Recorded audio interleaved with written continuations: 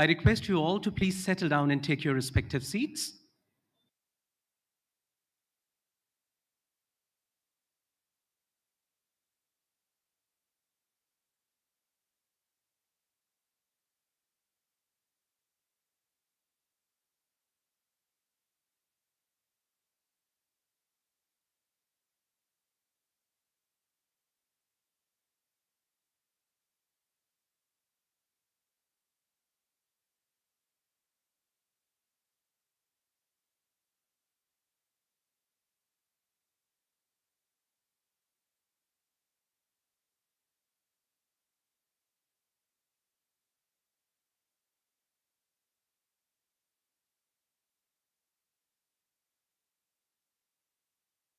Distinguished guests and dignitaries, esteemed speakers, ladies and gentlemen, Namaskar and a very good morning to all of you.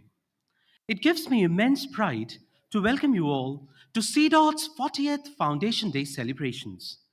Center for Development of Telematics, CDOT, the premier R&D center of the Department of Telecommunications, Ministry of Communications, Government of India, since its inception in 1984, has always been in the forefront of cutting-edge research and innovation in diverse areas of telecom. Today, CDOT has diversified itself into a full-fledged telecom R&D institution and made giant strides in several dimensions of telecom, including switching, optical, wireless, 4G, 5G, cybersecurity, network management, quantum communications, disaster management, and telecom software applications powered by the Internet of Things, big data, artificial intelligence, and machine learning. In continuation of our tradition, this year too, CDOT is organizing a technical conference and GB Meemamsi lecture series to mark its 40th Foundation Day celebrations. The theme of the conference is centered on the latest advancements in the field of artificial intelligence and machine learning. We are also connected with our colleagues at CDOT Bengaluru via our video conferencing setup. We extend our warm and hearty welcome to our distinguished guests and dignitaries. We would also be graced by the esteemed presence of Sri Devu Singh Chauhan, Honorable Minister of State for Communications, Government of India, who would be joining us shortly in the inaugural session. We would now be commencing with the pre-inaugural technical session that is focused on adapting artificial intelligence for security-centric defense and strategic applications. We have a rich line of esteemed speakers who would be sharing their insightful perspectives on multiple dimensions of artificial intelligence and machine learning. May I request our esteemed speakers of this session to please take their respective seats on the dais. We have with us Professor Swagatam Das, Indian Statistical Institute, ISI, Kolkata. Sir, I request you to please take your seat on the dais. Sri Deepak Vishwakarma, Scientist F, Scientific Analysis Group, SAG, DRDO.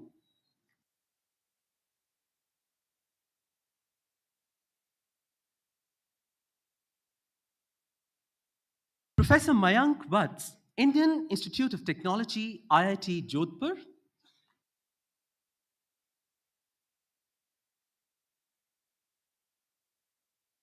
Shitav Pritesh Sethi, Associate Professor, Indraprasth Institute of Information Technology, IIIT Delhi.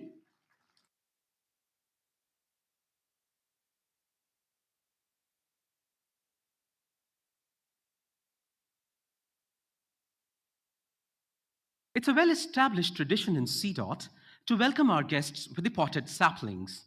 That symbolizes our commitment towards making our planet, Mother Earth, more clean and green.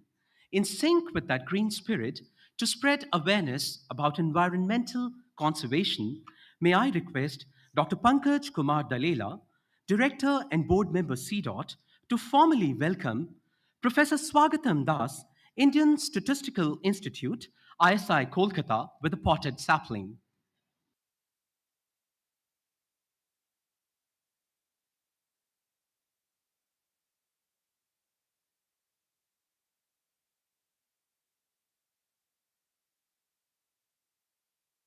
We extend a very warm welcome to you, sir.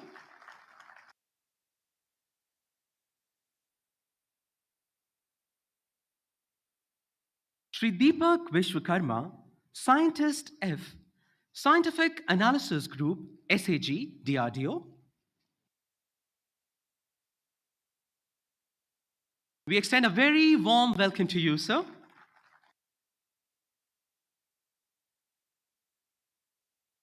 May I now request Ms. Shikha Srivastava, Director and Board Member CDOT, to formally welcome Professor Mayank Vats, Indian Institute of Technology, IIT Jodhpur.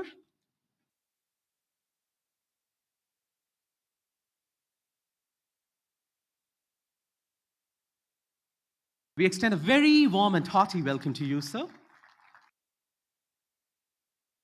Tritav Pritesh Sethi, Associate Professor, Indraprasth Institute of Information Technology, IIIT Delhi.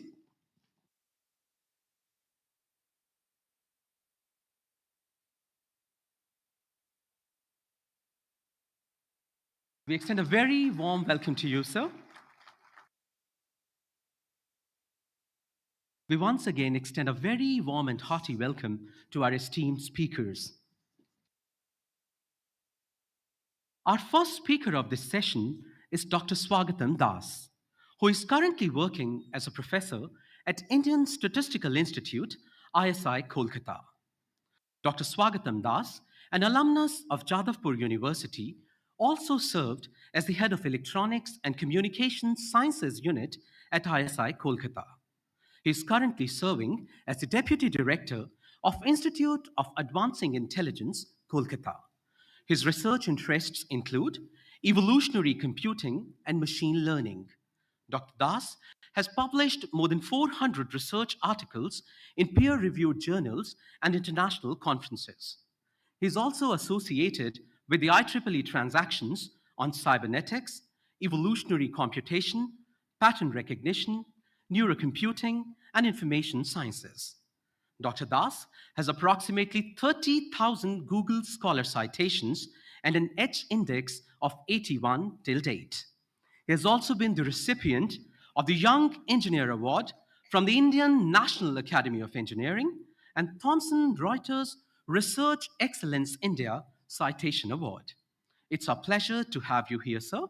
May I request you to please deliver your talk on large language models and chat GPT bias, bliss, and promises. Sir.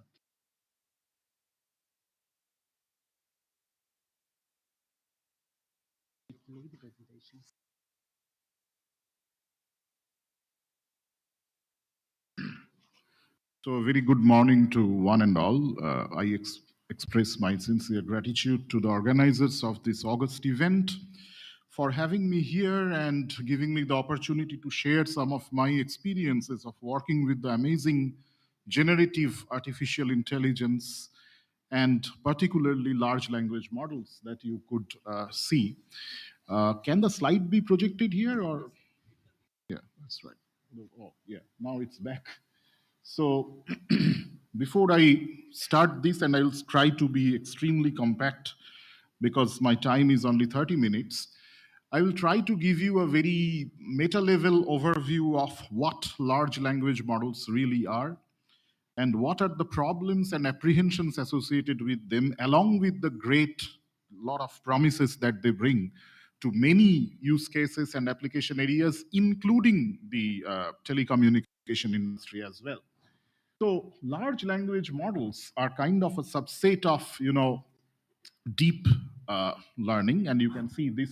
Although, I mean, you cannot really segregate the subjects like this, but let's put it in this way. Artificial intelligence is the biggest superset which had search-based AI and learning-based AI. Machine learning is a subset within that, and deep learning is also a subset within the machine learning area. And large language models are currently the most happening subset of deep learning models, okay? And as you can see, then they are also integrated with generative AI, okay? Generative AI systems are taking the whole world by storm, including the large language models, because their main operative role is if you show them lot of examples of different complicated data items, including text, image, speech, video, and so on, they can try to estimate the underlying probability distribution, underlying what we envisage as a very high dimensional geometric manifold. And then on that manifold, they can perform sampling and create artificial artifacts which would appear to be very, very realistic to human beings. Okay. And large language models, the whole endeavor, started with doing that generative AI on text related data, text corpus.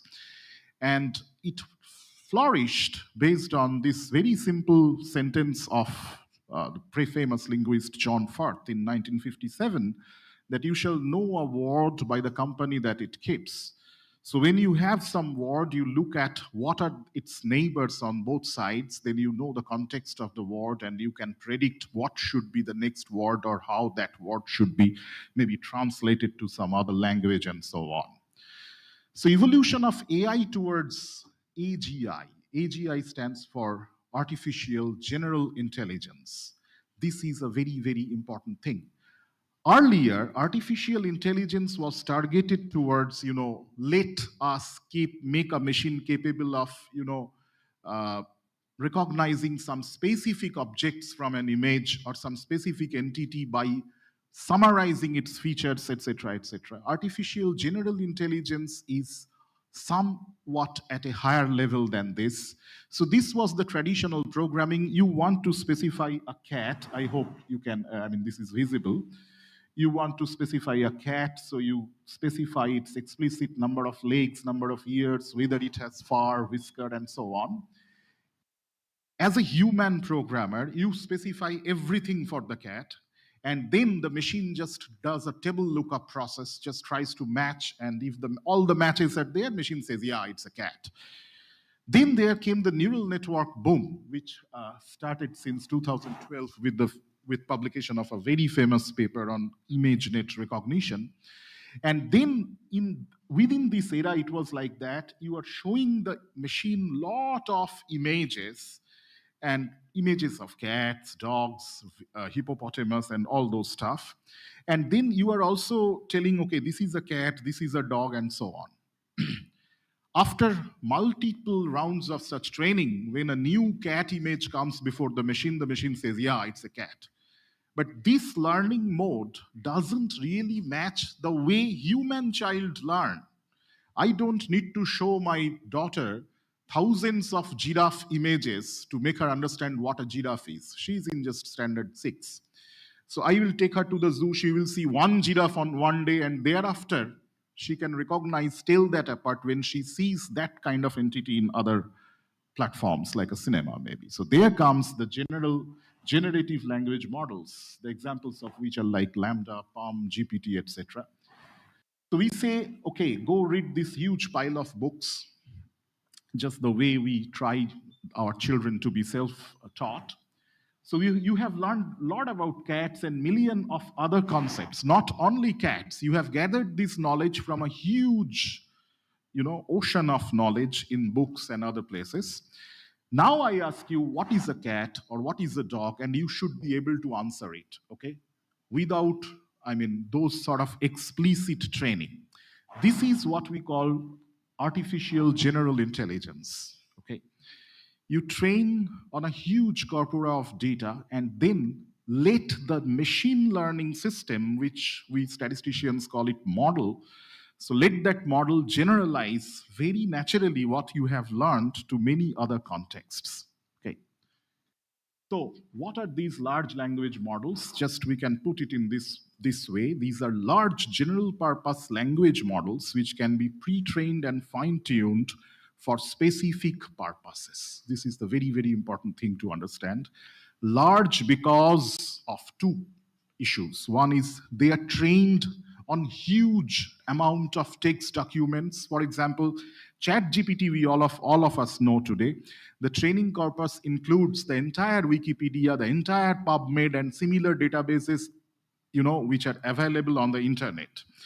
So, and number of parameters that this machine learning model optimizes. All artificial intelligence and machine learning boils down to optimization of huge number of decision variables or parameters. And for ChatGPT or similar large language models, it's in the scale of billions, and for GPT-4 in trillions. Okay.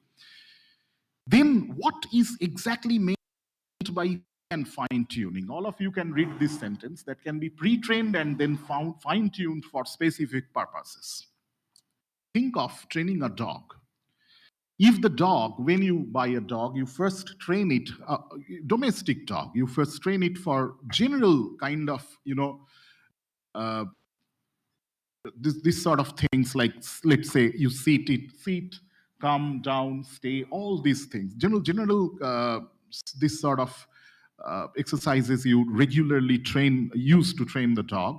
And then the dog becomes a very good canine citizen if it acquires these skills. But then if you wish a very special service dog, like a police dog, a sniffer dog, a guide, or a hunting dog, then on this domestic dog, you will have to add some special training, but that special training will not be as painstaking as when you first trained the dog. So in mechanics and in physics, and similarly in our world also, making one from zero is the hardest step. Thereafter, things become kind of self-perpetuating. So this special service dog is an example of the, fine tuning. Okay. Similar ideas also apply to LLMs. These large language models are based on huge neural network architectures. Neural networks are very loose imitation of how the human nervous system functions, and they are very extremely simple computational models compared to what resides in our head. Based on that, these large language model systems come, and they are initially trained to solve very common NLP tasks like text classification, question answering, document summarization, text generation, fill in the blanks, all this sort of thing.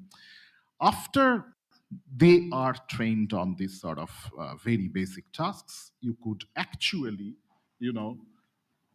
tailor them to very specific tasks, which requires very specific domain expertise and with little training data. Because the more you specify the domain, the less is your training data. In machine learning area, the biggest challenge is to acquire training data because it requires human expertise, okay? And then, so you could use it for retail, for finance, for entertainment, and so on. For example, you can use with some prompt engineering. I don't know how many of you have heard this term prompt, but with, oh, very good.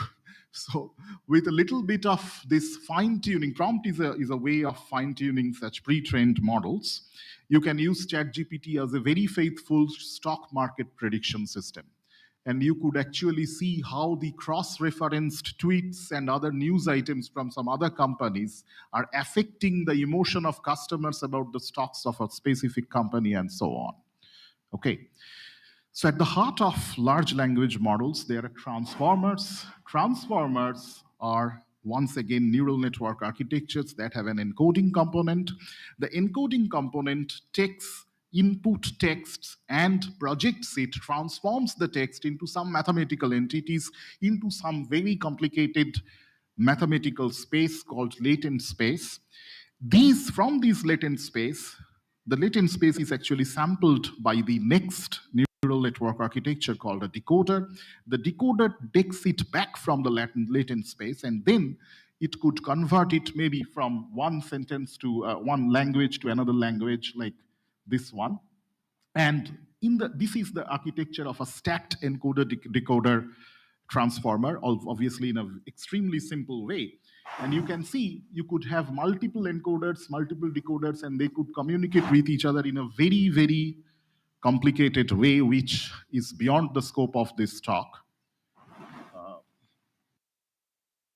So we have this sort of things inside, and there is a module, you can at least read that one, self-attention.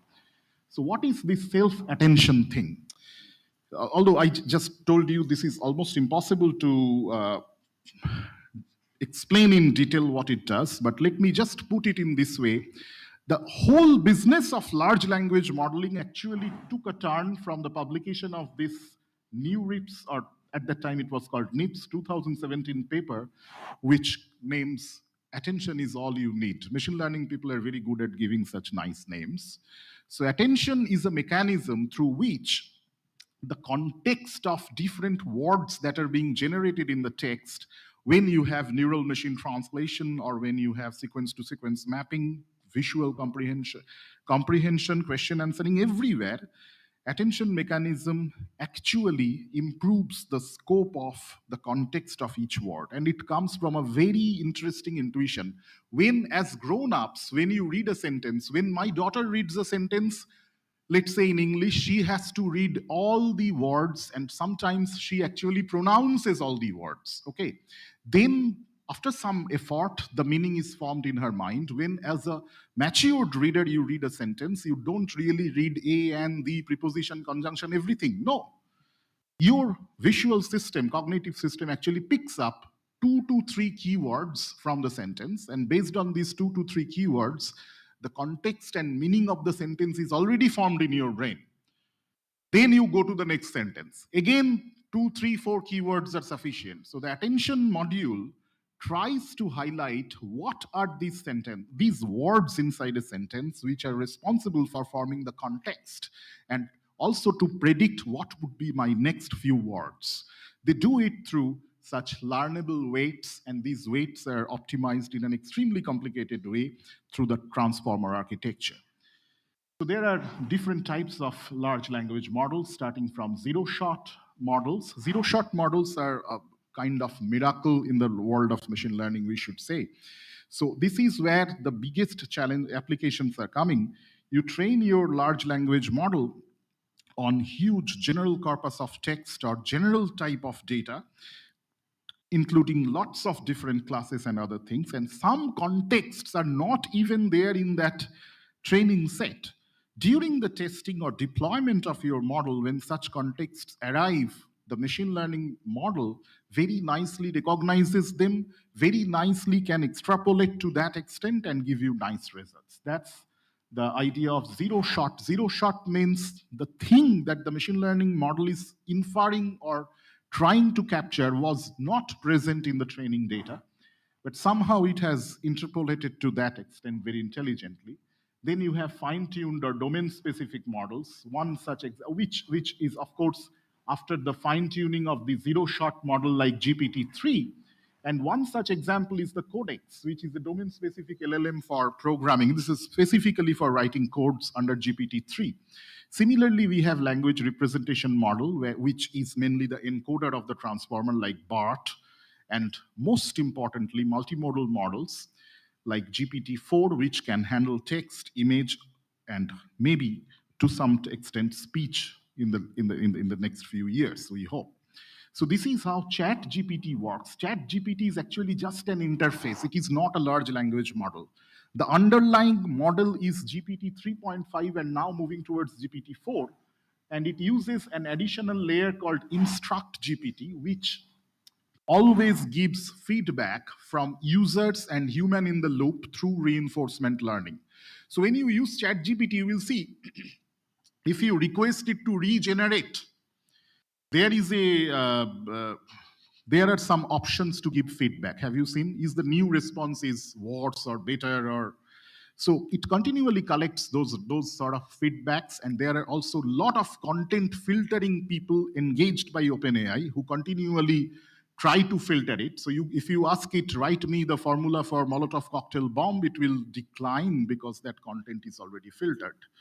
Well, that doesn't mean the hackers are sitting idle. They are trying to perpetrate into the system as always.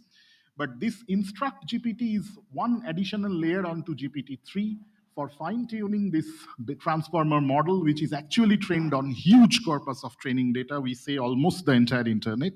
And that's how it works. The human-in-the-loop system works through the PPO model of reinforcement learning, which is once again somehow a very, very complicated thing not to discuss here in much more details, but you could say reinforcement learning is a mode where you don't have a direct supervisor.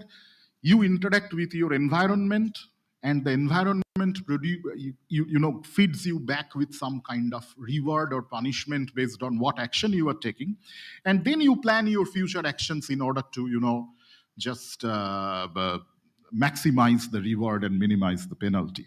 It's like directly learning from life. Life से बढ़कर शिक्षक और कौन हो सकता है? So you directly learn by interacting with your environment, and the same principles are used here for this sort of stuff. Now, since CDOT is working on very nice works in the telecom industry, you could look into these very highly promising aspects of LLM in wireless sensing and communication. Specifically, this is a use case where you could use it for the frequency division duplexing and beamforming, where this uplink and downlink channel informations are not very easy to estimate, especially when it comes to an MIMO system, multiple input, multiple output.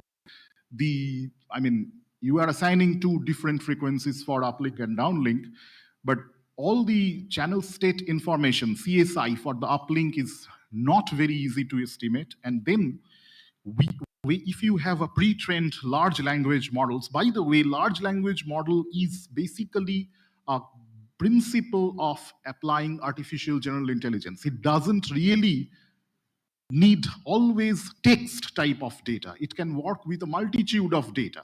And in case of this sort of beamforming, when you try to estimate the downlink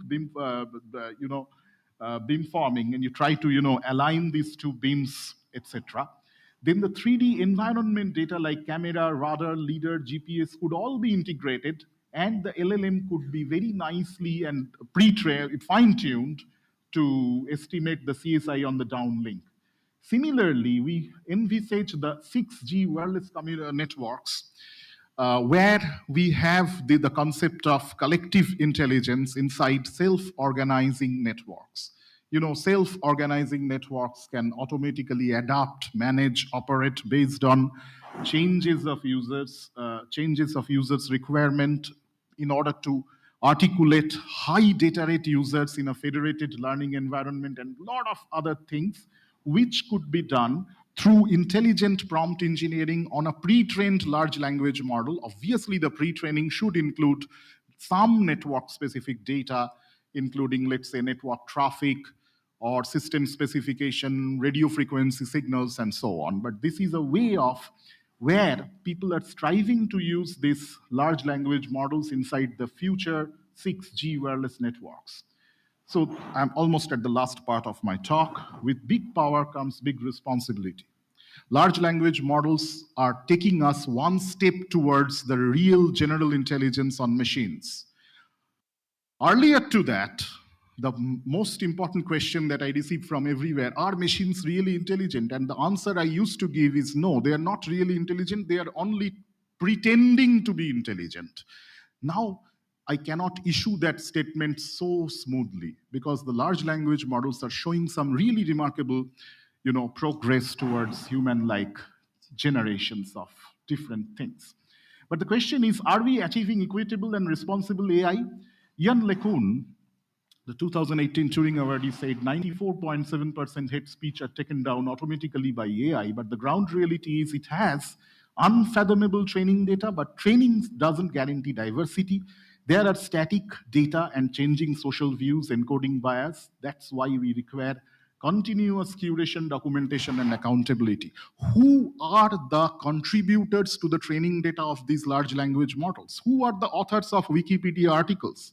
Mostly from the well-developed continents and countries, USA, UK. And also, the gender skewness is there. Most of the male population, okay? That gives rise to what we call bias. The net result is a limited set of subpopulations can continue to easily add data, share their thoughts, and develop platforms that are inclusive of only their worldviews, not the worldview of a person who comes from Ghana or Tanganyika or Nigeria for some darker part of Africa. So, and these form the training data used for LLMs. So the LLMs need to have much more inclusiveness, which could be guaranteed somewhat through the prompt engineering we were talking about. So if you have heard the term bias, Removing bias from machine learning system is a very, very important thing where we should all focus. And what type of bias, since the time is extremely limited, I'm not going to discuss all these steps, but bias can enter during the development of a machine learning system. Bias simply means, giving disproportionate weight to some people, to some entities, to some part of the data world where we think they are very important, may not be the others. So it's like this. For example, gender bias in performance feedback written by ChatGPT. Kindergarten teacher, almost 100% it will say she. But if you look at mechanic or construction worker, almost 100% it will say he. When we, ask it to write some story, let's say language generation, write a story on your family. We have all did this in class 5 or 6. So it says, most of the time, my mom is a homemaker and my father is a doctor or an engineer or a space scientist, but mother, by default, homemaker. With little bit of pre-training, this fine-tuning, little bit of fine-tuning, when you fine-tune the model for a downstream task, after fine-tuning the tasks it engage are usually called downstream ones. If you engage it to a downstream task like affective computing, which says you just extract the emotion associated with some sentence and you say, he loves traveling alone, ChatGPT will predict. Its fine-tuned version will predict joy. She loves traveling alone, it will predict fear. Why? Because this societal bias is already included in the training corpora. Okay? This is there in through all the documents. It is a woman traveling alone. It's a fearful thing. So, and also another very important thing is they are yet to incorporate the socio-cultural context of languages, which could be done by making, this is one of the research goals that we are trying to take, especially when you need to adapt these language models for a huge diversified country like India, where there are so many language groups. And these language groups, language is related to culture, okay?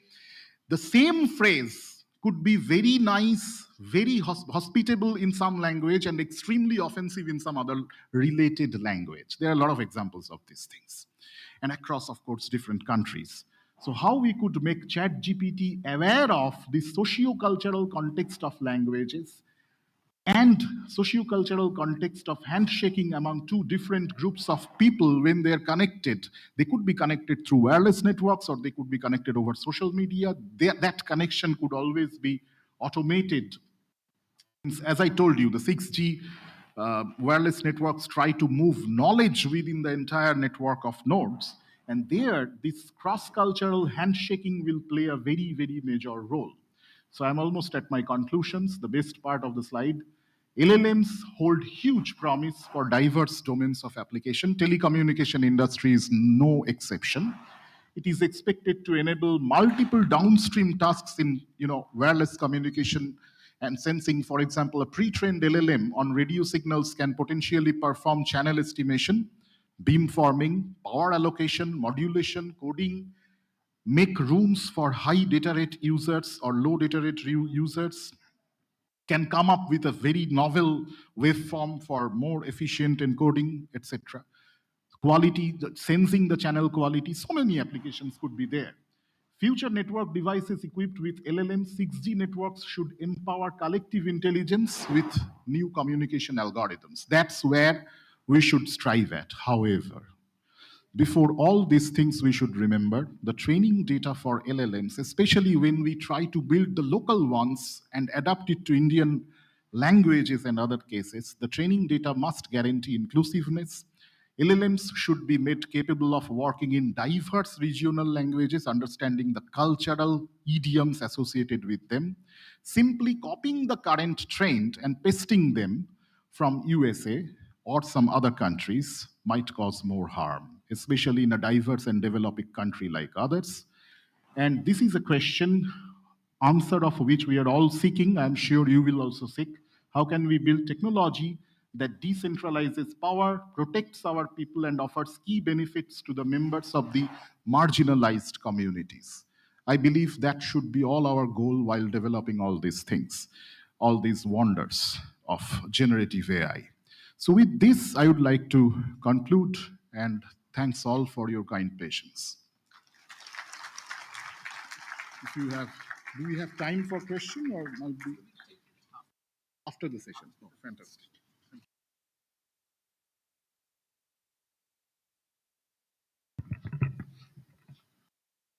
Thank you, sir, for giving us insights into the exciting realms of generative artificial intelligence, large language models, and ChatGPT in such an illustrative manner.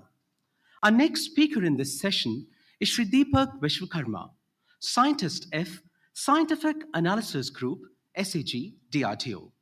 Shri Deepak Vishwakarma has approximately 20 years of experience in the field of cybersecurity. During this tenure, he has worked in various units of DRDO and the Ministry of Home Affairs and contributed to various projects of national importance. His contributions include development of lawful interception systems, establishing pan-India network for sharing of information amongst law enforcement agencies, securing data center, developing and implementing organizational security policies, establishing cipher centers and operations. He joined SAG DRDO in the year 2022, which is a nodal government agency for evaluation of and is contributing towards security evaluation of IT-enabled systems under iSafe framework. Sir, we are pleased to have you with us here today. May I request you to please deliver your talk on AI in defense security applications? We'll have the presentation played from there. We can use this picture. Okay. So, thank you. So, good morning, everyone. First of all, I would like to congratulate all Sidotian for the 14th Foundation Day celebration. And I'm really thankful for sharing this moment with me. As it was, as I was introduced, that I have been working primarily in the cybersecurity and with the law enforcement business. So my presentation will be may appear a little biased towards the security. However, as we have already seen this LLM presentation of the professor, and already we are aware, we have been using ChatGPT for one purpose or another, that AI is not failing to amuse and surprise us. Even researchers are amused by it, and there are different schools of thoughts. So some are still believing that there is a long way to go, and there is a thought which says the proverb Chinese room, which says that okay, it may not be even possible to achieve it. However, there are firm beliefs and evidences where it is surprising to see that what AI has been able to do that. So with this, there are different perspectives. I'll try to put up my perspective with respect to what I have seen, I have used, deployed, and which is there. So I'll not talk about the future, except for the last slide, which reads future in AI. And before going into presentation, there are certain disclaimers. All information which I'll be presenting here is available in the public domain. Uh, Few things, whatever is not there, and I'll be sharing that also will be mostly likely in the public domain, so there wouldn't be any sensitive information for which I could be charged under OSA or any other CCS conduct rule. So with this, I'll go ahead. One more disclaimer: I'm not an expert of AI. However, I have been a security expert and working in a domain. I understand that AI is something which you cannot avoid. Avoid is going to happen, and this is something which is a two-edged sword. What I believe. So if you do not acknowledge it for your defense and your adversaries' capabilities, which can use it, then probably you're going to lose a battle. Because in cybersecurity, it's a fight. It's a cat and race game, cat and mouse game. So unless you are prepared, you are most likely to fail. And usually in a cybersecurity, uh, the benefits or the odds are in the favor of adversaries in most of cases. So with this, let's begin. So we all understand that AI is something which is inevitable to happen, and for any sustainable growth, we'll have to invest in AI. With this, I'll initiate, start my presentation with the course of our Honorable Prime Minister, which he gave during the AI for the Social Empowerment in a virtual summit in 2020, where he acknowledged the importance of AI. However, he also acknowledged that how responsibly we'll have to use, will have to be while using the AI, so that it cannot be weaponized. And he also addressed that he acknowledged that there are the trust issues in the AI. I think which are still a research area.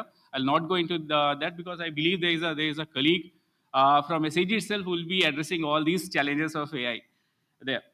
Then the recent during the G20 summit in Pune during a VC itself, he has also acknowledged the importance of AI in educational domain. And our government is already in a process of establishing virtual universities and already a public basis the public-private ventures infrastructure is already being prepared. So with this is going to be my broad agenda for the discussion for this short talk. So I'll share my perception. Perception is something which is naturally learned over the process of my journey in while doing various activities. And perception is something which is not fixed, right? It's not static. If it is static, it's going to be wrong. So perception is something which grows, which changes after debate, and even I am willing to share my perception. I am willing to see if anything has to be updated if I learn anything here. Then I'll share some applications of AI. Then some case studies which favors whatever I'm presenting in applications. Then I am told it's going to we can have an interaction. Looking forward for that. So, since I have been working in a cybersecurity primarily and internal security of nation, so the perception of security. So we all run behind security, how to secure this or how to secure that. But security, we all have to believe is always a secondary objective. It's a non-functional requirement of anything. If you do not have an adversary, you don't need to bother about it, right? So with AI also, this is very highly applicable. So I'll just rush through this. It's not very relevant to this, but anyway, this is to put a platform here, just to bring to everybody on a single platform, that no matter what you do, we will always have certain risk available because there is no such environment where we will not have any adversaries. And being a government organization or government assess, you will not only have non-state actors, you will also have a lots of state actors which even might seem or appear friendly working against you. Right. So this is one thing.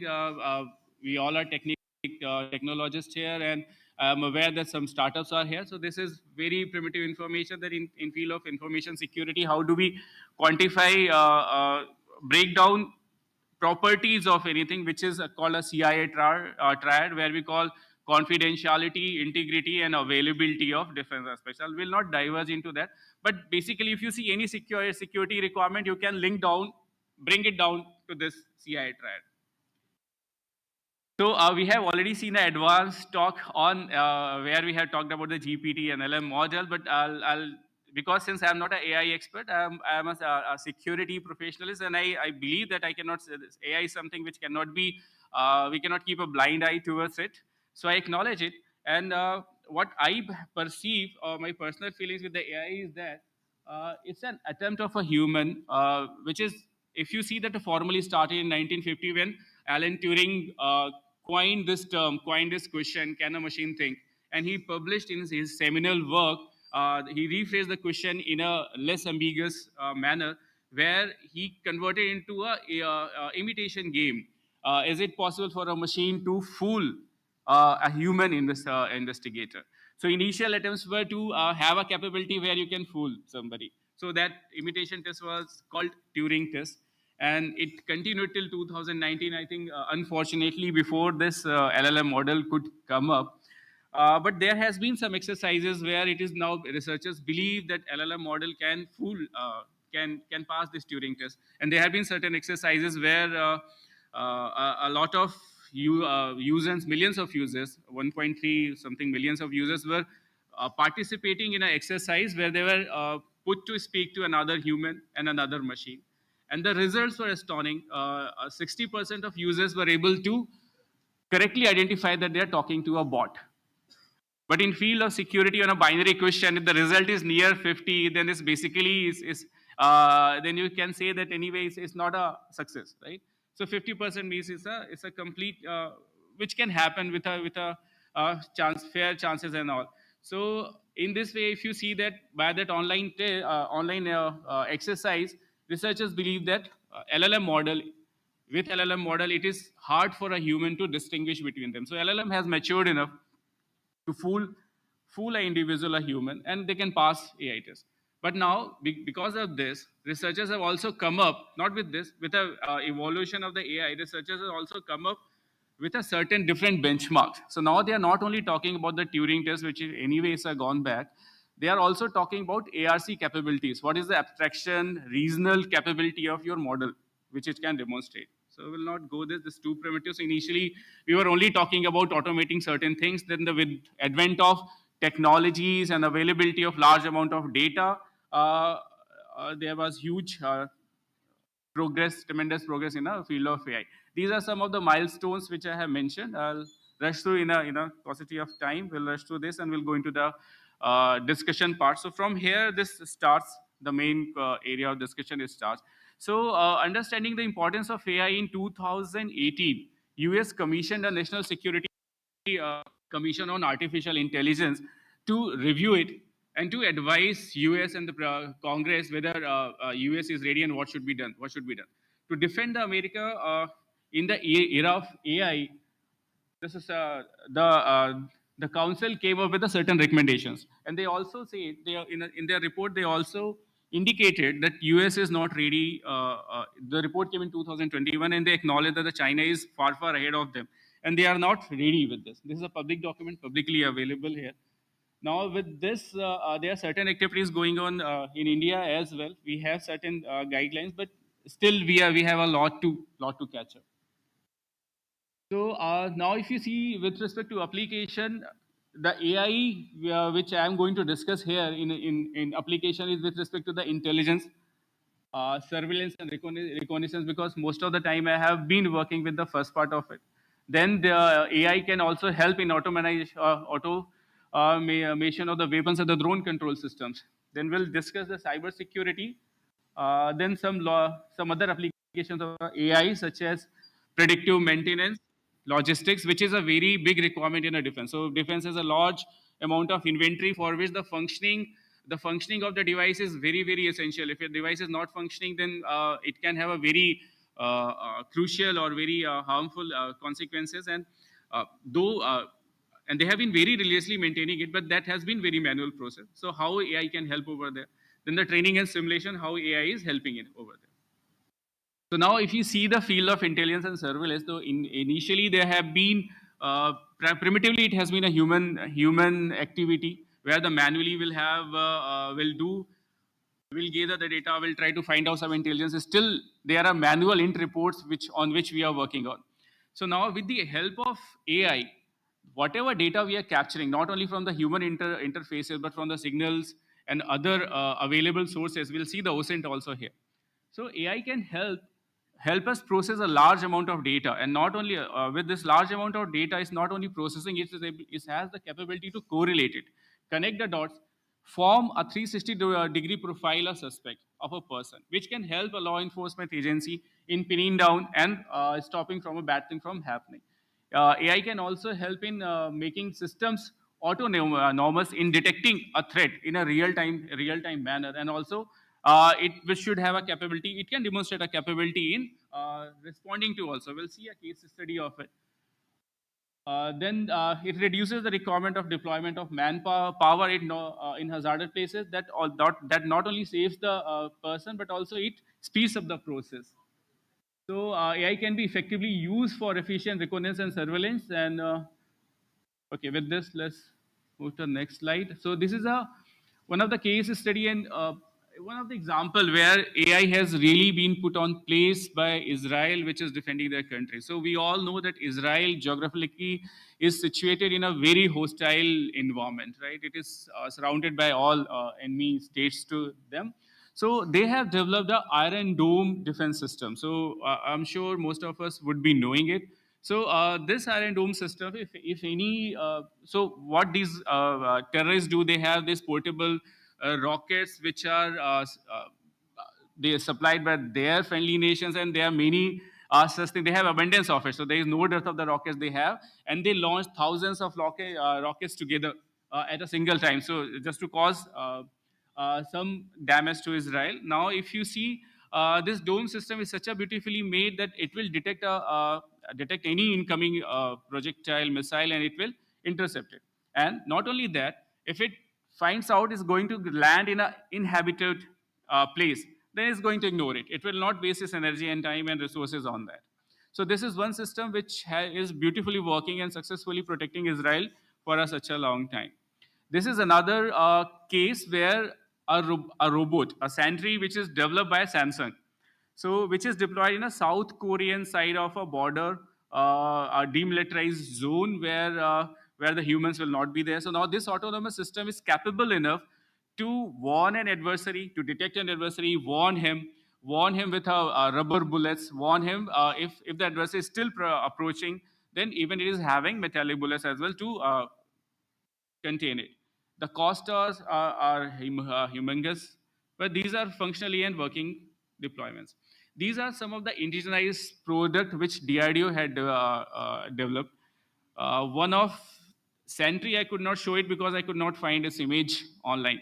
So these robots have capability, sensors enabled, and capability to go to the places, even hard places. So there, if you see, one of them can climb stairs. Then we have a robo a hexapod which walks like a spider. Then there is a snake robot which has a capability to crawl through pipes. So and go to the places which are not very easily approachable. Then there are some other sentry example of sentry robots. Some of them are deployed in certain places.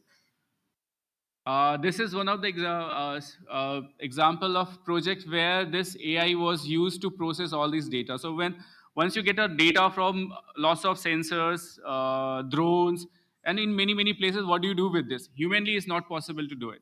So this Maven was a project where this data was processed to identify the terrorist or suspected places to neutralize them. Now, we are still in the intelligence application of the AI. Now, the next and very important aspects of the important thing in the intelligence domain comes is open source intelligence. So, all governments do lawful interception of the communication media, but that media alone is not sufficient for is not only sufficient. So we also, all government, not only governments, even commercial entities also do the open source intelligence for their commercial interests. So open source intelligence means all information which is accessible or available open through open source. So you have tools, and mechanisms where you gather the information from the open source, you process it, you collect it, you process it, analyze it, and the one more important factor of is it dissemination. So once you get any actionable intelligence, there should be mechanism to disseminate to the relevant agencies where it can be utilized. Now, when you talk about the open source intelligence, a huge amount of data. It's really huge amount of data. When you do the collection, it goes into GBps per second amount of the data. Then how do you handle it? So there, this AI-enabled mechanism can help you in collecting the data. While collecting the data, they can filter out the noises or the irrelevant data, which will help you and optimize your analysis process and improving the analysis process and effectivity of it. The accuracy of actionable data can also be improved with this. So this is one of picture which is not happy to see it, but this is very close to me because this led to think not only this led to think many of authorities to do something. This is our Mumbai terror attack which happened in 2008. So it's not that we were not doing interception, did not have alerts or something, but something was missing. So after this incident, authorities came of establishing many institutes, and I was fortunate enough to work in one of institute which was formed after this to stop such events from happening. Another example of open source intelligence. So this is claimed to be the first AI war which Israeli took over Hamas. So what they did, they used all open source applications and data available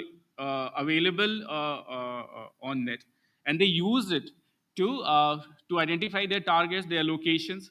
They developed AI applications which were able to identify their targets, which were used to warn their soldiers which were deployed on the ground. And using this, within 11 days, they were able to exterminate eliminate their adversaries. So this is an example where they're able to identify and mark the headquarters of Hamas. Now, going to the cyber security and the cyber warfare. Now, this is not fair to, to talk about a cyber warfare in just one slide. So, I'll leave the content a lot for the discussion because that itself is a huge topic. It needs itself at least some amount of time to be fairly discussed. So with advent of AI, now there are going to be tremendous changes. So till now, whatever we have been dealing with the cyber security and cyber warfare were primarily non-AI based, or at least the AI was not mature enough there to have any uh, any impact. But anyway, the future is not far ahead when these things will be much affected by cyber security and cyber warfare, which is going to be affected by the AI enabled adversaries. So what do we do then? So if you take the normal cyber attacks where the AI is not there with the adversary, it's not AI enabled adversary, then we have then the solutions are still the solutions are available and are being deployed where the AI capabilities are being used to detect them. So there you can have threat modeling, you have automated vulnerability scanning and the patching to be done, which AI system does on its own. The behavior analysis can be done, and you can mitigate cybersecurity attacks. Then what happens if a cyber attack is happening with an AI adversary? That we'll have to see. And what happens if a cyber warfare is happening with a capabilities using the AI? So cyber warfare, I'll just a glimpse, is not something which will happen someday and we'll have to wake up. It is something which is already we are living with. So cyber warfare is already on. It's not something which is going to happen. And there, cyber warfare has many phases, many aspects to it. Espionage is one of thing. Propaganda, spreading propaganda, defacing, defaming, are the many aspects of it. Now, if that gets enabled or empowered by AI, then we'll have to see that. Now we'll have to start thinking to counter it, how to mitigate it. We saw example where the hate speech was mitigated, was identified and mitigated by using AI. That is happening. So government is putting effort to find out if any such contents are there somewhere. They are working on to removing it. Now, suppose if machines start doing that, then the scale and the amount of incidents happening there, and how do we take care of that? So we'll have to equip ourselves to be able to handle, able to handle such any incident which is happening with this AI enabled things. So now I'll give an example of a challenge which DARPA did. So this was a challenge in 2016 when in which seven finalists. So there were many companies which were invited to develop a system where they will identify the vulnerabilities automatically. They will patch it automatically. So effort had started since 2016 in USA to do such activities where your system, your threat and threat mitigation could happen automatically. So now AI-enabled threats. So this is just to give a glimpse of what happened if the threats are also getting AI-enabled, and it has started happening in a some scale. I'll just give a personal example where uh, late back in 2010 sometime. So I came back from a meeting, from an important meeting, ministerial meeting. By the time we reached back to Bangalore, I received an email. I received an email from my reporting officer. So email stated that, please, I'm traveling from here to here. Please share the minutes of the meeting of the which happened just one day back. I knew my reporting officer is sitting in just next room, so I walked to his room and I intimated that this has happened, and that the email was when we analyzed, then we thought we could find out that the email was fake. Now, see, that was a targeted attack happening at that time when somebody was sitting. So that was spear phishing attack, but there was a person sitting behind it. Now, if you think that AI takes over the risk for doing this, so now everybody using their open source available information, where did you go, where did you meet, what happened with you, a phishing attack would be able to generate a very convincing email or email which concerns you to you. Suppose your child or your relatives are moving somewhere, some concerning message may be sent to you, and which will be very convincing, and you'll fall prey to that. So this phishing attack is going to take a leap over on it, and it may see a lot of success.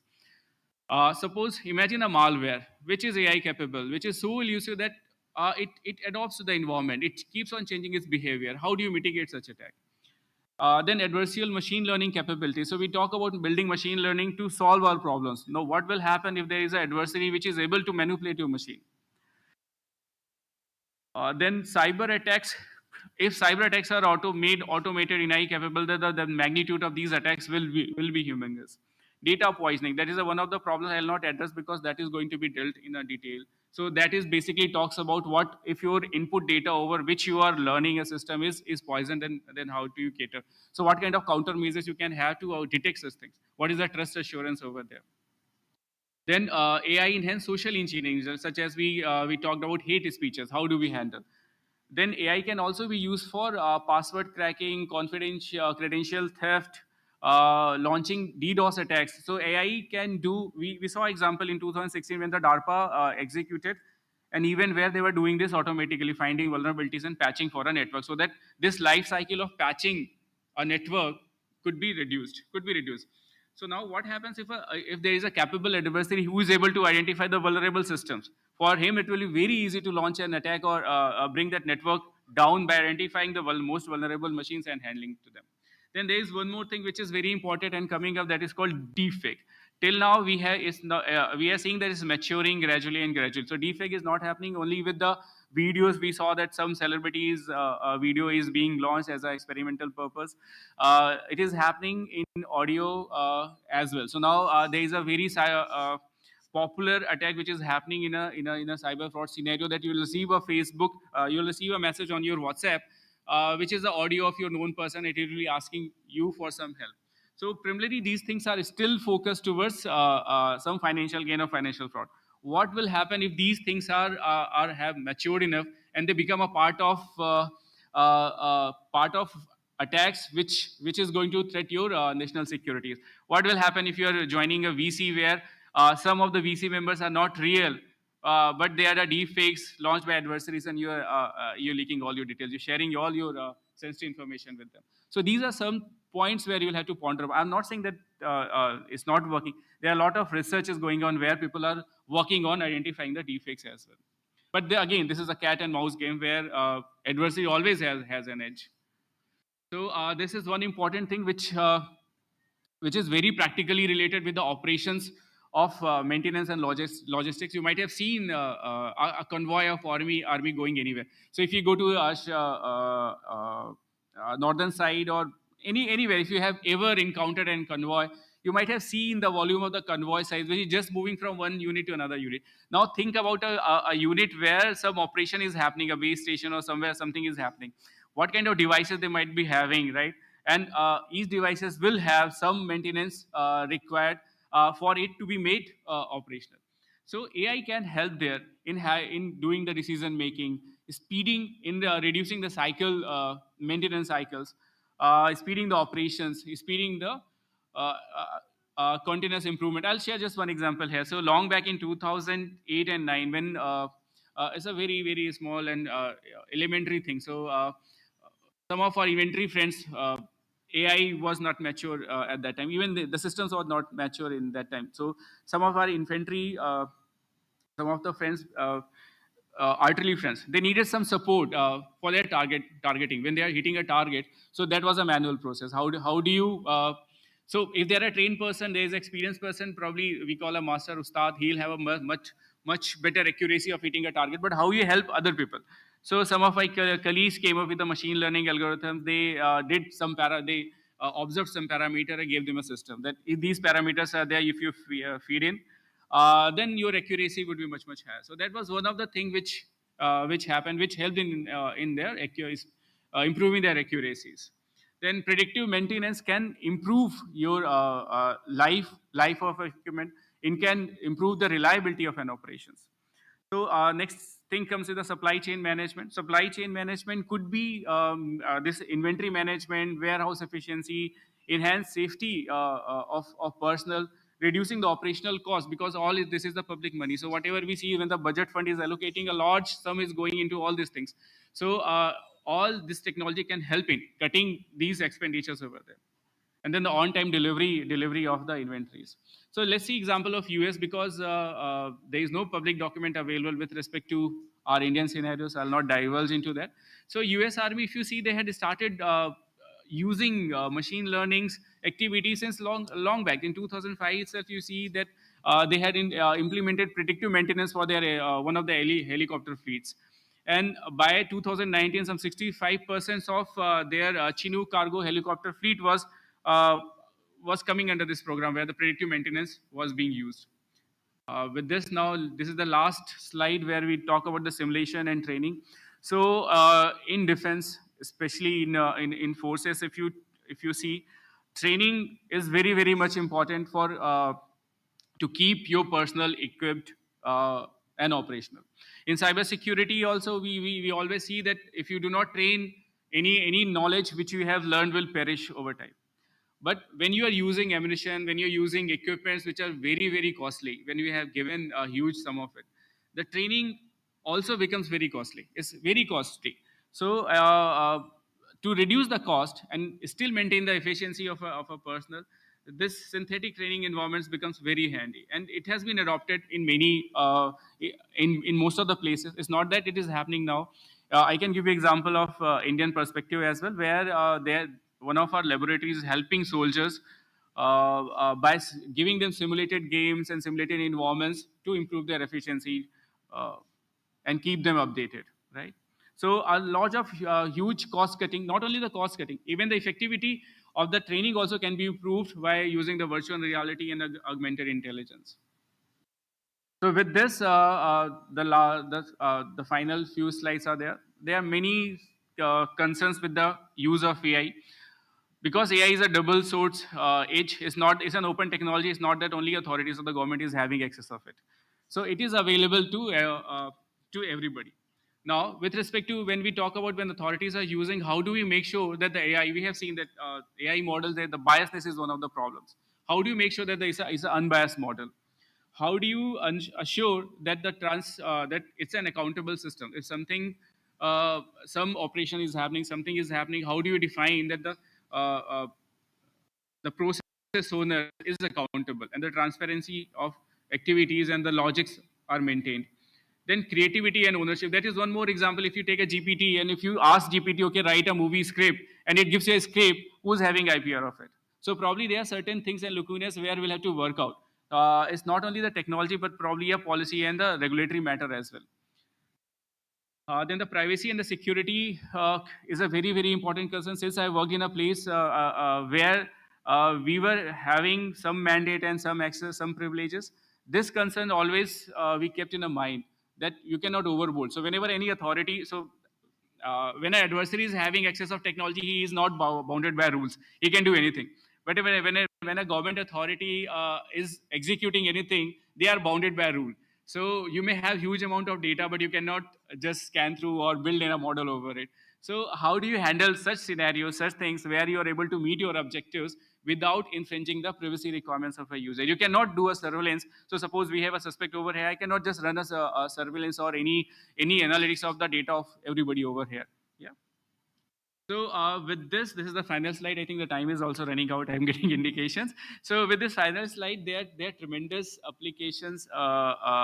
It's just imagination. It's we are trying to imitate a natural intelligence and its application with a use of technology. So there are tremendous applications. It just needs an imagination, and there is a lots of scope for startups, for research purpose in healthcare, security, education, banking, autonomous vehicle, manufacturing, entertainment, even professions. With the advent of this metasphere, things are going to take a very big leap. So with this, I stop here. For interactions, I think we'll have a separate session over here. With this, I end. Thank you. Jai Hind.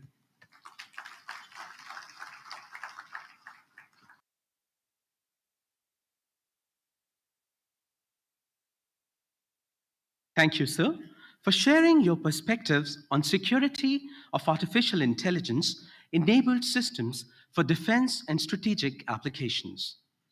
We are privileged to have in the midst of us Dr. Mayank Vats, who is a professor of computer science at Indian Institute of Technology, IIT Jodhpur. Earlier, he also served as a professor at IIIT Delhi. He received his master's and PhD in computer science from the Lane Department of Computer Science and Electrical Engineering at West Virginia University. Dr. Mayank is a member of the Indian Biometrics Standards Committee for e-governance applications. He also served as a member of the UIDAI's Biometrics Standards Subcommittee for face, fingerprint, and iris standards. He also served as the Vice President Publications for IEEE Biometrics Council, where he started the IEEE transactions on biometrics, behavior, and identity science. His current areas of interest are biometrics, image processing, machine learning, deep learning, image forensics, and information fusion. It's a pleasure to have you here, sir. May I request you to please deliver your talk on unraveling the positive impacts of computer vision for social good?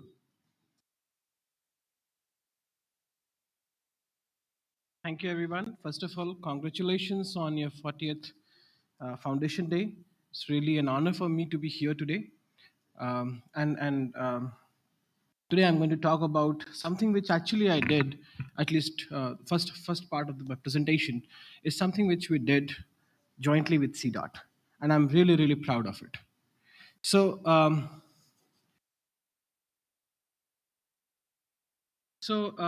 it seems that there is some difference between the presentation I gave versus over here because the Mac and Windows are different, but nonetheless. So what I'm actually going to talk about is the positive impacts of what we are doing, right? So the AI. While I understand there are a lot of apprehensions, unfortunately, Government of India is actually focusing on responsible AI. Niti Aayog has already released the working document of the responsible AI for all principles. And our Prime Minister has also talked about how AI can be used for SDGs. Right? And those who do not know, there are 17 SDGs, right? So Sustainable Development Goals. These are considered as the goals of our human mankind. And then we would like to achieve those goals by 2030. Now, I work in the domain of identity science. As mentioned over here, I started a transaction, IEEE transaction on IEEE, which is called as IEEE transactions on biometrics, behavior, and identity science. Now, how SDGs and identity science are going to mash together. That is what my talk is going to be. So if you look at the SDGs, the 16.9 SDG actually talks about that by 2030, every individual on Earth should have the legal identity. That is the mandate, and we are really proud that India actually took the initiative of incorporating biometrics in our Aadhaar system in 2009, starting 2009. And today we have the largest biometric system in the world running, which is catering to the needs of 1.428 billion population. And we have been actually, means at least my group has been working on face recognition for the last 20 years, actually more than 20 years. But today I'm going to focus on two threads, one on injured face recognition and another is detecting deepfakes, which my co-panelist actually talked about briefly. So when we do face recognition, when we go and do Aadhaar authentication, or when we go for Digi Yatra, by the way, in both the initiatives I have been involved, if you go there, what happens? At best, if you're catching an early morning flight, you may not have actually taken bath, right? You may just go in front of the camera, it will recognize, and you're passing through. If you're imposter, you would like to impose, like do the imposter for someone else, and the system needs to capture it, that you are not the genuine user who is actually going forward. And that's traditionally the application of face recognition that we look at. But from the social good perspective, if you look at, if there is a road accident, and more recently the Balasore train accident, you see actually a lot of people who are injured. The faces are swollen, right? The eyes are not opening. There is a blood altogether. And there is no identity proof. If there is an accident, it's very hard to actually request that person who is either dead or almost actually needing a medical attention, ask for, can you give me your identity proof so that I can connect you with your family members? What you have is some form of either Aadhaar or your KYC data that the SIM operators or the telecom operators would have. Can I actually use your that face image that you have given as part of Aadhaar or KYC with these kinds of images that you're seeing on the screen? This is injured faces, as I said, already like deformed faces, I would say, if you can think from a technical perspective. And it's not that this is uncommon and it's a small application. India is considered as as the country for road accidents, right? Even yeah, even what actually different reports highlight that every day 422 deaths are happening because of accidents. Every hour 18 death. By the time we'll finish our Foundation Day celebration over here, more than 100 people would have already died in India due to road accidents based on these statistics. Right? So that is a problem which is actually required a critical attention. And unfortunately, our research community has not focused on this problem statement. Thanks to one of my PhD student a few years ago, she wanted to work on a problem that, okay, can if there is an injury which is domestic abuse injury or a natural or normal injury or other kind of injury.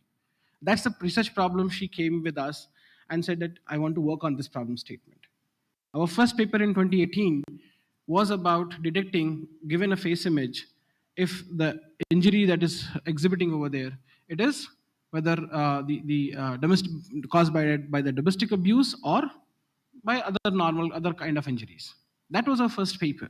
That triggered the whole problem statement of can I actually do um, can I do more comprehensive detection of different kinds of injuries that happened in road accident or even rail accident and so on and so forth. So when this train accident happened in India, I was called upon by some of your colleagues that can we do something over here? You have worked on face recognition for so many years. Can we do something over here? We have some dead bodies lying up over there, and we are not able to do the match. So what can be done in such a scenario?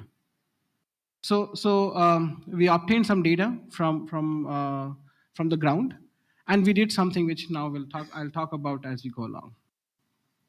So this is what from where we started, and when we started, another interesting thing happened. When we looked at this problem statement, we wanted to actually work on it, but there was no data. As my first two panelists talked about, machine learning algorithms or modern day deep learning algorithms are resource hungry, data hungry. And we had zero data on this problem statement. So this is the world's first research data set was prepared by crawling the web, by meticulously looking at each and every sample, that there has to be a non-injured face, there has to be a non-injured face against which I should have an injured face. Then only I can learn, I can train the model that these are the differences that you need to minimize. Right? So end of the day, what happens is the font size is a little small. We try to figure out, okay, what happens with the existing algorithms? The existing algorithms, like the models at that point of time, like VGG face, open face, or light CNN, they were actually not doing very well. The accuracies were in the range of like 4 to 5% top one match accuracy, or even top 5% match accuracies are less than 50%. We started looking at, okay, how to solve the problem statement. And mother of all the pattern recognition problems or all the machine learning problems, it boils down to looking at the interclass difference and intraclass differences. Now, what are these two differences? So in the feature space, if I say that, okay, I have a face, right? In the broad spectrum of 1.4 billion population, I'm one of the identities. So I actually exhibit a feature vector. So in the feature space, if I'm exhibiting as a feature vector in a 1.4 dimensional space, everyone is unique. Right? So if I come with like this face today, tomorrow maybe a beard, mustache, then the difference between these two appearances still should be as minimum as possible. Then only, whenever actually I come with different appearances, my match should happen with a very high confidence. Right? But if my face image and Dr. Tavpratesh's face image has to be matched, then it should not match. The difference should be very large. So the difference between my two appearances is called as intra-class variations, and the distance between my face and Tavpratesh's face is called as inter-class variation. Now, what happened in the case of injuries? When I'm injured, my intra-class variation is large. Then I'll not be able to get matched with my own face image. And it may so happen, if God forbid we both are injured, it may so happen that our inter-class variation is close. Our injuries may look very close to each other, and therefore we may be getting matched with each other. Now, our target was that how do we ensure that even after injuries, our intra-class variation in the feature space is minimum and our inter-class variation is large, still in the feature space, right? So this is that pictorial representation that actually gives you an idea that the two injured faces may look similar, and one non-injured and another injured face may look very different. Right, and this is an example in which actually we tried to figure out in the feature space how different individuals get confused with these injuries. So we designed the algorithm. We actually looked at this particular phenomena, and we started actually learning based on the data set that we prepared, with only 150 subjects, out of which we said, okay, 100 will be used for training, 50 for testing, and we did the cross validation. We tried to use a pre-trained model and tried to start pushing pushing the model to reduce the intra-class variations for different individuals and increase the inter-class variations within injured faces of different individuals. So by doing this kind of optimization, we could actually improve the performance to the top 5 matches actually was close to hitting to 90%, 88% that we could achieve. Now, what happened? We had published this particular paper, and then NVIDIA team, who were like coordinated by CDOT, that they need to solve this problem in the Odisha train tragedy. There were dead bodies, photographs of dead bodies, but how to match them. Here, my friend sitting over here, his team called me up. I just came back from US, jet lagged. I was called upon that we see that you have a paper. Can you solve this problem for us? Can you actually figure out how we can address and do the matchmaking? Jointly with the CDOT team, we could actually narrow down from the entire KYC data to some 400 samples, 400 identities. 400 identities through your KYC resources and the photographs of the dead bodies. We could start actually looking at how we can do the matchmaking. This is, in my career of more than like 25 years now, this is one of the hardest face recognition case that we did. Primarily because it's not only the research challenge, primarily because like looking at those dead faces for so long was traumatizing on us as well as on students. Face detection algorithms were not working. The very first stage of performing face verification or face recognition was detecting the facial boundary. It was not working altogether. We had to manually crop all those 200, almost 160 images manually. And then once we did the manual detection of those faces, we had those KYC photographs where the algorithm was working perfectly, and we could actually match it. Within few hours, producing results and started sharing. Another interesting thing that we had to then quickly look at and do is just not give the first face match, the topmost match. Because the way actually these faces were disfigured, it was very hard to say that the first match is a perfect match. So we started actually looking at top 5 matches or top 10 matches, depending on the quality of the face image, quality of the dead body face image. And we provided those IDs back to the CDOT team, who could actually identify more than 100 dead bodies within few hours. So as I said, this is actually one of the hardest problem statement with respect to matching dead bodies with identity cards. And this is a research challenge. One of my students has already worked on this problem statement for 2 3 years. Now I've put in another student that because we need to ensure that this problem of face recognition should be addressed as we go along. So we have our group has been working on this problem statement, and as I said, like within 18 hours, we could actually identify more than 100. We could actually say that these are like with a very high confidence for more than 100 dead bodies. Sorry. This also actually just that no, we are not only working on dead bodies. We have been extending this problem statement for other applications where possibly many of you would be interested in. Is one is matching face images with occlusion, disguises. At many location, you would actually see that you get an identity card or a photograph with different occlusions, and you have to match the face image with the either non-occluded or occluded image. So you have either one is occlusion, another is non-occlusion, or both are occluded images. How to perform identity under such conditions? Now add to that, fly a drone, do a face recognition with drones under these conditions. When the drone is flying at an altitude of 100 meters or 200 meters, how do you even figure out who the person is? And this work actually jointly we are doing with this occlusion or disguises jointly with DRDO DYSL AI lab. Recently filed a patent also, Indian patent also on this, that we could actually, if you wear a face mask, we could still actually perform face recognition. We'll assume that this facial region is not available for us to do recognition. Another work that we are doing, which is highly relevant for the telecom industry, is looking at the IDs, whether these IDs are actually authentic or not. If you have multiple IDs that actually you collect, you take at least 2 identity cards to give a SIM.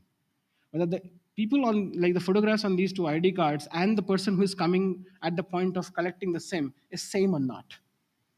That itself is like a research challenge, because my driving license photograph, like the previous one, I just got it renewed, but the previous one was 20 years old, right? So 20 years age gap. The quality of that photograph or that card is so poor that even if I scan it and match it with my current selfie right now, it would not match altogether. So these are some of the examples. My passport actually is valid for 10 years. Towards the end of my passport, if I match with my face image, I would certainly not get matched. So how to actually do that matching, facial matching of identity cards with selfies? These are the another problem statement that our lab is focusing on. However, face recognition algorithms have been actually marred with a lot more challenges. Obviously, one is bias that we all know of, right? So many countries or many cities have started banning face recognition, but we are the advocate of responsible face recognition algorithms. Now, if you look at the sample over here,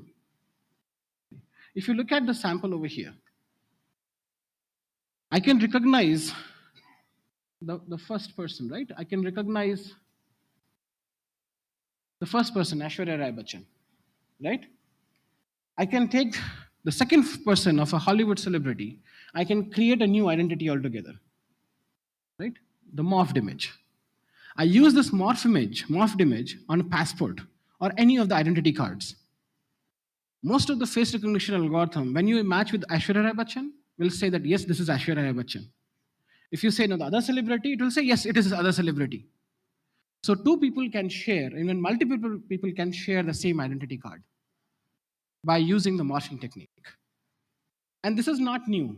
By the way, deepfakes, that the name is new, deepfake, but the morphing based techniques have been actually over there since ages, like when I was a PhD student more than 20 years ago. 2012, 2013, we have been actually working on this problem, and we used to call it as a face swapping. Like we were swapping the two faces. Obviously, these days, this is all major part of deepfakes. Okay, so the videos are not going to run. Highly unfortunate. I had certain videos over here, and none of the videos are going to run. So can you take my Mac laptop and see if you can connect with the Mac? It's HDMI. So can you connect with HDMI? Okay. Prince, can you just pull out my laptop? Because those videos are very important to appreciate the problem statement. And it's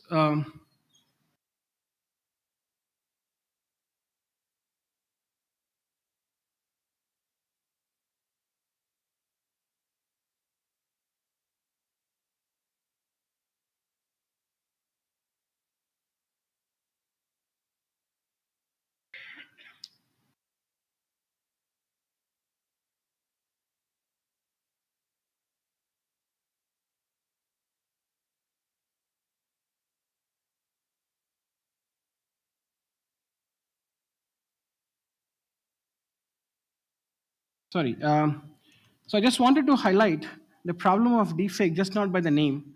I want to actually give the dark side of computer vision or deep learning in a more comprehensive fashion. So, and in fact, along with some fun also.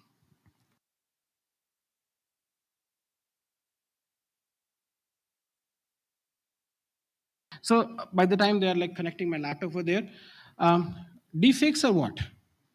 These are generative AI algorithms. If you have to, you may have heard these different applications which beautify your faces, right? What do you do over there? There are certain filters that you apply, and my friends are young even till today, right? On social media platforms, you upload a photograph, you can actually say that, yeah. So we never old, right? So can you just hit the button? Yeah.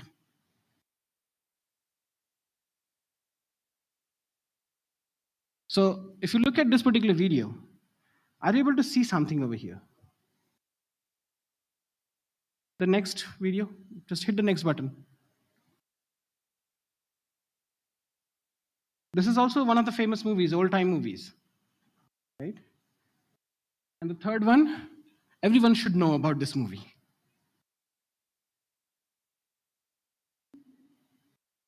What is happening in these three examples? The faces are swapped with our students in the lab, right? So the last movie is obviously Sultan, right? But it is not any more Salman Khan, it is actually my student's face and done in 5 minutes effort. Can we go to the next slide, please?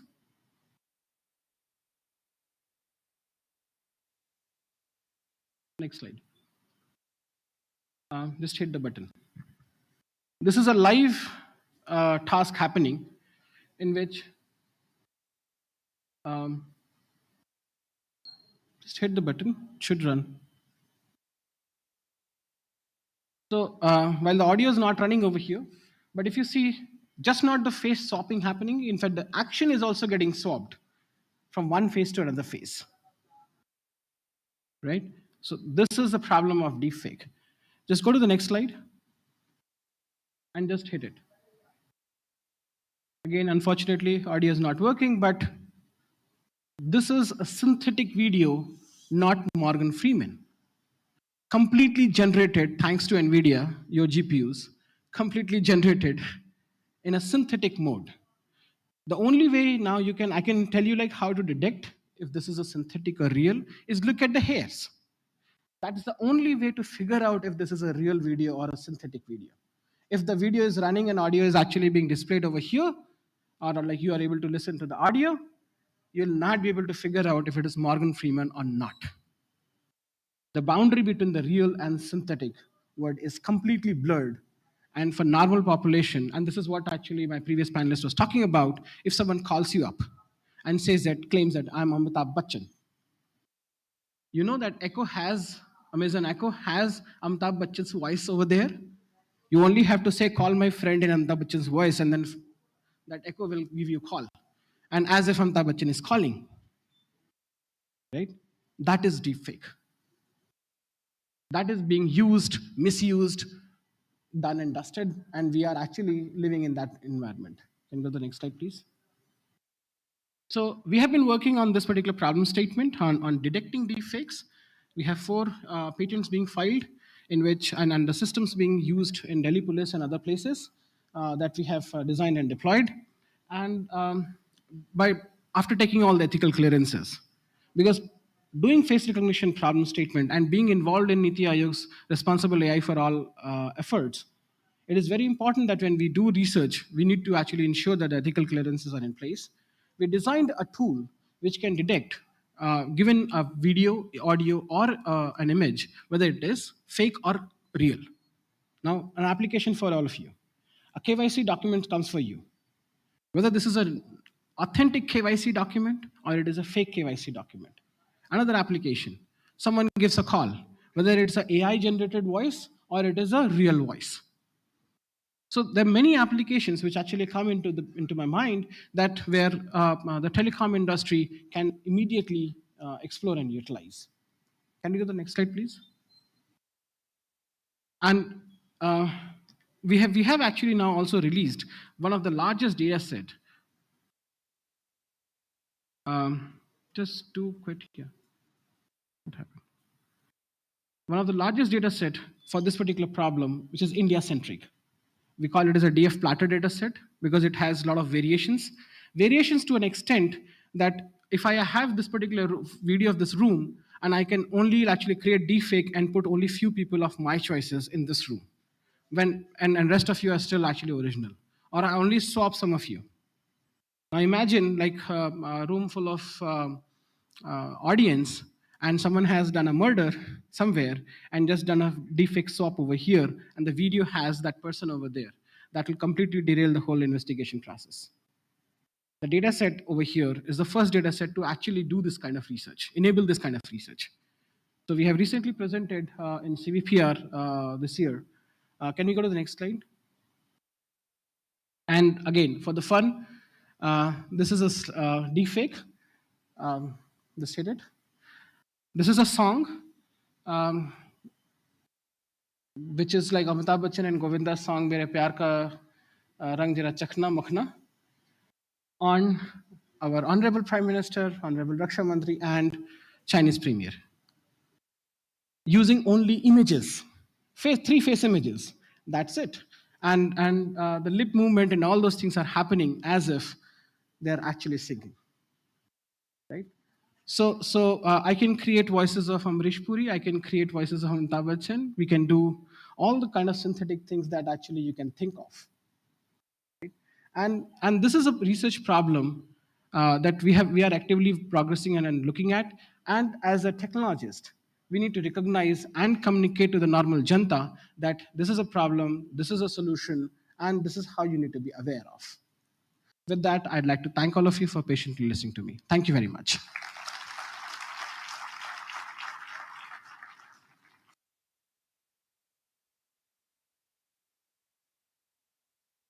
Thank you, sir, for highlighting the key role of identity science in building secure and sustainable AI frameworks for larger benefit of mankind. Ladies and gentlemen, we have in the midst of us Dr. Tav Pritesh Sethi, who is a physician scientist and associate professor of computational biology at Indraprasth Institute of Information Technology, IIIT Delhi. He is also a fellow of the Wellcome Trust, DBT India Alliance at AIIMS, New Delhi. He has also been a visiting faculty member at Stanford University School of Medicine.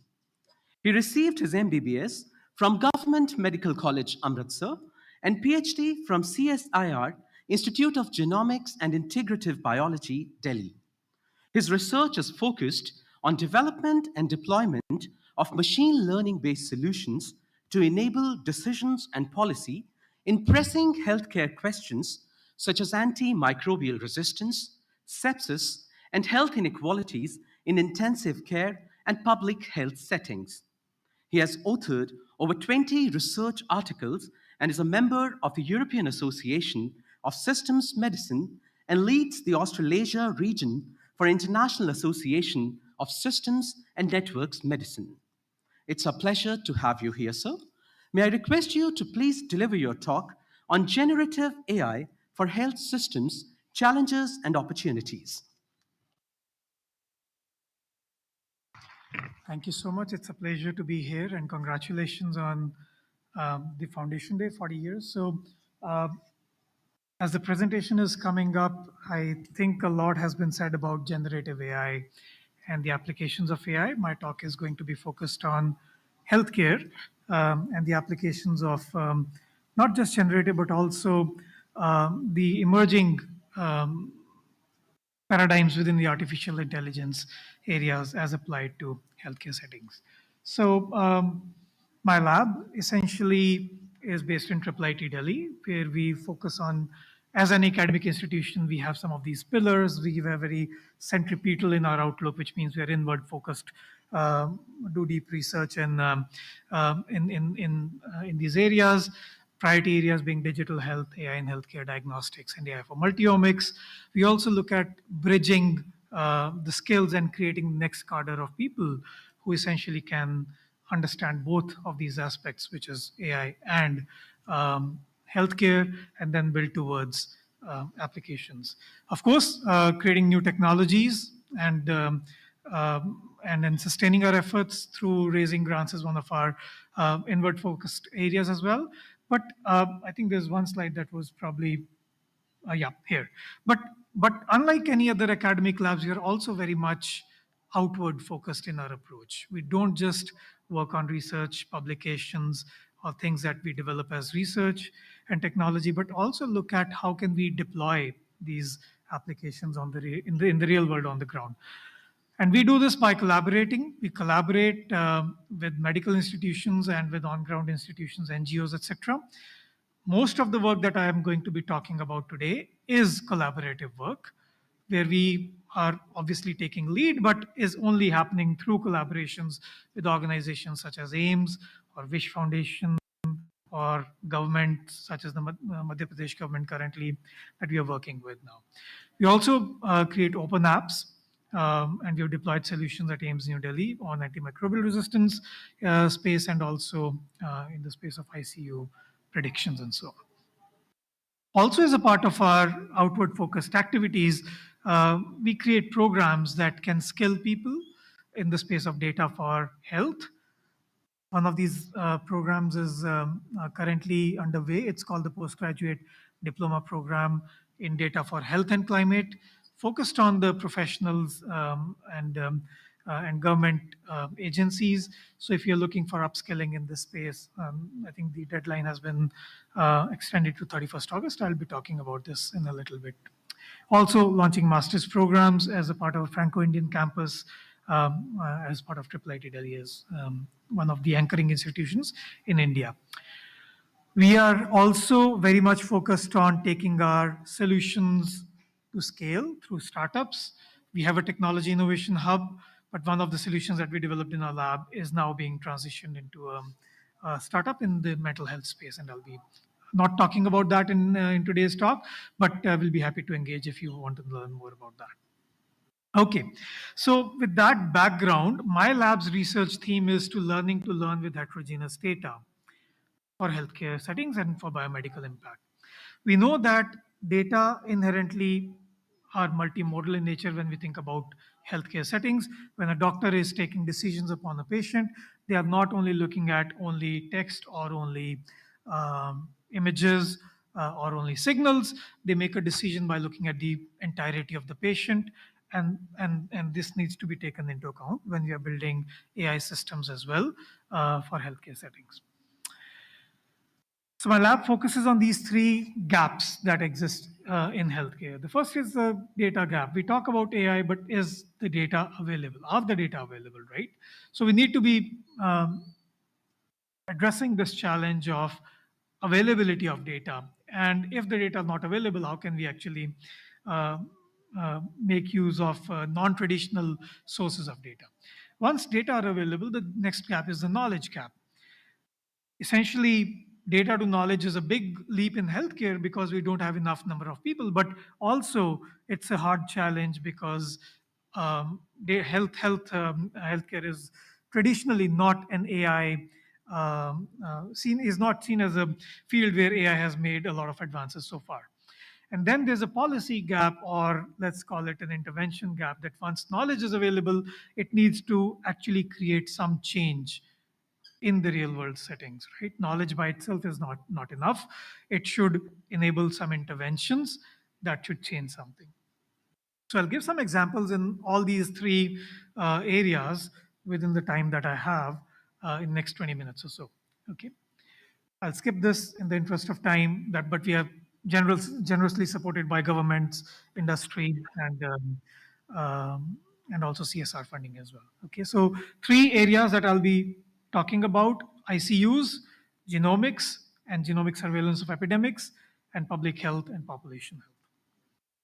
First study, making ICU safe. We call it the Safe ICU study. This is this was an initiative supported by the Wellcome Trust DBT India Alliance, and essentially, Safe ICU stands for Sepsis Advanced Forecasting Engine. There, we recognize that there's an opportunity that we can enable decisions in the ICU and make them safer for patients, right? At the pediatric ICU at AIIMS, and I work closely with Dr. Rakesh Lodha, who leads the pediatric ICU at AIIMS.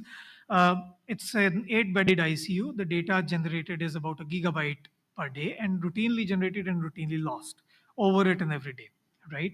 And this is not only true for India, this is true in general for across the globe. There are a few initiatives like the MIMIC initiative by MIT and Harvard. There's an EICU initiative by Philips.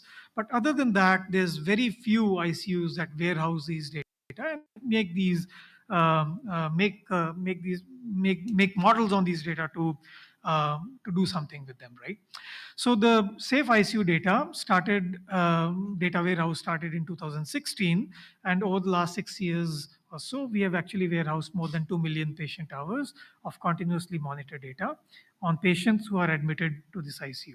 These data look like heart rates, pulse rates, oxygen saturations, respiratory rates, and so on, right? So every second, the monitors are generating these data.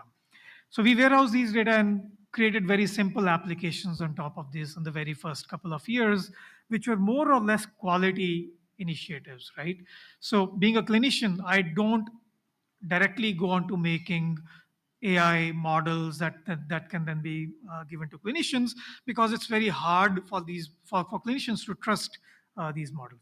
So we started with something like the data quality initiative for this ICU, and within the first year, we actually published a couple of papers where we showed that how these big data can enable better quality of care in the ICUs. For example, how much is the time in which my patient is in the right oxygen saturation range in the last 8 hours or so. Okay, that's just a very simple data initiative. You can actually just do simple statistics with these data. How is it being currently done? A nurse goes to her bed every half an hour, checks what is the oxygen saturation of this baby or this child, notes it down on a sheet of paper, right? And then somebody is reviewing it at the end of the day. What we did is creating these continuous data science indicators on these data that were happening at every second interval. Then we took bigger initiatives that can we now take initiatives towards making AI models. And this is one of the first initiatives that we started, that can we start predicting shock in the ICU. Why shock? Shock is one of the common final pathways that happen in a lot of diseases, a lot of conditions, right? When the patient goes into failure, for example, kidney failure, lung failure, heart failure, etc. One of the starting points of all of this is basically shock. Shock is a mismatch between oxygen supply and demand to the organs of the body, right? And this happens when the body now goes into a state where now it recognizes that I have to divert the blood away from the less important organs like skin to the more important organs like heart, brain, kidney, etc. Right? And if action is not taken within 30 minutes or so, then basically kidneys will start to fail and so on. So it's an easily addressable question. If we start early, we can give fluids, we can give dopamine, dobutamine, these are the drugs, or we can start on antibiotics if the cause is sepsis or infection, right? And the situation can be reversed. Within the first 2 years, we did not have a lot of data, right? It was only about 200 patients data that a database we could build in the first 2 years. So we applied very simple computer vision based algorithms. So you can see on the right hand side is a very simple histogram of oriented gradients based computer vision algorithm, which actually segmented out the body parts, right? And this was a challenging problem because we were working with thermal images, not the standard images, right? So basically detecting body parts where thermal noise can mix with the noise of the background, right?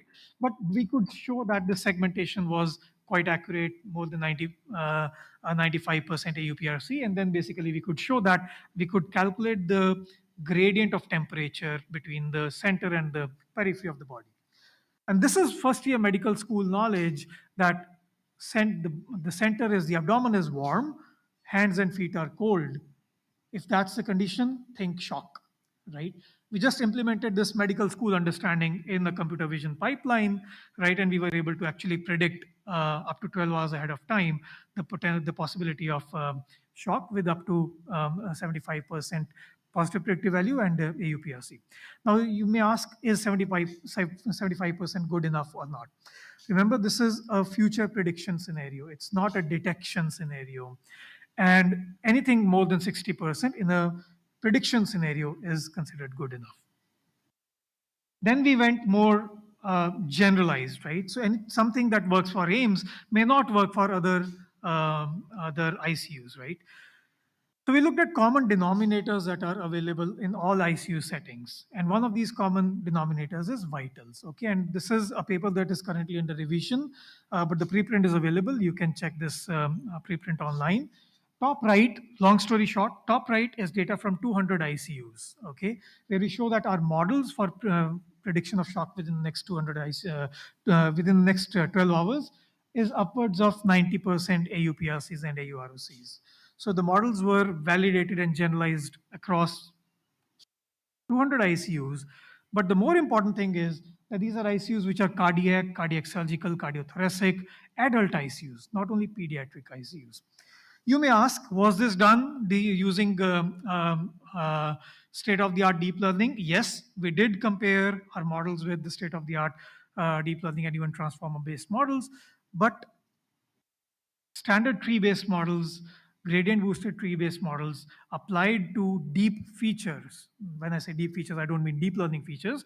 I mean time series features. What we did was we looked at these time series, calculated about 1,200 features on each of these time series, which are physiological features, right? And also statistical features. They actually outperformed the deep learning models in all these settings. And this is not something really surprising. There was a recent NeurIPS paper which said why tree-based models still outperform deep learning models in a lot of tabular data sets, right? This is a kind of a tabular data set where we have vitals, time series. And the answer is really straightforward. That paper said that deep learning works on the principles of differentiation. You need really smooth functions in that scenario. Whereas when you have discrete breaks in your data, that's where your tree-based models actually can understand those boundaries much better and can outperform. So long story short, it's not necessary that always deep learning is the best performing model. It was comparable, but then what it allowed us to do was actually to build models which are more interpretable, and I'll show you that. But we also showed that bottom right shows how the longer patient stays in the ICU, the better our models become in terms of their recalls for shock. So this is explainable. As I said, you can go to the preprint and look at the details. But things like heart rate minimum at this point of time is predictive of shock outcomes 12 hours ahead of time. And remember, at this point of time, the patient has not been recognized by any criteria, clinical criteria, as going into shock. And then there's other non-intuitive things as well. For example, the correlation dimension, which is a complexity-based feature, which you can see figures out heart rate C3 statistics with the lag one. But it's a mix of something that clinicians understand, some things which are deeper features that can be derived from the domain understanding. Okay. when we don't have when we don't have big data, we still can do a good amount of um, um, uh, work with data sets that are routinely collected in these ICU settings. So this is an example which is from New Delhi sepsis cohort. It is a cohort of 5 different hospitals: AIMS, Maulana Azad, Safdarjung, LNJP, and no big data involved here. It is a very simple questionnaire-based data filled in by nurses, and this paper is currently under review, so basically it's a slightly old slide. But what we did here is that can we predict early onset sepsis in preterm babies, okay, within the first 24 hours using very simple models, and then basically see what generalizes. And this study basically showed that these are the kind of features that are available to us in this data. You can see things like gestation, multiple births, APGAR score, antenatal steroids given or not. So something which is very straightforward for clinicians to understand. When we built models, we deployed these models, we were able to show that we can take decisions for early onset sepsis, which will predict, not just predict early onset sepsis, but prevent antibiotic usage, unnecessary antibiotic usage in the ICUs as well. And then basically we deployed it as an application. And as you can see on the top, we have background rates for AIMS, for Meemamsi, for Safdarjung, and this application just calculates the probability of early onset sepsis based upon the data that you would enter. Okay. Again, I'm not going into the detail of this since the paper is not yet published. The previous paper and the models are all available publicly. Okay. But these models are all explainable. The live links are actually working. And here I'll switch to the next part of my talk, which is using generative AI for genomics. Okay, so this is when we started our work on COVID-19. So I think the first speaker, Dr. Das, spoke about ChatGPT and transformer models. We started asking with the question that language models are becoming really, they are really becoming quite successful. Can we use language models to read genomes? Okay, and then understand, can we start predicting whether new strains are emerging at what rate in COVID-19? So the question that we asked is, a genomic sequence looks like a document. Can we read this genomic sequence? Because the genomic sequence, that red box, is nothing but a word which is called a codon, which codes for proteins, starting with very simple models such as word-to-vec model, and then characterizing the grammar of the sequences, so to speak, right? And doing this in more than 3 million sequences, 17 different countries, we were able to show that these models were actually learning the grammar, which was actually a big surprise to us as well. These were learning the grammar of, underlying grammar of the COVID-19 spike region, which binds to the receptors, okay? So this is 3 million sequences, phylogenetic analysis, and you can see here that in the qualitative analysis, the model was capturing how the evolution of virus has happened across different geographies. There was a cluster from China, a cluster from Mexico, Australia, and England, which were in different spaces, right? So what did we do? Essentially, we are learning the latent space embeddings of genome sequences, and then seeing how what is the cosine distance, or how these embeddings are clustering together in the latent space, right? And this is what comes up. And as you can see also, France and Germany are close together in the embedding space, US and Canada are close together, and so on, right? But then we asked a next kind of question that, okay, we are seeing some biology being captured. Can we be predictive with these? And does grammar change predict surges in future? We were not expecting to find what we found. It was just a exercise. But what we did was we looked at entropy of these latent dimensions. How quickly is the grammar changing over time?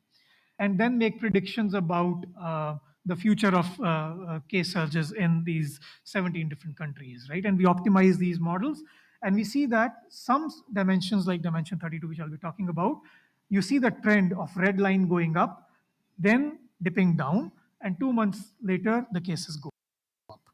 This trend is validated in 4 different analyses: retrended cross-correlation analysis, standard statistical analysis, and also machine learning. And also, as you can see on the top, the blue line and the red line have a pattern, right?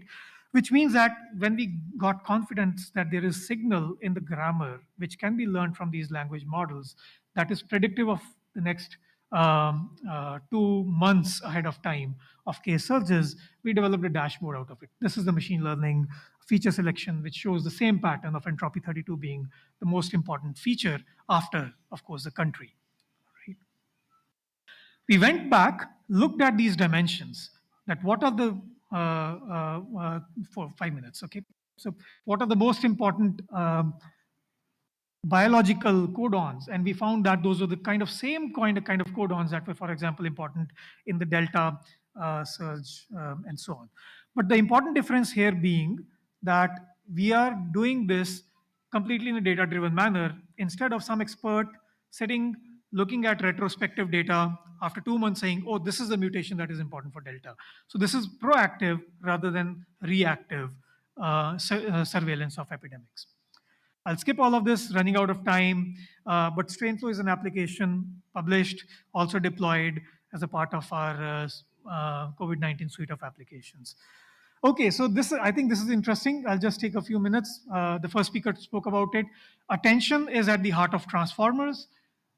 If you change one word in the sentence, the animal didn't cross the street because it was too tired, to the animal didn't cross the street because it was too wide, you can see the attention, the thick blue line move from animal to street, right? The first sentence is the word it is referring to the animal. Second sentence, the word it is referring to the street, right? How does it do it?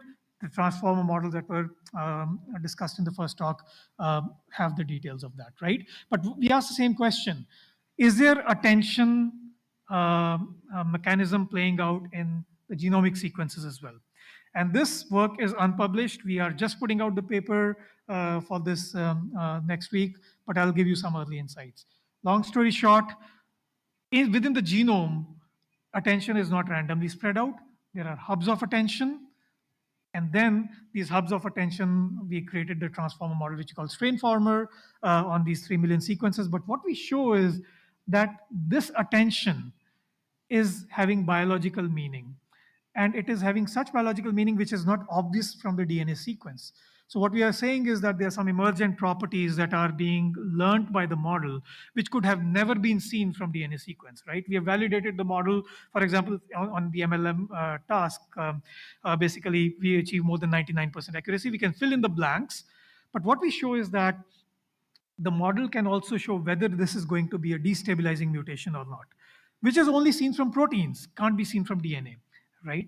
So basically, or is it going to be synonymous mutation or a non-synonymous mutation? So there is some emergent biological properties that we are also seeing coming out from this. So why is this model important?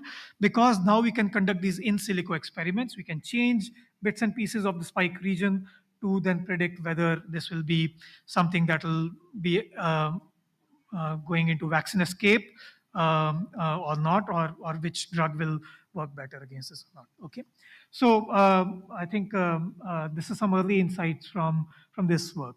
Okay, so I think I'm running out of time. We did some work with language models in public health, which was wash karo, right information, right people, right format, right time. This was engine. We basically used language models to compare texts between WHO and Ministry of Health and Family Welfare and news, and create a misinformation detection system, summarize these articles, provided these as bite-sized audio pieces of information at the start of the pandemic, which would basically give information about COVID-19. Okay, and what we saw was 11,000 users use this app within 3 months of deployment of this app in March 2020. They gave thumbs up and thumbs down. As people were giving thumbs up and thumbs down, the relevance count of our articles was actually going up. That's a green line. More females were engaging with the app in Hindi. More males were engaging with the app in English. This was published. But then basically this was, we think this was the world's first AI-driven public health intervention system, also presented at WHO, because we repositioned a sepsis system to the COVID-19 system, so we could do this quickly. But now this should be done at a much, I would say, broader scale and impact when we have to design pandemic or epidemic surveillance systems. I'll skip these studies where we showed how AI models were able to, for example, learn interventions, that how can we decrease the rate of respiratory illnesses. This was published in the Lancet Global Health in 2015 by combining heterogeneous sources of data. And we showed that the LPG penetrance across districts was very important to decrease the rate of respiratory illnesses in these districts. Okay, we have done something similar on those lines with ICMR, 20 different sites across country working on antimicrobial resistance, showing the trends and patterns of AMR emergence over the last 5 years, but also situate it in the context of sustainable development goals. And we're showing for the first time in a data-driven manner, not in a not just in a rhetoric manner, that actually achievement of AMR goals is tightly coupled to the achievement of SDG goals. Okay, and basically, if we have to achieve by 2030 the SDG goals, we really have to target things like imipenem resistance and so on. All right, so these are some of the insights that you can see in the paper. We have a platform where some of these applications are hosted. We create open data platforms where we use AI tools to basically harmonize data sets so that we can combine heterogeneous data sets together. More details on the IFHP platform, and I'll be happy to talk about more. As I spoke at the initial part of my talk, we are also launching a skilling program, a postgraduate program. The last rate has been extended to 31st. It's been supported by data.org, so it's highly subsidized, targeting professionals and so on. Okay, so last part, to fulfill the promise of AI in healthcare, it should be built for nuanced contexts, right? All models that I showed have to be built for specific context. Connect with domain understanding, represent knowledge, as in the latent space, generate knowledge, build early feedback, visualize, interact, iterate, and solve real-world problems. Okay, so I'll stop here and acknowledge my students, my collaborators, and my funding support. Thank you so much.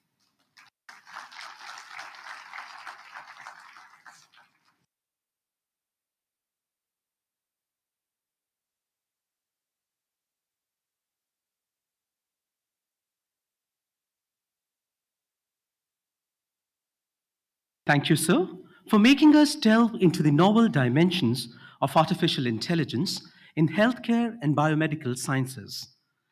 We extend our sincere thanks and heartfelt gratitude to our esteemed speakers for their insightful talks. We can have a few questions related to the discussions in this particular session.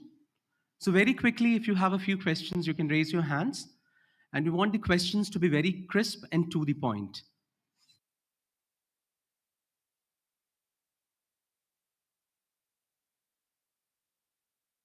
Since we have the paucity of time and we have to commence with the inaugural session,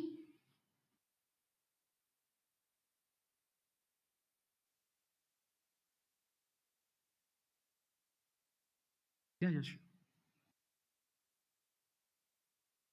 Can we have a mic over here?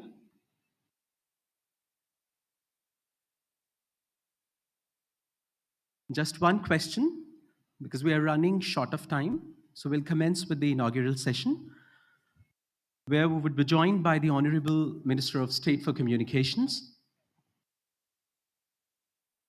Hi, good afternoon, and thank you all for all your sessions. They were wonderful to attend. One question that I have is that do you think India will need of its own foundational model when we start on this, generative AI journey, and when we are trying to reach to the AGI as well? So, any one of you, if you can take up the question.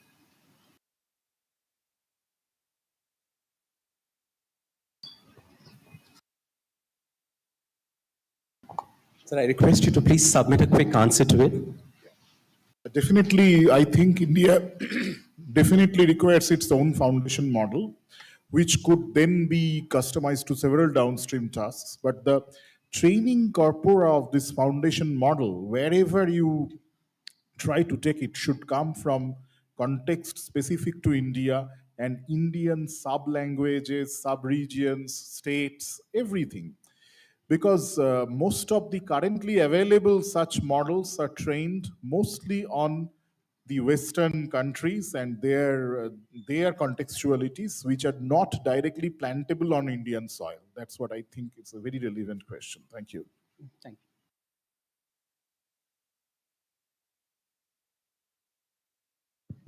Yeah, just to add to the answer, I think more important about in terms of foundation model is the more relevant question is about the data. Do we have the data associated to different problems?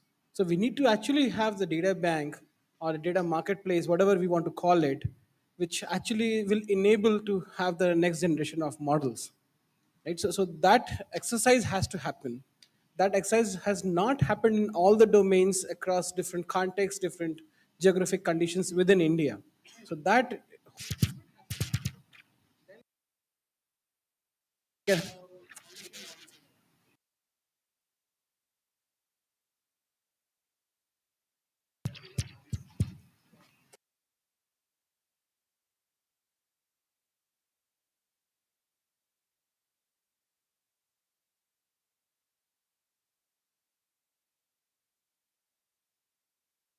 So we thank our esteemed speakers for responding to our questions. Let me now request Ms. Shikha Srivastava, Director and Project Member CDOT, to formally present a token of thanks and gratitude to our distinguished speakers of this technical session.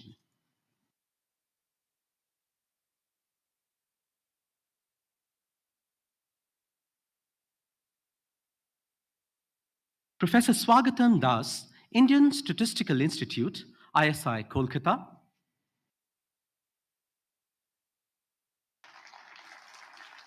We thank you, sir. Sri Deepak Vishwakarma, Scientist F, Scientific Analysis Group, SAG, DRDO.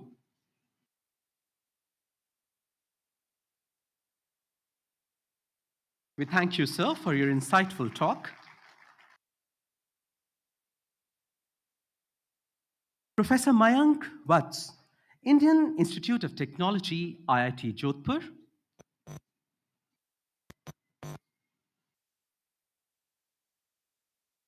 So we thank you for your insightful talk on computer vision. Pritav Pritesh Sethi, Associate Professor, Indraprasth Institute of Information Technology, IIIT Delhi.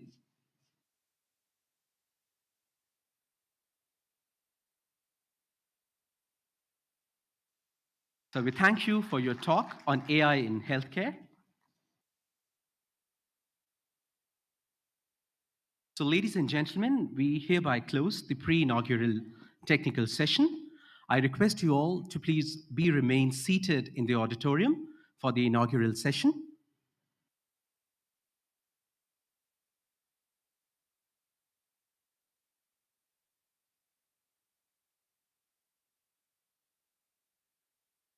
So we'll just set the stage for the inaugural session in a couple of minutes. I request you all to be seated. Our Honorable Minister of State for Communications, Government of India, is about to arrive in CDOT. So he'll be headed to the technical block, where he will be inaugurating the CDOT's R&D initiatives, and then he'll come to the auditorium for the formal inaugural session.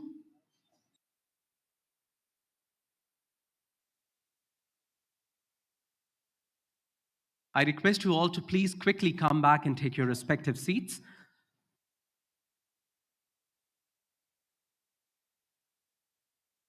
I request you all to please be seated. The ones who are going back are requested to come back quickly, because Minister is going to be there in the exhibition area. Don't roam around.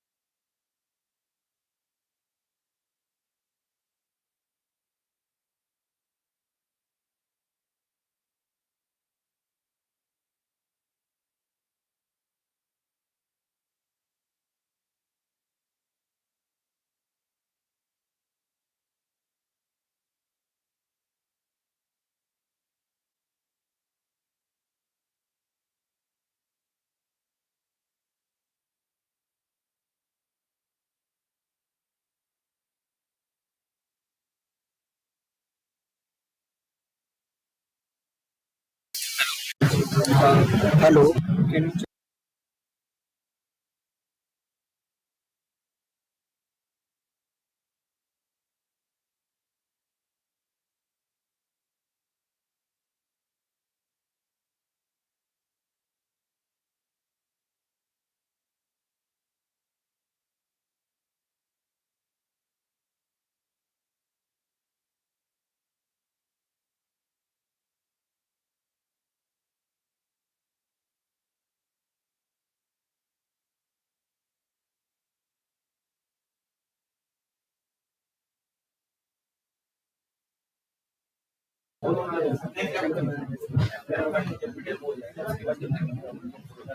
Yes, sir.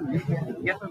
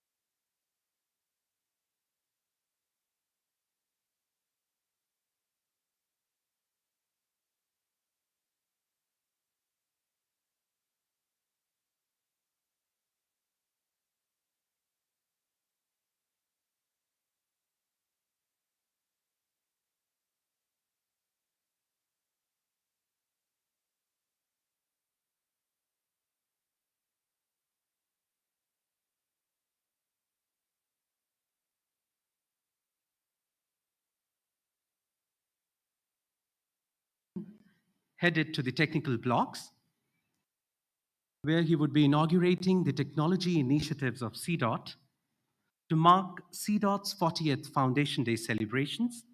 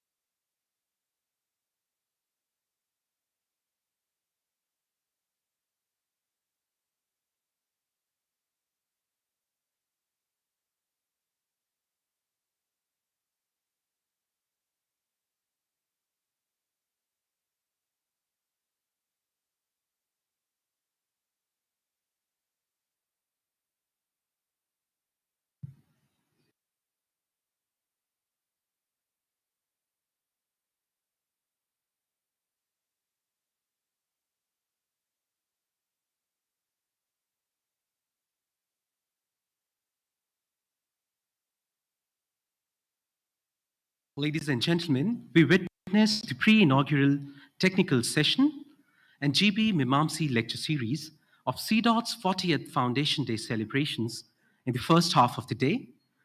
Now we head to the inaugural session. In the august presence of Shri Devu Singh Chauhan, Honorable Minister of State for Communications, Government of India. He would also be accompanied by the senior officers from the Department of Telecommunications and other government departments.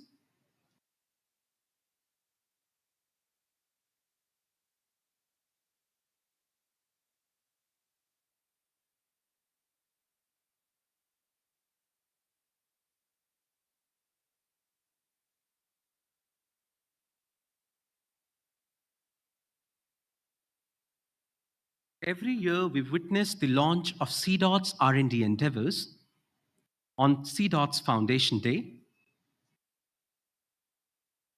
This year, too, we would witness the launch of CDOT's R&D endeavors and technology programs in the august presence of the Honorable Minister of State for Communications, Government of India.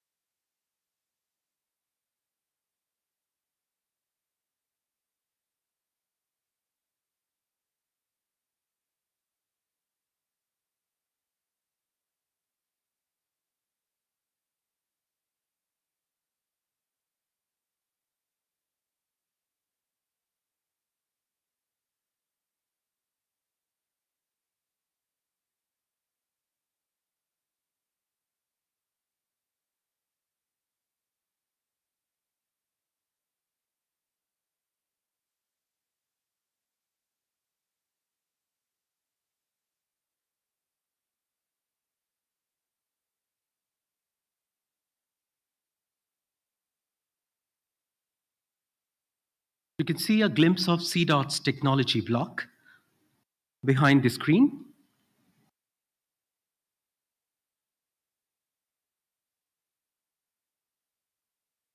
So our Honorable Minister would be headed to this area soon,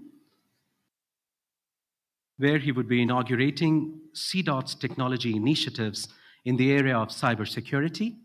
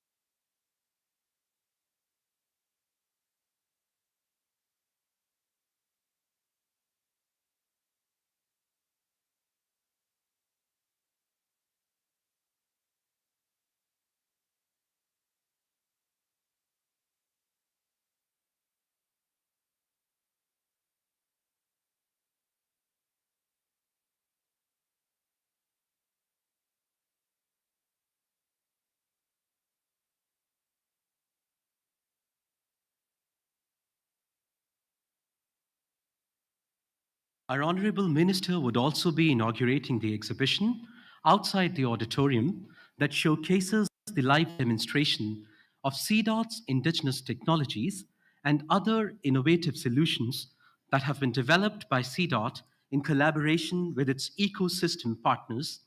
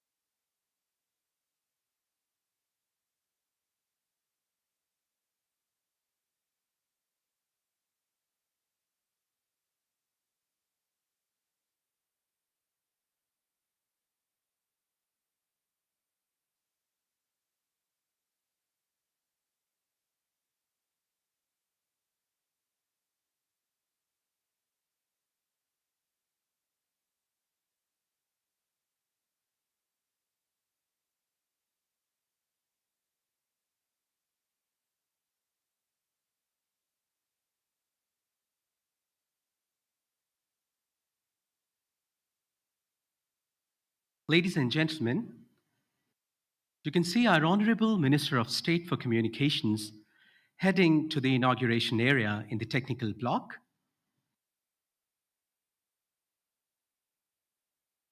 He's accompanied by the senior officers from CDOT and the Department of Telecommunications, Government of India. So now he will unveil the curtain for the launch of CDOT's technology initiative that is called CDOT Enterprise Security Operations Center. I request you all to please join us in the inauguration by Honorable Minister of State for Communications for CDOT's technology initiative of Enterprise Security Operations Center.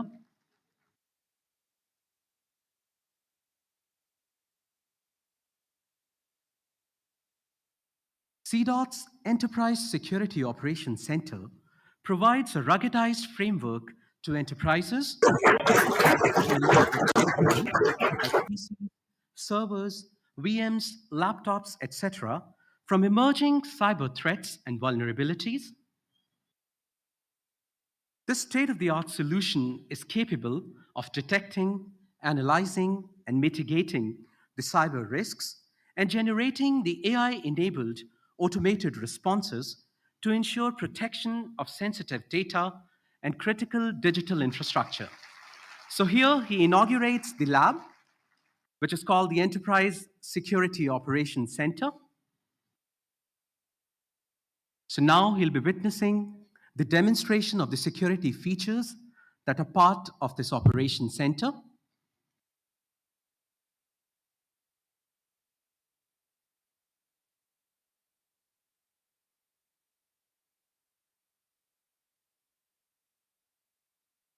He's also joined by the esteemed members of the Digital Communications Commission, Department of Telecommunications, Government of India.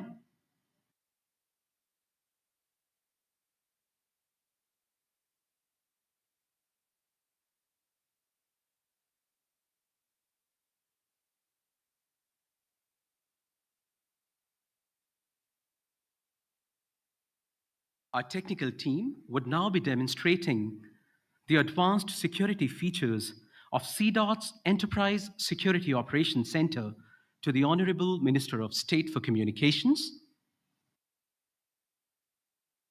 There cannot be a moment as opportune as CDOT's Foundation Day to launch a technology initiative that aims to strengthen the networks of the country and the globe.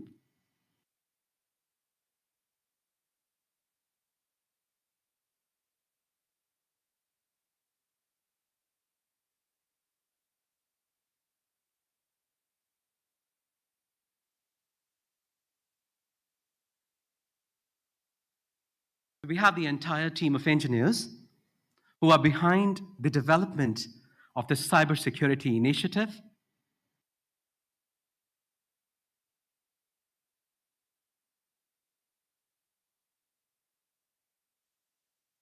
I request you all to please give a gesture of appreciation to the team of engineers behind this initiative.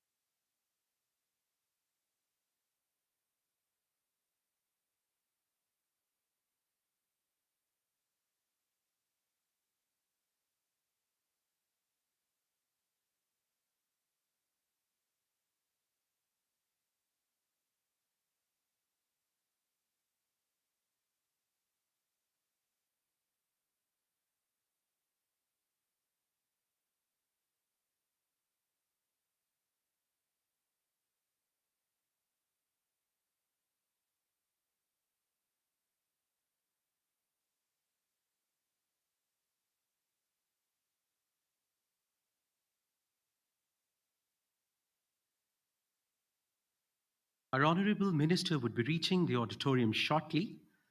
On the way to the auditorium, he will also inaugurate the exhibition that showcases the live demonstration of CDOT's indigenous technologies and other innovative solutions that have been designed by CDOT in collaboration with its ecosystem partners.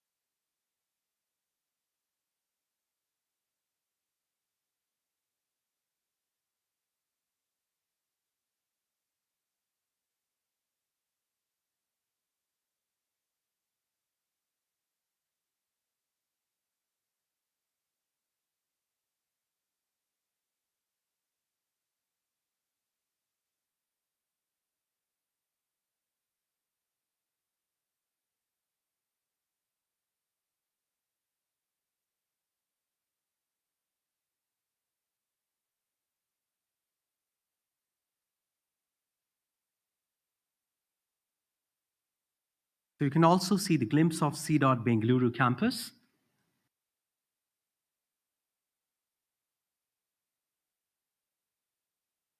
Our colleagues at CDOT Bengaluru have joined us via CDOT video conferencing setup.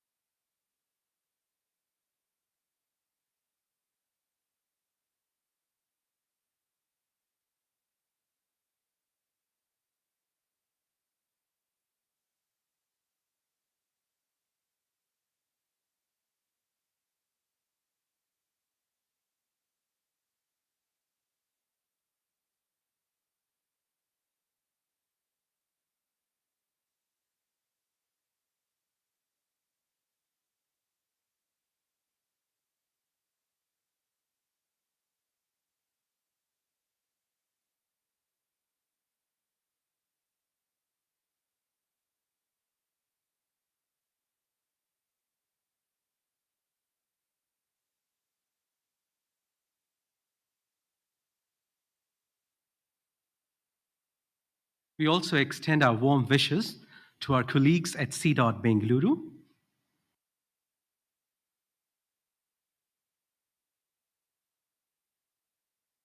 They're joined with us via C.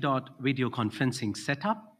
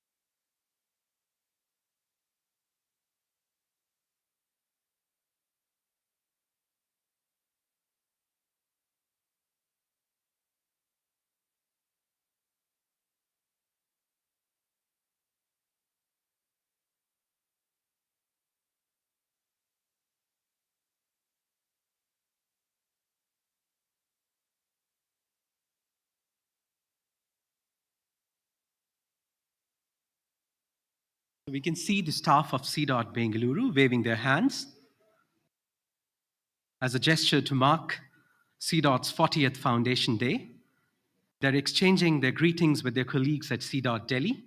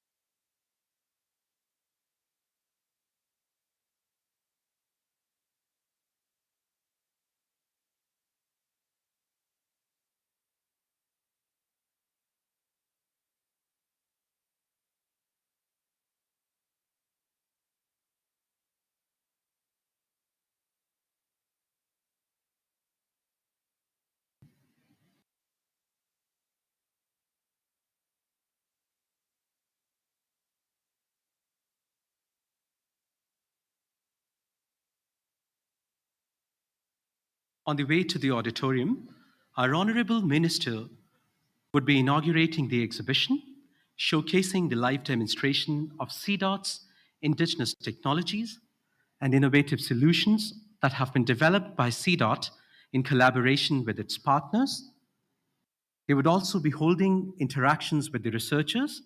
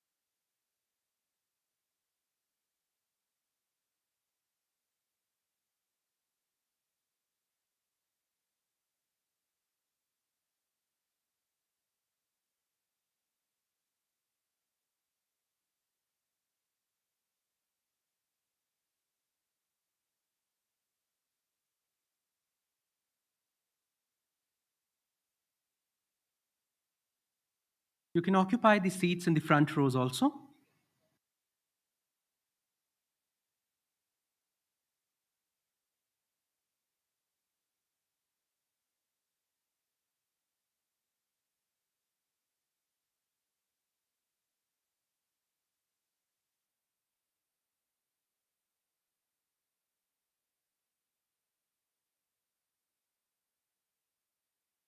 I request you all to please settle down quickly and take your respective seats.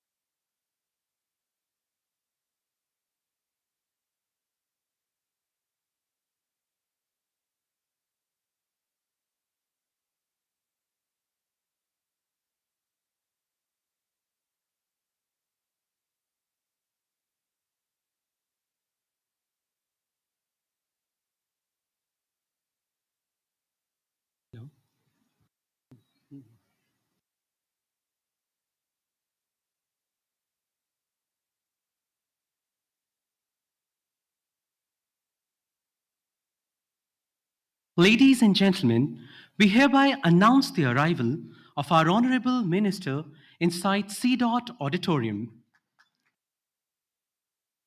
He is being escorted onto the dais by CEO C.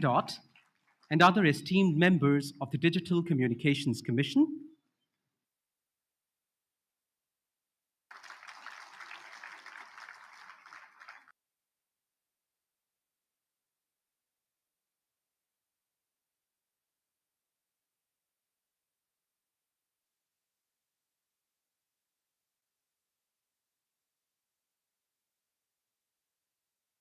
I request you all to please quickly settle down and take your respective seats.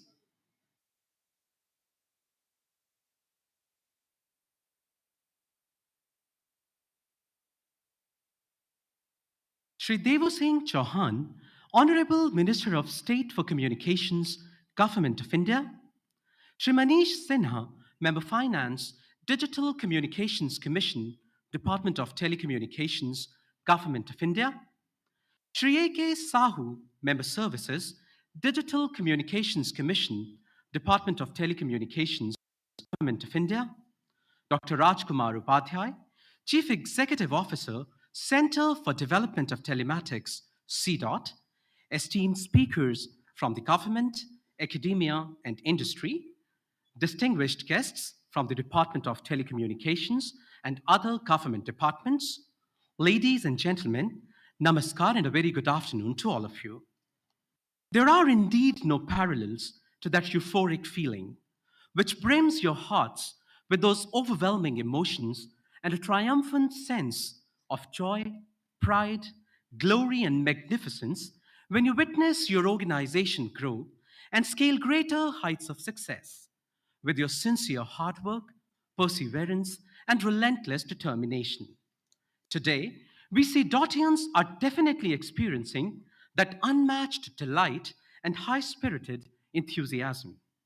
Ladies and gentlemen, it gives me immense pleasure to welcome you all to yet another important day in the history of our organization when our dear CDOT turns 39 today. This day, when we gear up to enter into the 40th year of inexorable national service, has really been made more memorable and special with the gracious presence of our chief guest, Sri Devu Singh Chauhan, Honorable Minister of State for Communications, Government of India, who has so kindly accepted our invitation to grace this occasion with his esteemed presence. Our Honorable Minister also inaugurated CDOT's Enterprise Security Operations Center, ESOC, that aims to provide a ruggedized framework to enterprises for protecting their network endpoints from emerging cyber threats. We extend our sincere thanks and a hearty welcome to you, sir. We are also graced by the esteemed presence of Shri Manish Sinha, Member Finance, Digital Communications Commission, and Shri A.K. Sahu, Member Services, Digital Communications Commission, Government of India. As the progenitor of the indigenous telecom revolution in the nation, Center for Development of Telematics, CDOT, the premier R&D center of the Department of Telecommunications, Ministry of Communications, Government of India, since its inception on 25th August 1984, has always been at the forefront of cutting-edge research and innovation with the chief objective of serving every nook and cranny of the nation. Our profound zeal and burning passion to capture the unfathomable dimensions of the vast telecom firmament has been unrelenting all through these years, wherein we have continuously endeavored to align our research initiatives with the overarching objectives of national development, bolstered by our Honorable Prime Minister's vision of Atmanirbhar Bharat, an organization with a talented pool of engineers from the renowned institutions of the nation, stands testimony to our diverse product portfolio, spanning a wide array of technologies, including switching and routing, optical communication, wireless technologies, 4G, 5G, network security, quantum communications, disaster management, and a host of other telecom software applications powered by the latest advancements in artificial intelligence and machine learning, Internet of Things, and big data, wherein we have developed our indigenous state of the art solutions and transferred them to various industry partners, thus enabling the evolution of indigenous telecom ecosystem in the nation. With a rich and varied experience in addressing the specific connectivity needs of both urban and rural India, CDOT reaffirms its steadfast commitment towards realizing the dreams of building an Atmanirbhar Bharat with all encompassing homegrown technological innovations. Not only in Delhi, CDOT's 40th Foundation Day is being celebrated with great fervor and enthusiasm in our office at Bengaluru too. We will stay connected with our colleagues at C. Bengaluru via our video conferencing setup. Let me take this opportunity to exchange our best wishes and warm greetings with our guests and colleagues at Bengaluru. CDOT's 40th Foundation Day celebrations will witness a technical conference and GB Meemamsi lecture series centered on contemporary themes of artificial intelligence and machine learning amid a galaxy of domain experts and field veterans from around the nation. It's a well established tradition in CDOT to welcome our guests with the potted saplings. That symbolizes our commitment towards making our planet, Mother Earth, more clean and green.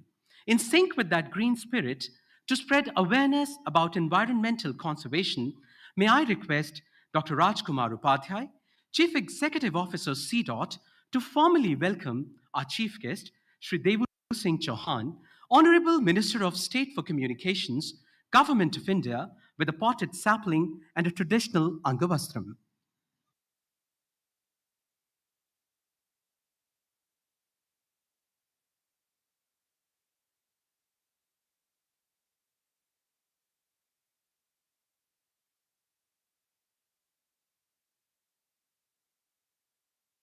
We extend a very warm welcome to you, sir.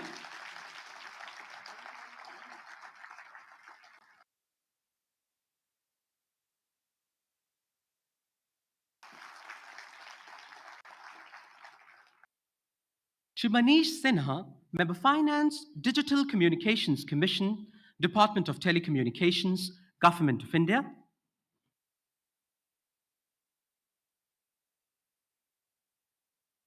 We extend a very warm welcome to you, sir.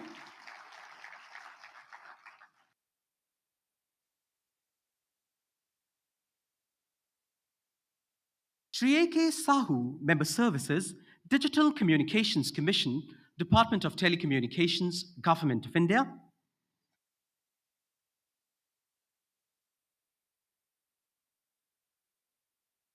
We extend a very warm welcome to you, sir.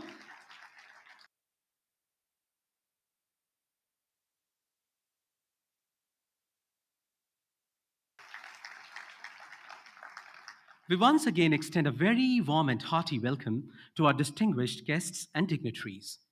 Ladies and gentlemen, it's a defining ritual in our country to invoke the blessings of the Almighty at the auspicious start of an occasion, to steer us through the path of darkness and ignorance to the whole new world of wisdom and enlightenment.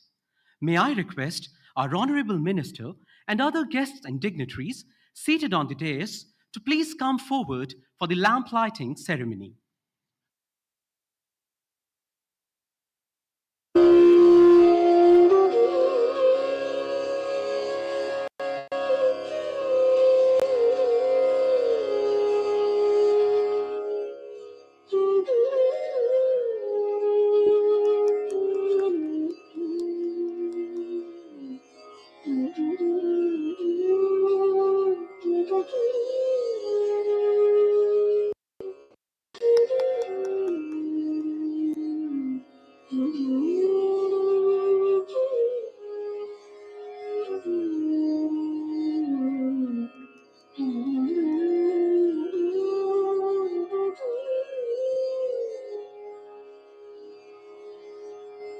असतो मा सद्गमय तमसो मा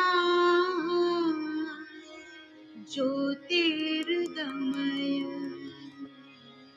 तमसो तमसो मा ज्योतिर्गमय मृत्योर्मा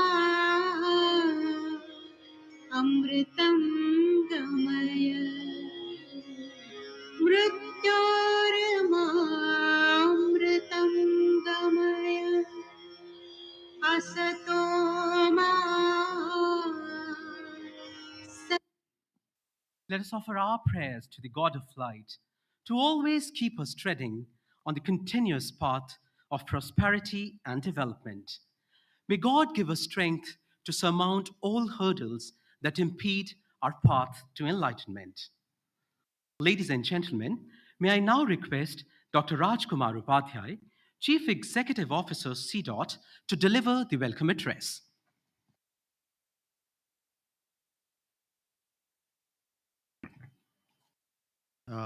Respected Honorable Minister of State for Communication, Government of India, Shri Dev Singh Chauhan ji, respected Member Finance, DCC, Shri Manish Sinha ji, respected Member Services, DCC, Shri A.K. Sahu ji, esteemed speakers from government and the industry, distinguished guests from DOT and the industry, representatives from media and press, ladies and gentlemen, a very good afternoon to you. It gives me immense pride and delight to welcome you all to this momentous occasion that marks the observance of CDOT's 40th Foundation Day. It is indeed very gratifying to see your organization scaling greater heights of success with each passing year and setting new records of indigenous excellence. As CDOT enters into the 40th year of service of the nation, I can see each and every member of CDOT family experiencing that feeling of achievement on seeing their hard work and dedication that successfully translating into world-class deliverable products. I wish a very happy CDOT's Foundation Day to all of you. We are highly privileged, honored to have Shri Dev Singh Chauhan ji, Honorable Minister of State for Communication, Government of India, who kindly consented to grace this occasion on CDOT's 40th Foundation Day, despite his extremely busy schedule. Sir, I extend a very warm welcome to you on behalf of CDOT.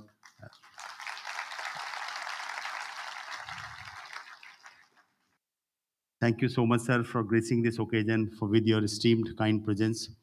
Our Honorable Minister has played a pivotal role in furthering CDOT's research endeavors by extending tremendous support and boosting the morale of our young researchers on various occasions.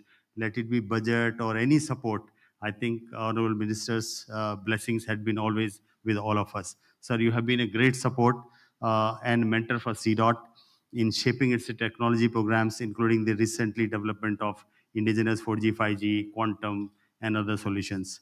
We have been getting very strong support from Honorable Sir at every forum of the government.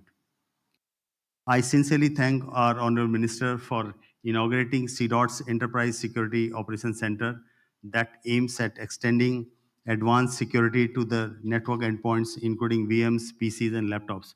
Our Honorable Minister also visited the exhibition and demonstrating various telecom technologies and innovative solutions.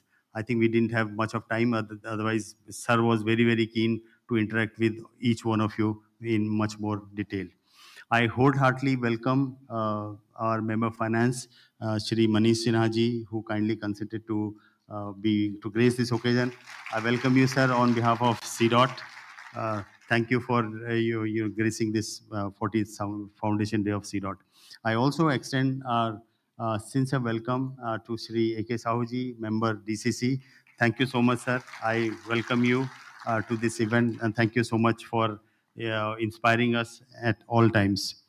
CDOT has been organizing technical conferences during its Foundation Day, and today also we have arranged a technical conference on AI, because AI is becoming one of the key subjects working, and therefore to take our journey forward, this year's themes have been on AI and ML as part of the lecture series what we do. We have distinguished speakers from various organizations, government and industry. I am sure that their wisdom will set forward the charter for us for coming year or coming years.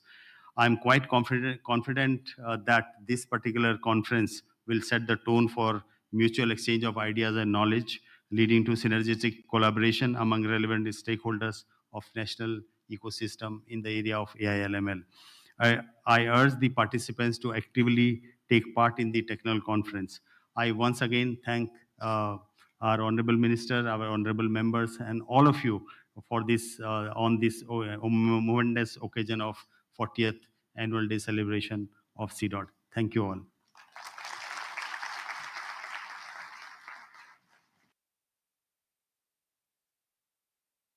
Thank you, sir.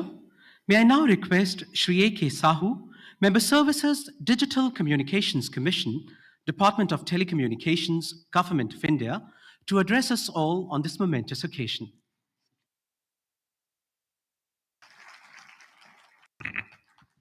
नमस्कार माननीय संचार राज्य मंत्री जी, respected member finance, CEO CDOT, ladies and gentleman, सबसे पहले मैं सीडॉट के सभी सदस्यों को सीडॉट के 40वें संस्थापन दिवस की हार्दिक बधाई देता हूं। पिछले 4 दशकों में हमारे संचार में जिस तरीके से चेंजेस आए हैं, उसमें सीडॉट की as a leading research institute के रूप में काफ़ी योगदान रहा है। मैं दूरसंचार क्षेत्र में रिसर्च और इनोवेशन में भाग लेने वाले सीडॉट के सभी अधिकारियों और कर्मचारियों का आभार व्यक्त करता हूं और उनको हार्दिक शुभकामनाएं देता हूं। भारत ने विजन 2047 की अपनी यात्रा में रिसर्च और इनोवेशन पर विशेष ध्यान केंद्रित किया है। सीडॉट की शुरुआत 1980 में ग्रामीण या रूरल एक्सचेंज रैक्स के रूप में हुई थी, जो आज 4G स्टैक और 5G NSA के रूप में पहुंच गई है और सीडॉट देश के उम्मीद पर पूरी तरह से खरा उतरा है। Artificial intelligence, big data intelligence जैसी न्यू टेक्नोलॉजी पेटा साइज के वेबसाइट में को प्रोसेस करके सीडॉट जो है सस्पेक्टेड एक्टिविटीज़ का पता लगाता है। इसने सीडॉट ने अस्त्र जैसे नए टूल्स का डेवलपमेंट किया है, इंडिजिनस टूल्स, टीसॉक और का भी डेवलपमेंट किया है जो कि इंडिजिनस है और इससे गवर्नमेंट ऑफ इंडिया को बहुत हेल्प मिली है। इसके लिए मैं सीडॉट को बहुत बहुत बधाई देता हूं। सीडॉट ने क्वांटम टेक्नोलॉजी में भी काफ़ी काम किया है और काफ़ी आगे उम्मीद करते हैं कि और भी न्यू रिसर्च डेवलपमेंट के माध्यम से नए नए सुरक्षा के जो भी साधन है उसको उपलब्ध कराएगा। रक्षा के क्षेत्र में भी सीडॉट के उत्पादों को अपनाया गया है और एक सकारात्मक संकेत है कि कमर्शियल टेलीकॉम के साथ साथ सुरक्षा के सुरक्षित संचार के निर्माण में कौशल को दर्शाता है। ये सीडॉट के पिछले 4 दशकों की यात्रा में भारत को डिजिटल रूप में सशक्त बनाने में सीडॉट का एक महत्वपूर्ण योगदान रहा है।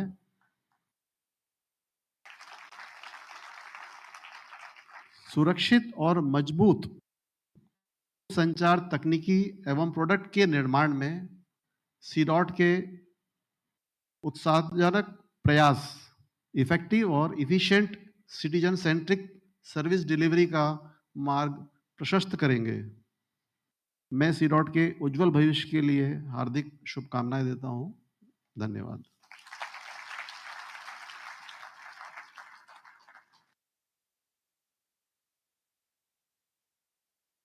Thank you, sir, for your warm wishes.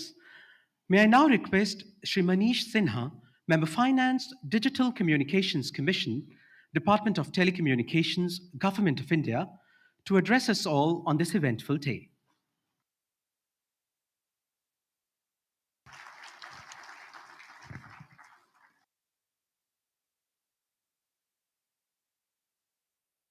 Honorable Dev Singh Ji Chauhan, Minister of State for Communications, my colleague Ajay Shahu, Member Services, Upadhyay ji, CEO now, CDOT. Let me first begin by congratulating all the members of this family of CDOT who have done immense work in the, at least for the last 1 or 2 years, in research and technology of the kind that was always expected of an organization like CDOT. It has been a great week for India. We have kind of witnessed India becoming the first country to land a spacecraft or a part spacecraft on the moon, and it's a week of celebrating scientists. It's a week for celebrating technologists, and I think that the fame of our own scientific community is spreading far and wide. I don't know how many of you have gone and seen the kind of feedback that is coming in the international media, but it's an amazing recognition for the country and its scientific community.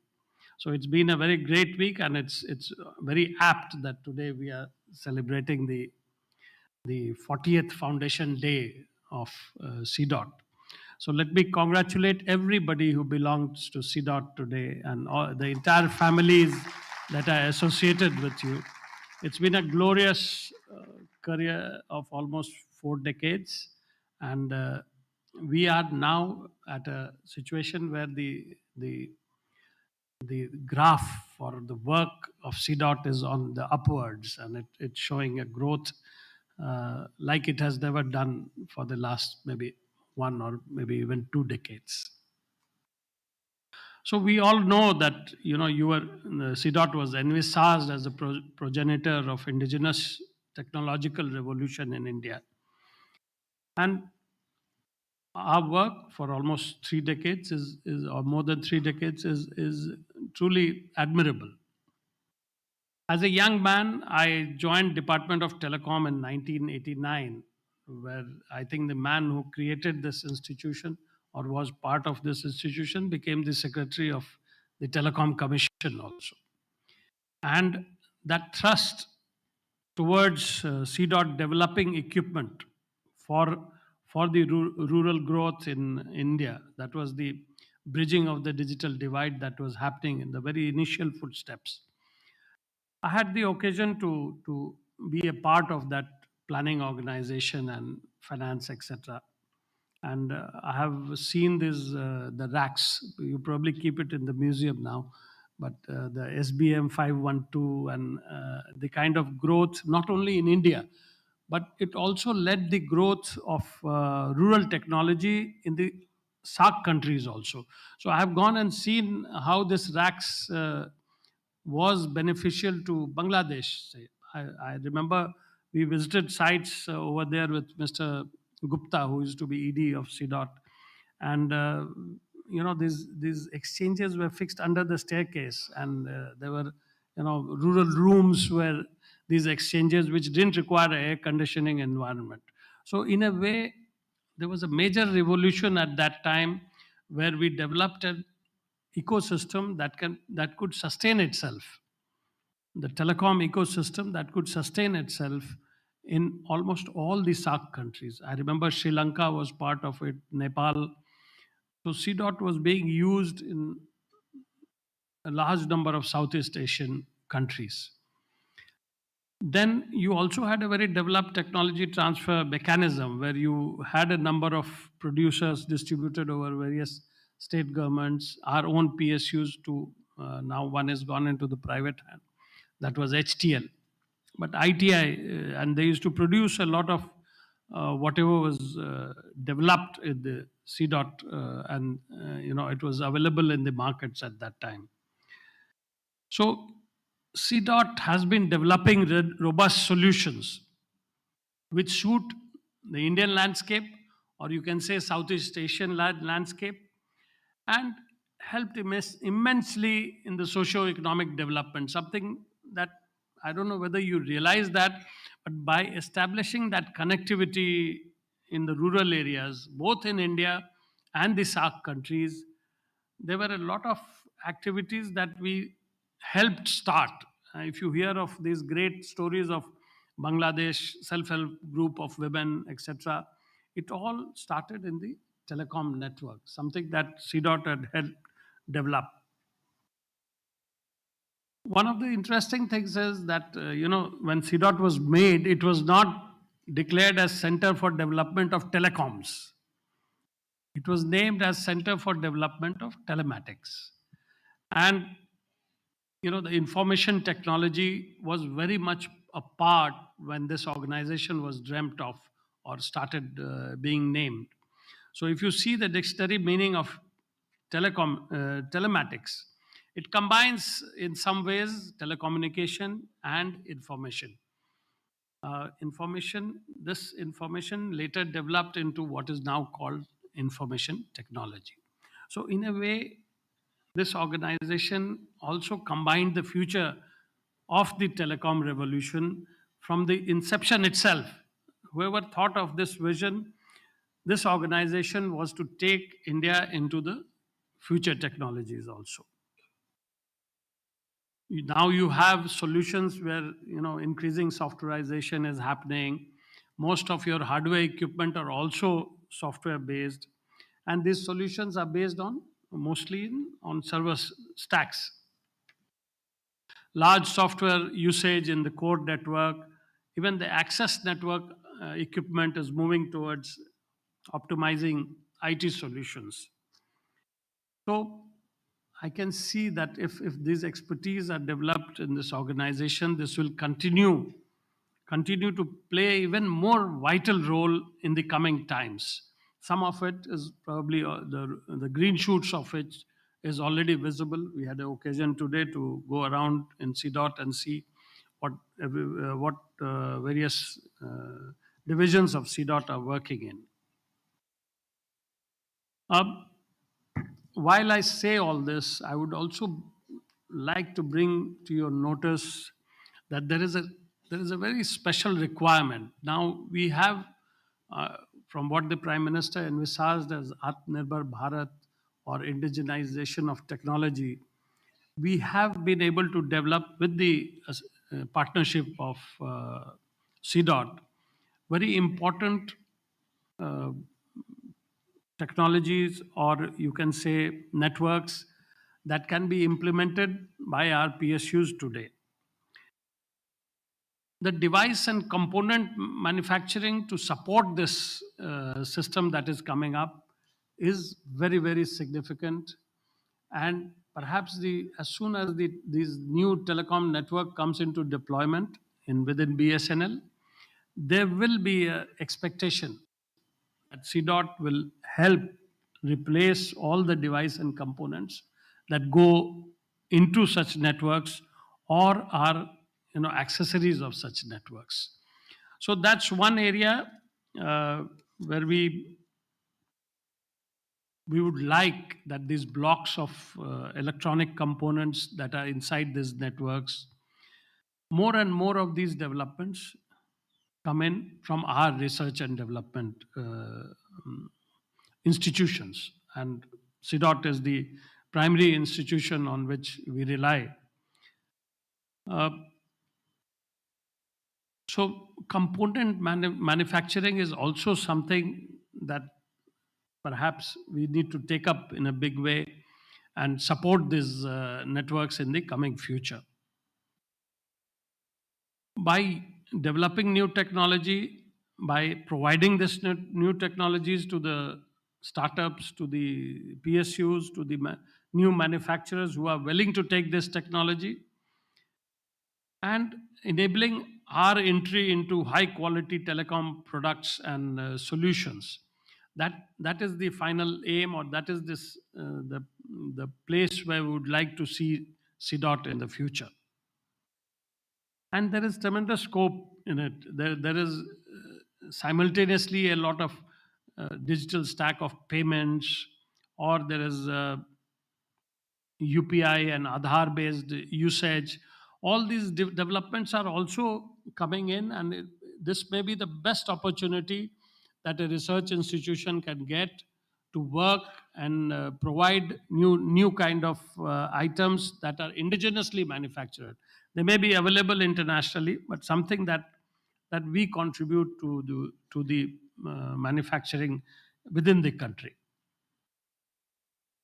Then, of course, what we have been talking about, and since 2018, Secure India has been part of our telecom policy. And recently, CDOT has done exemplary work in the area of security. We had a chance to see today another development that secures our telecom network. And as the stature of this country, our beloved country, grows in the international arena, the risks that come in terms of securitizing the or sanitizing the network, those risks have to be dealt in a upfront manner, and then also that it leads to greater attacks on your network as your worth grows into the international arena. You'll find more and more hackers and attackers on the telecom network. So we have to keep evolving, we have to keep innovating. Uh, Somebody was telling me that you are setting up innovation centers or rooms in this, but I think this entire building is an innovation center in itself, and we should all go ahead and innovate to be dynamic in our innovations, to be able to take care of all the potential threats that arises in this network. CDOT, of course, is supported by DOT at all times, and there is an ambition.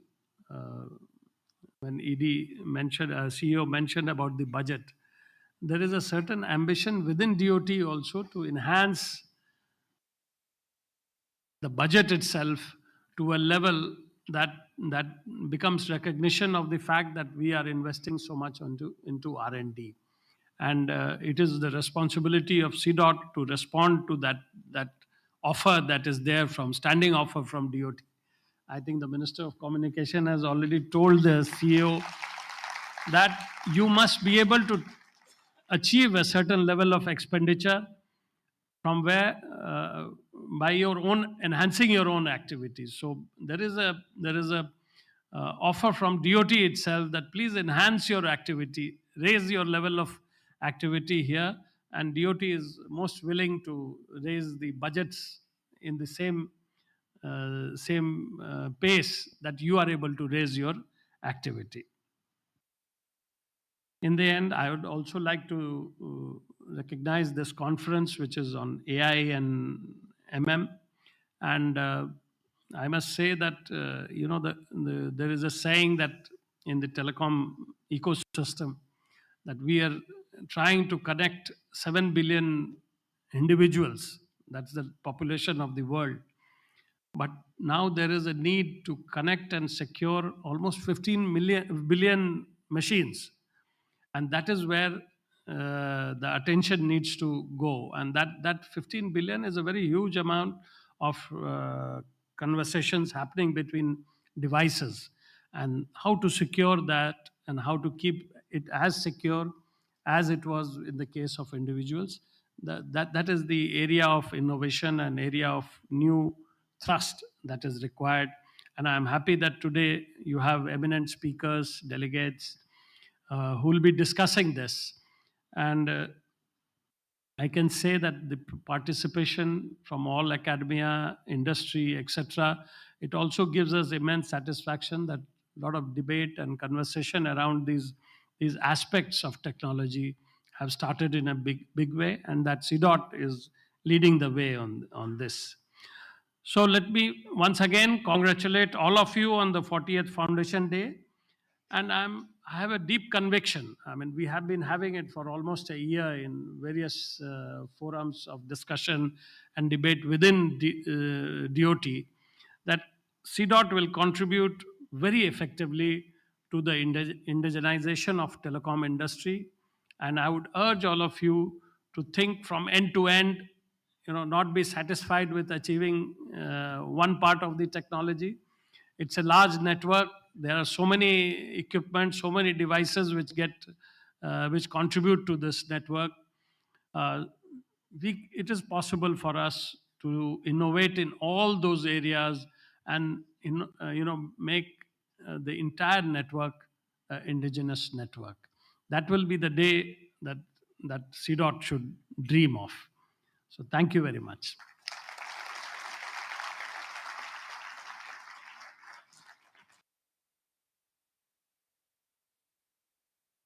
Thank you, sir, for boosting the morale of the research community by your inspiring words. Ladies and gentlemen, we are deeply indebted to our chief guest, Sri Devo Singh Chauhan, Honorable Minister of State for Communications, Government of India, for gracing this occasion with his esteemed presence despite his exceedingly busy schedule. He also inaugurated CDOT's Enterprise Security Operations Center. Our Honorable Minister has been instrumental in shaping the contours of CDOT's technology initiatives by extending his unequivocal support to CDOT's technology programs, including indigenous development of 4G, 5G stacks, cybersecurity framework, and quantum communications. Ladies and gentlemen, finally comes the moment we all have been eagerly waiting for. May I now request Sri Devu Singh Chauhan, Honorable Minister of State for Communications, Government of India, to please address us all on this very eventful day.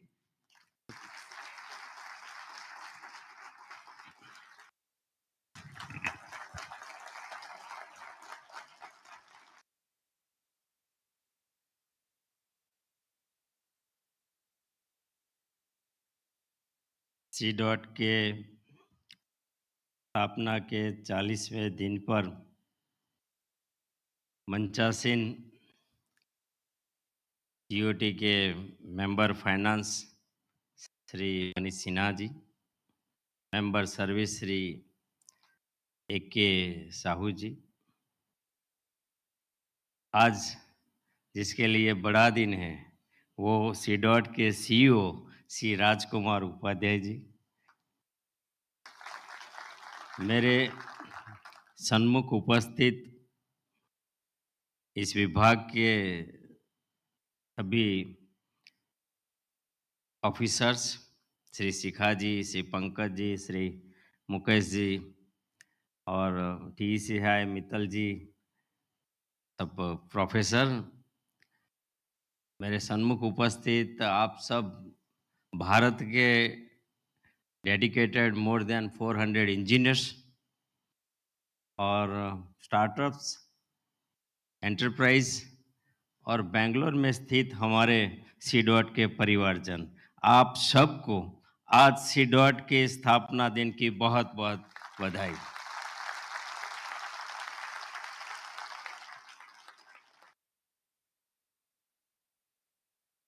1984 में CDOT की स्थापना की गई थी।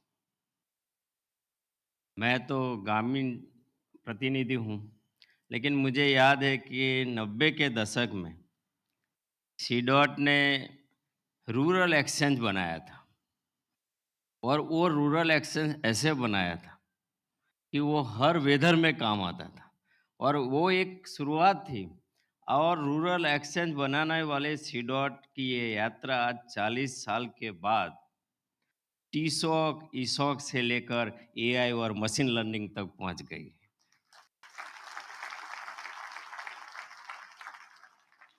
बदलते भारत के साथ जब हम न्यू इंडिया की बात करते हैं, डिजिटल इंडिया की बात करते हैं, तब हम जानते हैं कि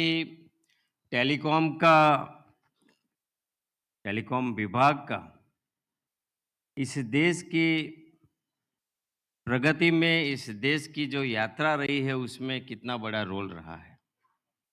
एक तरीके से हम कह सकते हैं कि भारत की प्रगति का आधार टेलीकॉम रहा है और टेलीकॉम का आधार हमारा रिसर्च सेंटर CDOT रहा है।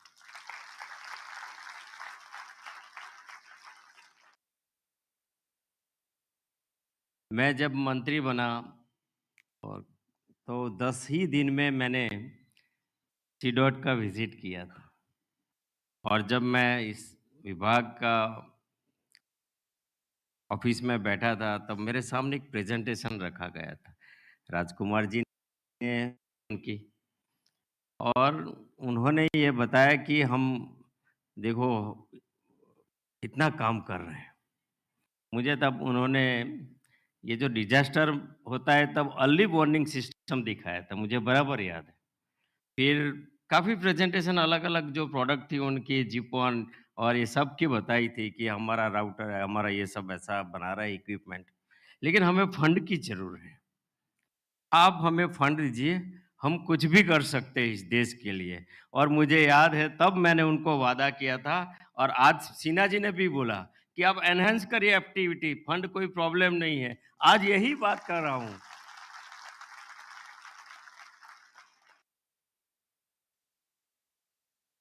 और ये ताली आपके लिए बजाए कि आपने ये करके दिखाया है। आज मैं इस युवा इंजीनियर से बात कर रहा था, तो मुझे पता चला कि वो आज सुबह 5 बजे गए हैं, यहाँ तक कि वो काम कर रहे थे। तो ये एक डेडिकेशन होता है उनका। ये भारत की नई पीढ़ी होती है। देखिए, कोई भी देश या हमारे सामने देखते हैं तो भारत क्या है? हम तो राजनीति के लोग हैं, तो भारत ये समझते हैं कि जो ट्राई कलर में तिरंगा है, वो भारत है। या जो मैप देखते हैं हम, कश्मीर से कन्याकुमारी तक या कच्छ से असम कामरूप तक का एरिया, वो भारत है।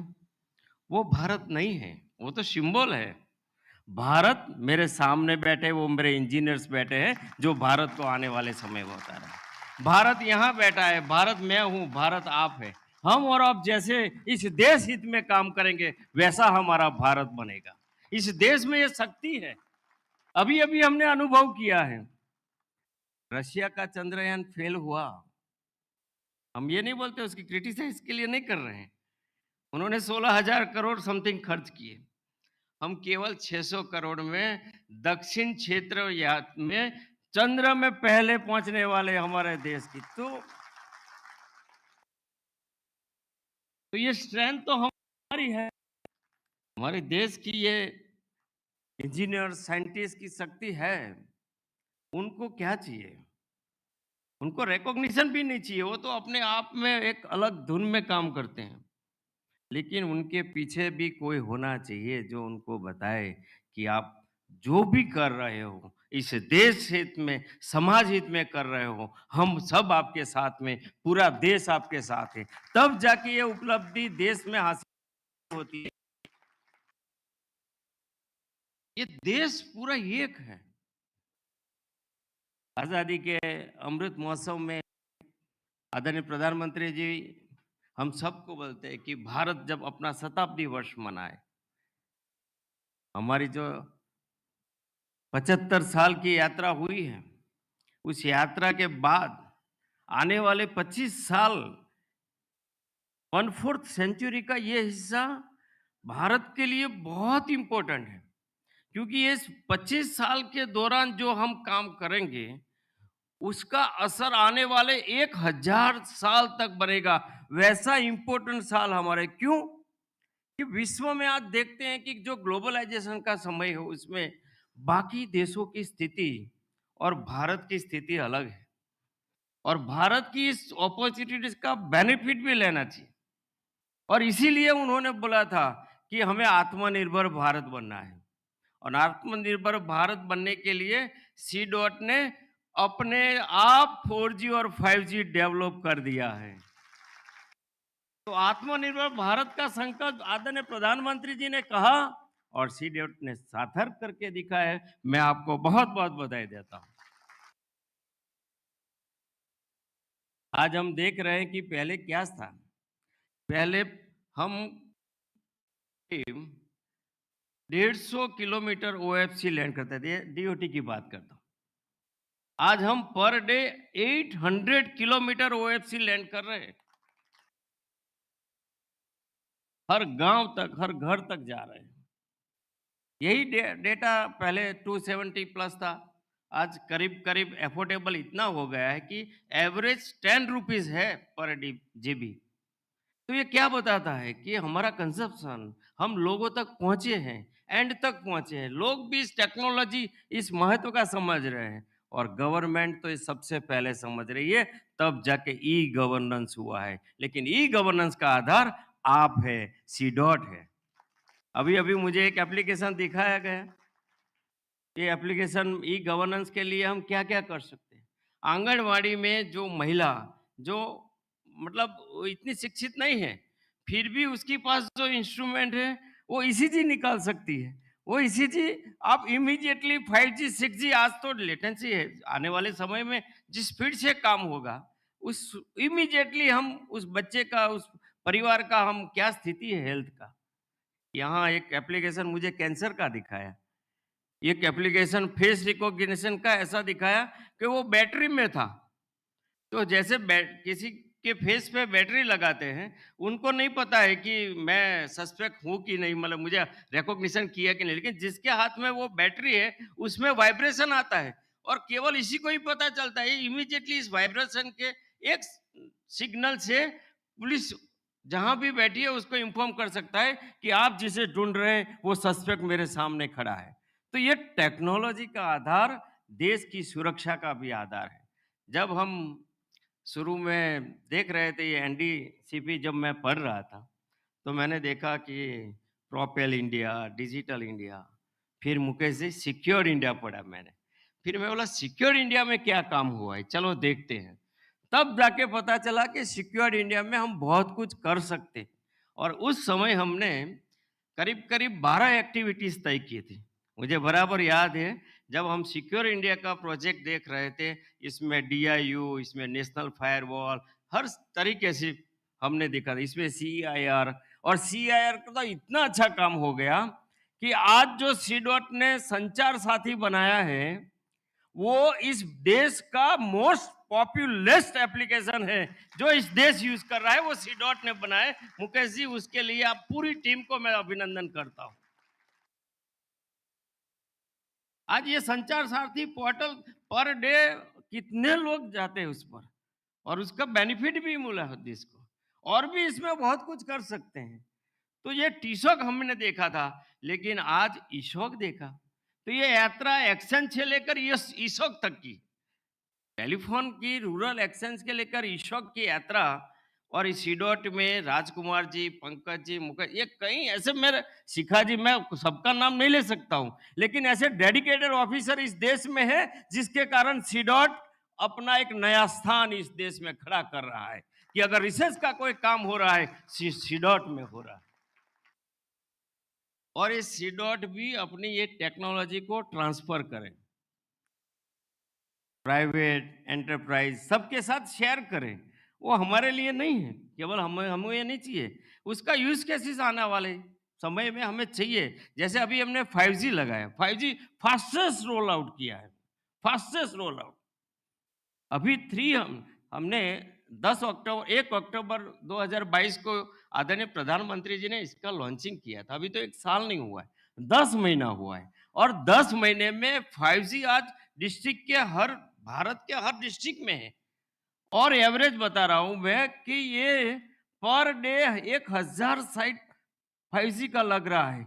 अभी 300 दिन में 3 लाख 5G का साइट हमारे देश ने लगाया है, हमारे ये एंटरप्राइज ने लगाया है। तो ये क्या बताता है, इस देश की अपेक्षाएं बताता है। इस देश में जो बदलाव आ रहा है उसका आधार टेक्नोलॉजी है, और टेक्नोलॉजी के कारण ही हम सोशियो इकोनॉमिक चेंज, जो परिवर्तन हम चाहते हैं, जिस तरीके से ई गवर्नेंस हो, डिजिटल, आज डिजिटल ट्रांजैक्शन कितना होता है। एक तरीके से पूरे वर्ल्ड में अनबैंक कंट्री कौन था, तो भारत था, पॉपुलेशन हमारा सबसे ज्यादा था। लेकिन आज वर्ल्ड में बैंक कंट्री, यूपीआई, जिस जैसे भी हम आज ट्रांजैक्शन कर रहे हैं, आज हमारा फ्रांस, गल्फ के कंट्रीज हमारे साथ हमारी करेंसी को एक्सचेंज करता है।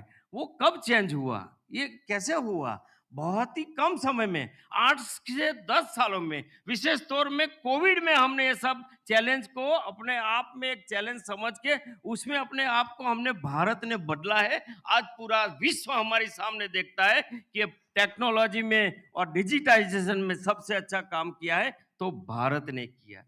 40% ऑफ डिजिटल ट्रांजैक्शन वर्ल्ड का इंडिया कर रहा है, इंडिया कर रहा है।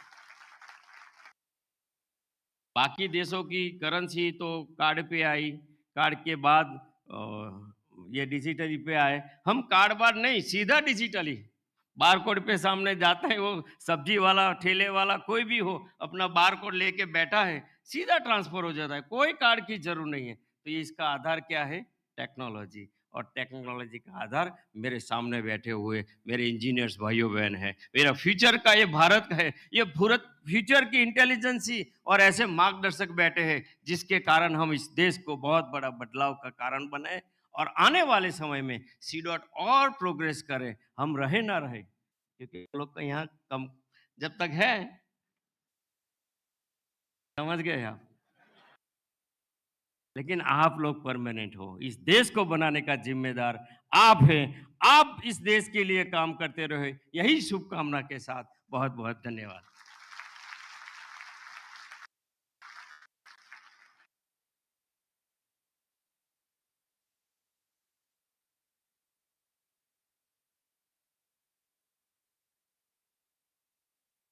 हम अपने माननीय मंत्री जी का हार्दिक धन्यवाद करते हैं कि वे आज हमारे बीच उपस्थित हुए और सभी वैज्ञानिकों का उत्साहवर्धन किया। Thank you, sir, for your warm wishes and kind words of motivation and encouragement. We express our deepest assurances that CDOT researchers would continue to innovate relentlessly for making India Atmanirbhar in telecom sector with world-class homegrown technologies for serving every nook and corner of the country. Let me now request Dr. Rajkumar Upadhyay, Chief Executive Officer CDOT, to formally present a token of thanks and gratitude to our chief guest, Sri Devu Singh Chauhan, Honorable Minister of State for Communications, Government of India.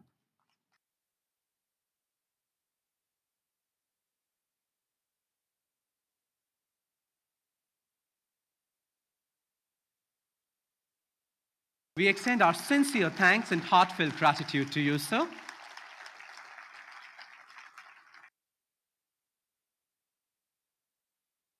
Shri Manish Sinha, Member Finance, Digital Communications Commission, Department of Telecommunications, Government of India. We thank you, sir, for your gracious presence with us here today.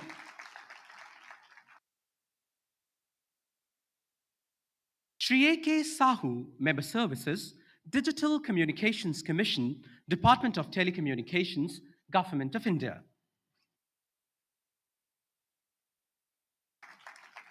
We thank you, sir, for your august presence with us.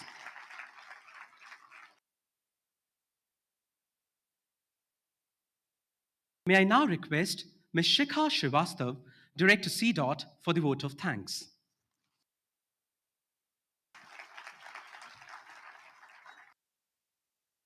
I'm honored and privileged to propose the vote of thanks for the inaugural session of CDOT's 40th Foundation Day, which we also celebrate as Dr. Meemamsi Lecture Series. And this year's topic is on conference on AI and ML. We express our heartfelt gratitude to Shri Devu Singh Chauhan, Honorable Minister of State for Communications, Government of India, who has been so kind to grace this occasion with his esteemed presence despite a very busy schedule. Sir, your presence has added an extra spark to this event, and your inspiring words have led to a resurgence of enthusiasm amongst us all. We are extremely thankful to Shri Manish Sinha ji, Member Finance, DCC, DOT, for his august presence and for motivating CDOT towards developing end-to-end solutions and becoming Atmanirbhar in components and devices. We wholeheartedly thank Shri Ajay Kumar Sahu, ITS, DCC, DOT, for being a constant motivator and supporter of CDOT's R&D endeavors. I would like to especially thank our torchbearer and head, Dr. Rajkumar Upadhyay, CEO CDOT, for providing encouragement and guidance in organizing this event. I would also like to thank our board member, Dr. Pankaj Dalela, for assisting in organizing the conference with enthusiasm. Learning is always a good opportunity to feed our mind as it helps us grow. Through such informative seminars, we get a chance to boost our knowledge. I thank all the speakers who are present here to deliver talks on AI and ML in the Dr. Meemamsi lecture series. We express our sincere thanks to Senior DDG TC, Advisor TC, Director General and DDG SA for sparing their valuable time to attend this event.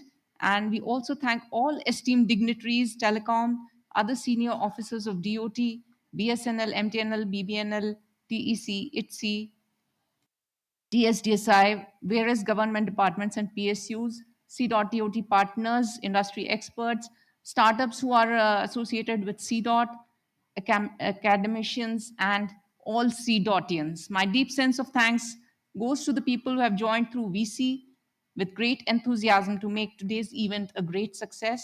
In the end, I would like to place on record the extraordinary efforts of each and every member of the organizing team in the smooth conduct of this session. Thank you so much.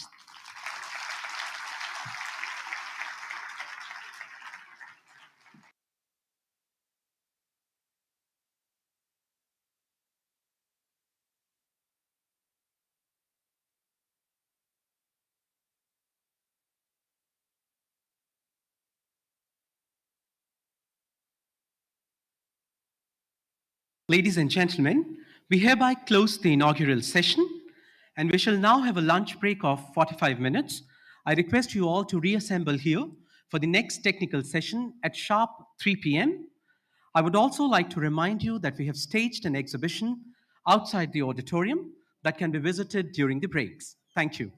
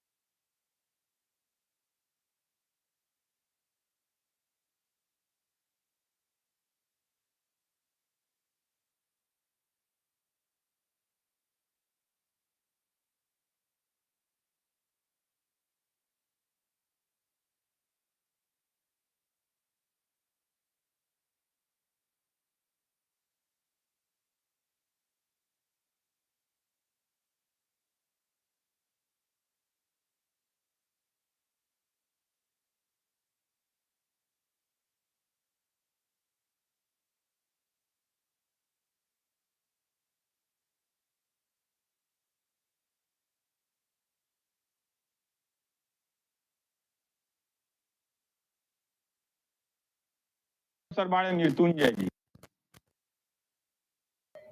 Delhi Bharat की राजधानी है। Delhi is the capital of India.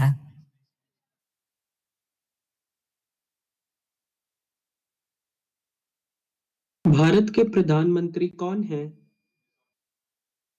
Bharat के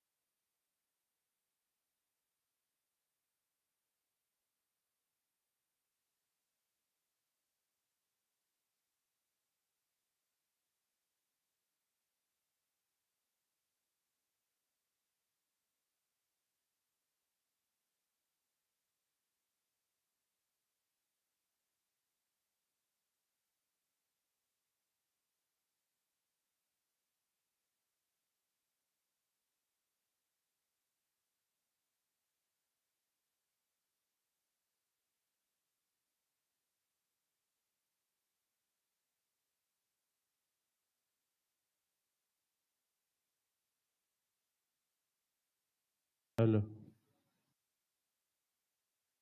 Hello. Hello.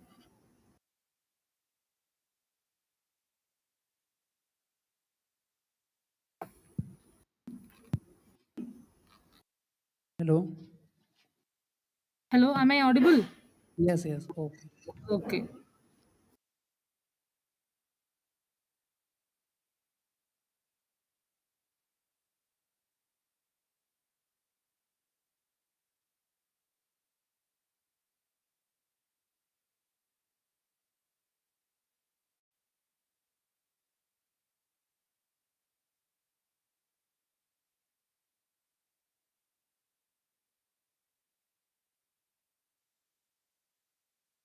Hello. Bangalore. Hello. Hello. Yeah, I'm Bangalore team. Yes, sir. Tell me. You are audible. Okay, thank you. Okay.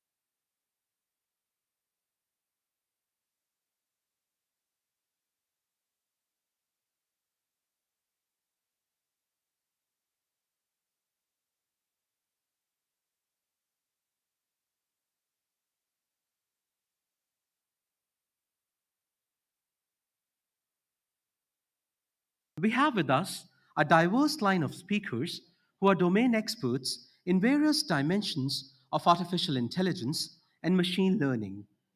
May I request our esteemed speakers of this session to please take their respective seats on the dais. We have with us Sri Kamal Kumar Agrawal, Deputy Director General, Department of Telecommunications, Government of India.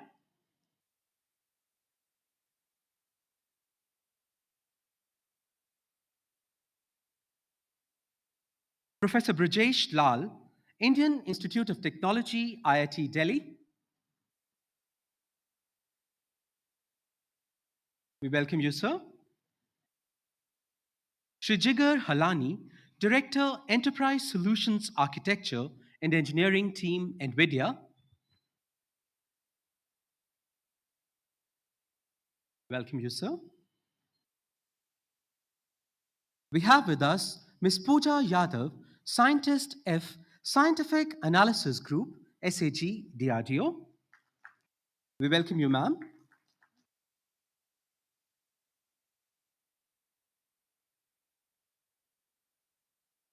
In sync with our green spirit to spread awareness about environmental conservation, may I request Ms. Shikha Srivastava, Director and Board Member CDOT, to formally welcome our speakers with the potted saplings.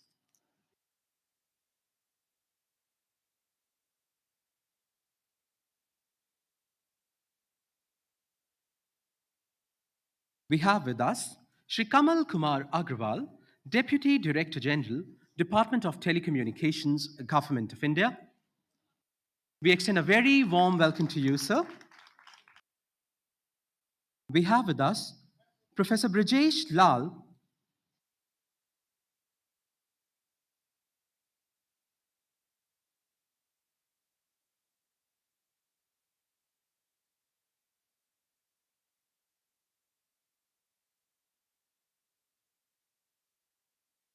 We have with us Professor Brajesh Lal, Indian Institute of Technology, IIT Delhi.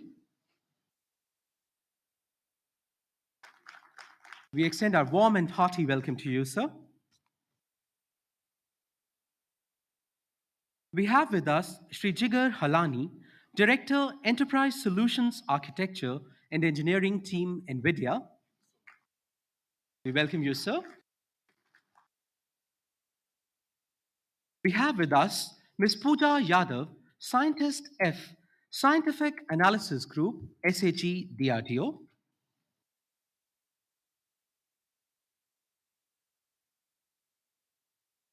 We extend a very warm welcome to you, ma'am. We extend a very warm and hearty welcome to our esteemed speakers of this technical session.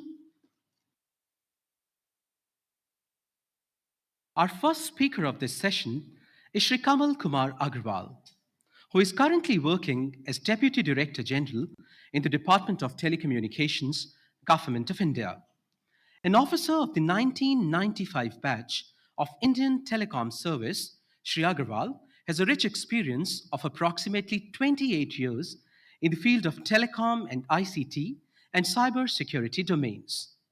He possesses technical experience of working on various aspects of manufacturing, investment, national security, strategies of countries of concern, specification framing and standardization, planning and execution of telecom and ICT projects, and exposure to interaction with the Ministry of External Affairs, international missions, security agencies, and various multilateral and bilateral dialogues. He has also worked in the Election Commission of India. He has played a key role in furthering various technology initiatives of CDOT. He also has tremendous exposure to data center technology, IT platforms, and other ICT projects of national importance. It's a pleasure to have you here, sir. May I request you to please deliver your talk on Sanchar Sathi portal, an initiative for curbing cybercrime and misuse of telecom resources.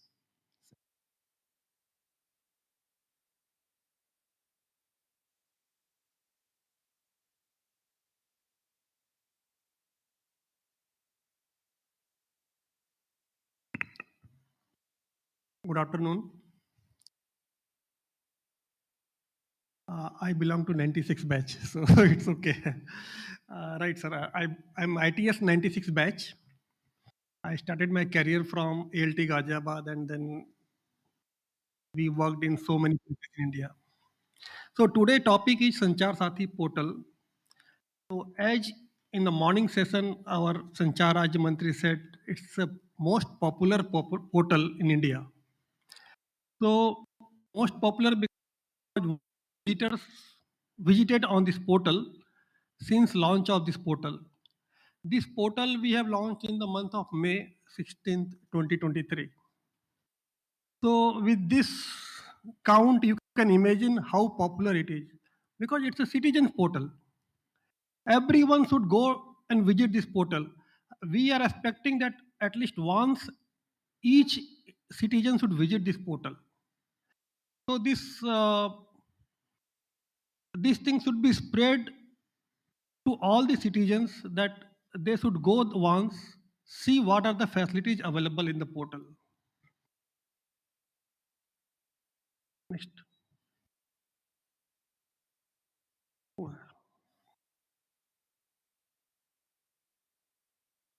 So few clippings of this portal we would like to share.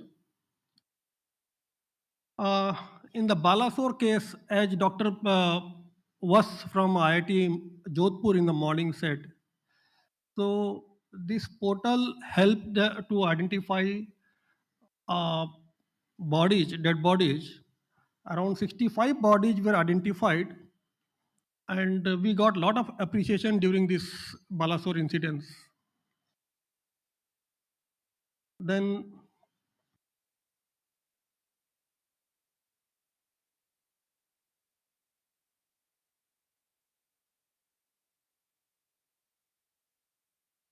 so how crime is happening, this is a vicious cycle actually.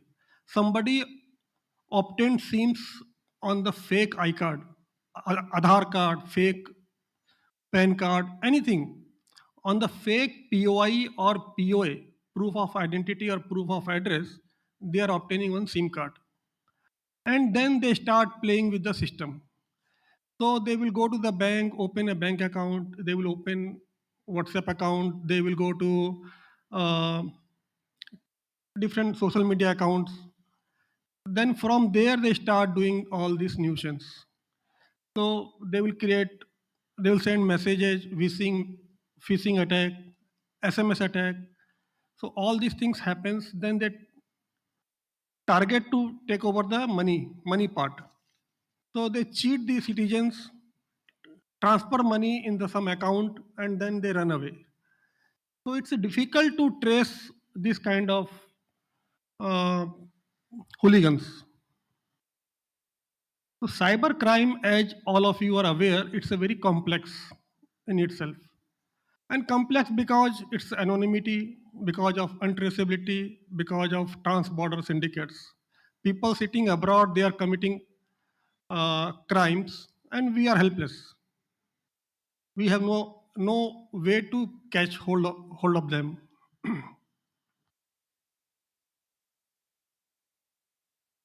So about this, you might be knowing, we have identified 122 cyber crime hotspots in India, out of which most notorious area are Mewat in Haryana, Jamtara in Jharkhand, northeastern states, J&K. So with the help of cyber Sanchar Sathi portal, we are trying to put some, we are trying to stop these cyber crimes in this hotspots area.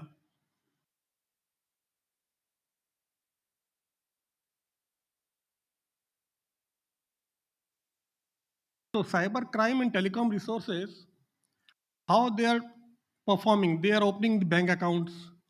Now in GST also, what they are doing, they are having some fake credit note, which company encash in their name, and then after that, there is no trace of the fake credit notes. Regarding social media, all of us are very much aware how they are doing all these nuisance. Now, coming to the AI part, today we are celebrating AI Day. So in AI, what we are doing, we have database of all mobile customers. We have 115 crores mobile customers. So we are using that database of customer profiles, and using the AI tools, we are analyzing the uh, profile of the customers. How many customers have taken what amount, what number of the mobile connections. So we did analysis, 114 crores mobile data there, out of which suspected connections detected is 67 lakhs. 67.98 lakhs suspected connections detected, and we have disconnected 55 lakhs. So see the accuracy in here. 55 lakhs number we have disconnected just because they have taken on the fake ID out of 67 lakhs. This is the power of AI. Not only that, we have identified the person, agency who has sold these SIM cards. We are saying POS, point of sale. So we have blacklisted those point of sale. 67,865 point of sale has been blacklisted, and we have lodged FIR against them. 14 persons, 314 FIR lodged so far, which covers 1,800 POS, means point of sales. So as in the morning, we were discussing how morphed image, like Aishwarya Rai and what in the morning they were saying. So this is the real case, what we have observed. It's a one person. One person has taken 52 SIMs with 29 names. This one. Sometimes male, female, and he or she used 29 number of fake proof of identity or proof of Aadhaar address. Similarly, another example, one person, he has taken 213 SIMs. Not only this, during the inauguration of this portal, our MOC has said one person has taken 6,800 SIMs. You can imagine what they will do with this. So they are really threat for our country. So Astra is one AI-based tool which we have developed, based on which we are identifying all these fake connections given. So now SMS fraud, if you might have observed, number of SMS fraud has decreased nowadays. Earlier, you might be getting a lot of SMS uh, regarding marketing, or maybe forced SMS or some. So those kind of SMS has reduced.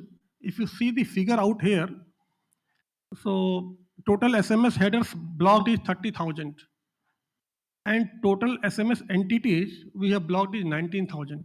SMS entities means SMS entity means organizations. So whomsoever is taking SMS, they have to register first. Say you are getting SMS from bank. Say I'm getting SMS from Axis Bank. So it's written over there, Axis Bank. So Axis Bank is an entity.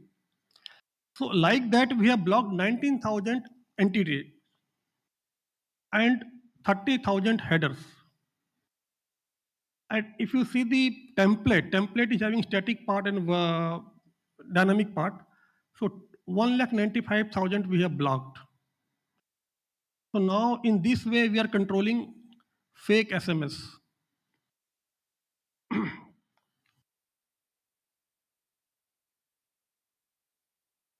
So we are not limiting ourselves to disconnecting mobile only. we have gone ahead. We are sharing our data with WhatsApp. So WhatsApp, in turn, they have verified about the fake mobile number which we are sharing. And based on our intelligence, they are verifying the account and disconnecting the accounts. So WhatsApp has disconnected 72,400 accounts so far. Paytm Bank, they have disconnected 6.33 lakhs account. A lot of money in frozen state in the bank. Airtel Payment Bank 1.42 lakhs, IDBI Bank 6,000, RBL Bank 223, Vaishya Bank 153. So we are sharing with all the banks through RBI. And it is up to them what action they have to take. Our job is to highlight these are the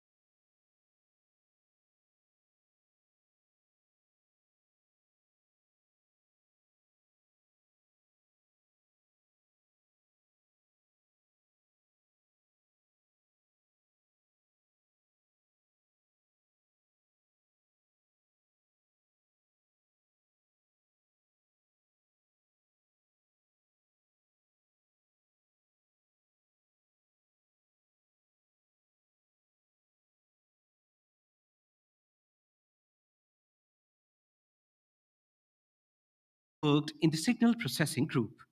He worked on source coding and physical layer solutions for many communication technologies such as terrestrial wireless, geo and LEO satellite communication systems, satellite broadband, and others.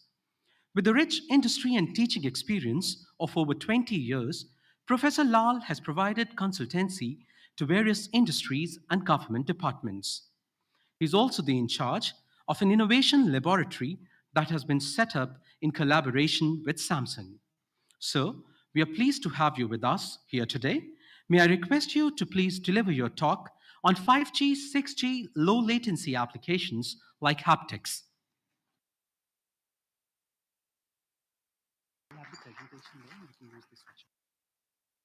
Thank you. Good afternoon, everyone. Thank you for giving me this opportunity.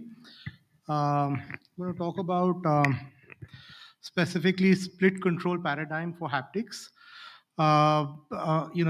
Over lunch we were having this conversation. So this is not specifically about a use case. It's more about the need for low latency application and the need for split control when the requirements are such that you cannot afford delay for certain kinds of processing or application. So today what I'm going to talk about, so there's this, so this is how I'm going to start. I'm going to start with some introduction to the topic. After that, we'll talk about some setup details, signal characterization that we've tried to do, and finally we're going to look at some future directions. The idea here is to first introduce the need for low latency, then talk about MEC being a good candidate to handle low latency applications, try to showcase that in the form of a haptics application, and then finally talk about a few initiatives that are happening in our lab in IIT Delhi. Okay, so this is how it starts. So what is happening in haptics primarily is, and this is one of multiple applications that are possible. You have a human controller, and at the other end, you have some kind of a robotic device with which you want manipulation to happen. So here you have this human who has a joystick kind of a device that you see here with which he's trying to control it, but that's not necessarily the only device. The setup that we have at IIT Delhi uses a haptic glove. So you have a device at the controller end. This device is used to transmit, or rather generate signal to be transmitted to the other endpoint, which is where the machine itself resides. The setup that you see here requires you to manipulate the environment in a slightly non-dexterous way, but the setup that we have at IIT Delhi also handles slightly more dexterous applications where you have a robotic hand which is used to, for example, identify the shape of the object that you're trying to pick up. You're trying to make sure that slip does not happen. You're trying to understand the softness or hardness of the material that you've encountered. So the kind of dexterity that is required varies from application to application. So on the one hand, you might want to do a task that is quite large and bulky for a human to do, and on the other hand, you might not have the capability to move a human to perform a dexterous task, for example, telesurgery. But at the other end, there is this capability to perform dexterous manipulation of the environment so that you accomplish a task which ordinarily is associated with a human being who's been trained and is a skilled person in the area that the task is being performed. So here what you have is a human, you have a communication medium in the middle, and finally you have the remote environment. And in the towards the remote environment, you're going to send control signals, and from the remote end, you're going to get signals from sensing, and this is known as the haptic feedback or the visual feedback or the audio feedback. You're going to have multiple kinds of feedbacks coming from the remote environment. So the remote environment is where the task is being performed. You could have a camera installed to see how the machine is performing the task that you wish it to. You could also get a haptics feedback where you get a sense of the hardness of the object, for example, or its size, or how it is interacting with the robotic appendage that you have at the other end. And finally, you might also work with other modalities such as audio if they can provide you useful information. So primarily, the communication medium is what will be made stronger by the use of MEC.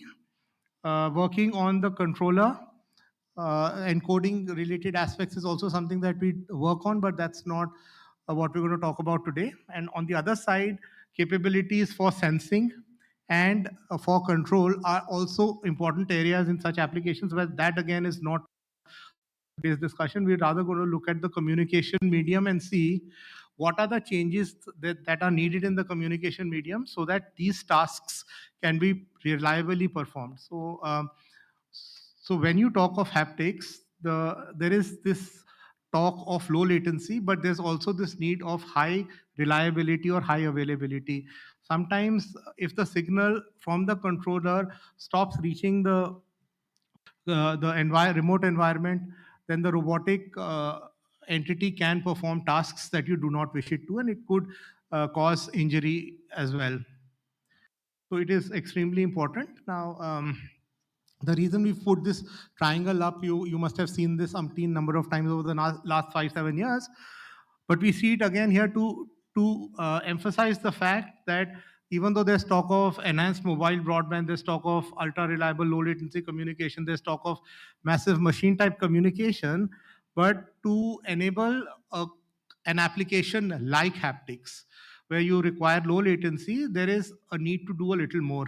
And one of the ways of achieving that little more is by way of split control or split computing, which is enabled by the way of multi-access edge computing. You move some of the application control and compute to very close to the endpoint, to the environment where the robo is performing the tasks. So this is the reason for looking at this diagram a second time. So the way ultra reliable low latency communication is defined, you might want a little more for certain applications.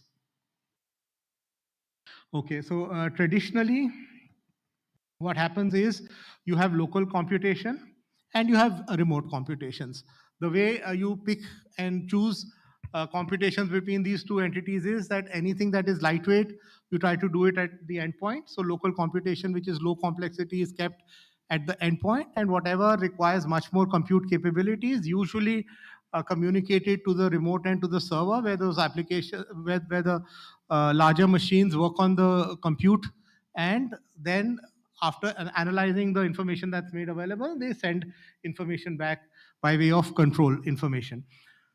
Now, this is typically problematic for two reasons. One is that the round trip delay could sometimes be large, that it does not meet the latency requirements. And the second problem could be that in case the link is broken, the availability or reliability suffers for whatever reason, then you might end up with the robo performing tasks which could be potentially dangerous.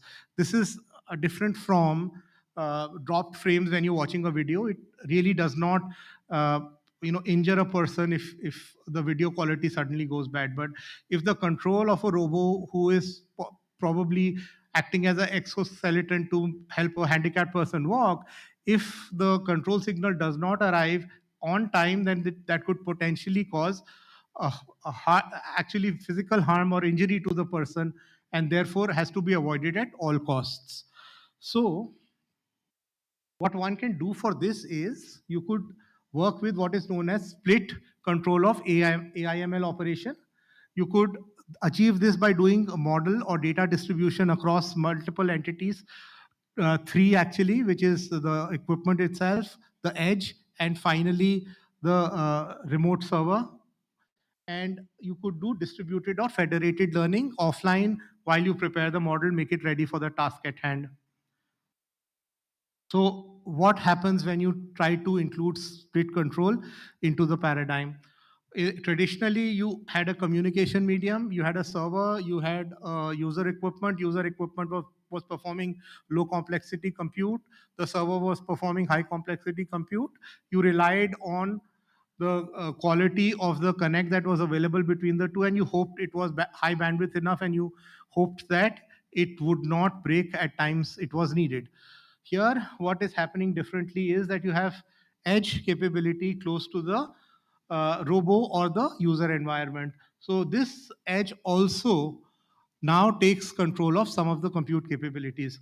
and towards the end of this talk, we will look at a specific example where one of the tasks is handled by way of this split control. So the robo is remotely connected to the human controller. Now, most of the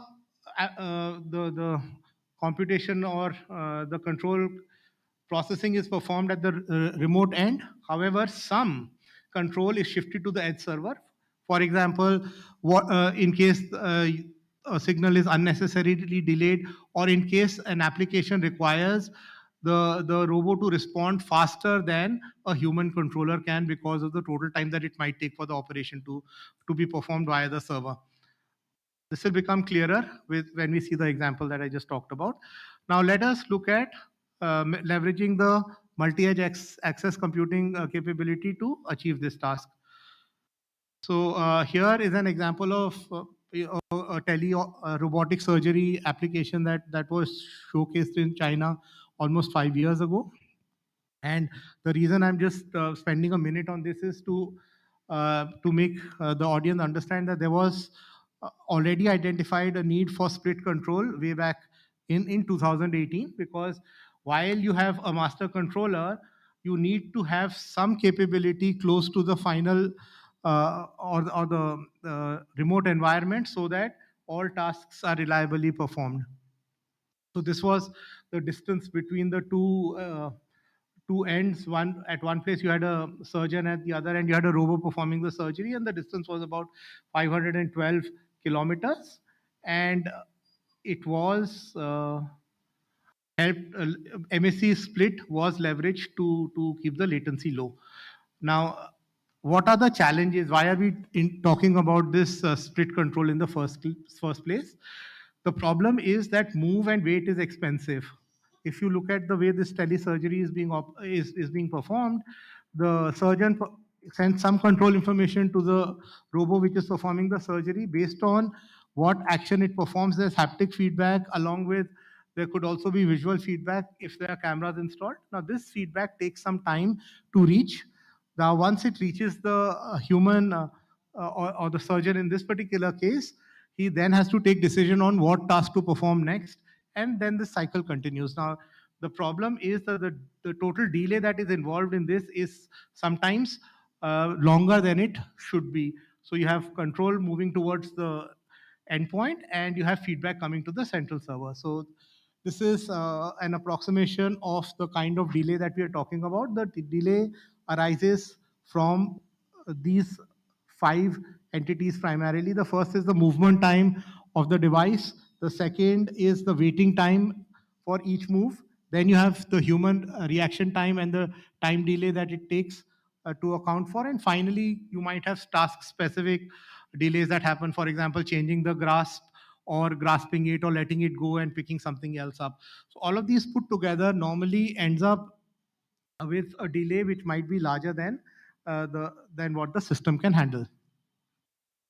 And here, while we look at some of the numbers, typical ping statistics tell us the time that it takes for a round trip. So the ping, and you get a ping back from a place as close as Indore in 38.46 milliseconds, which is much, much larger than what you can afford for in case of robotic operations where haptic control is needed.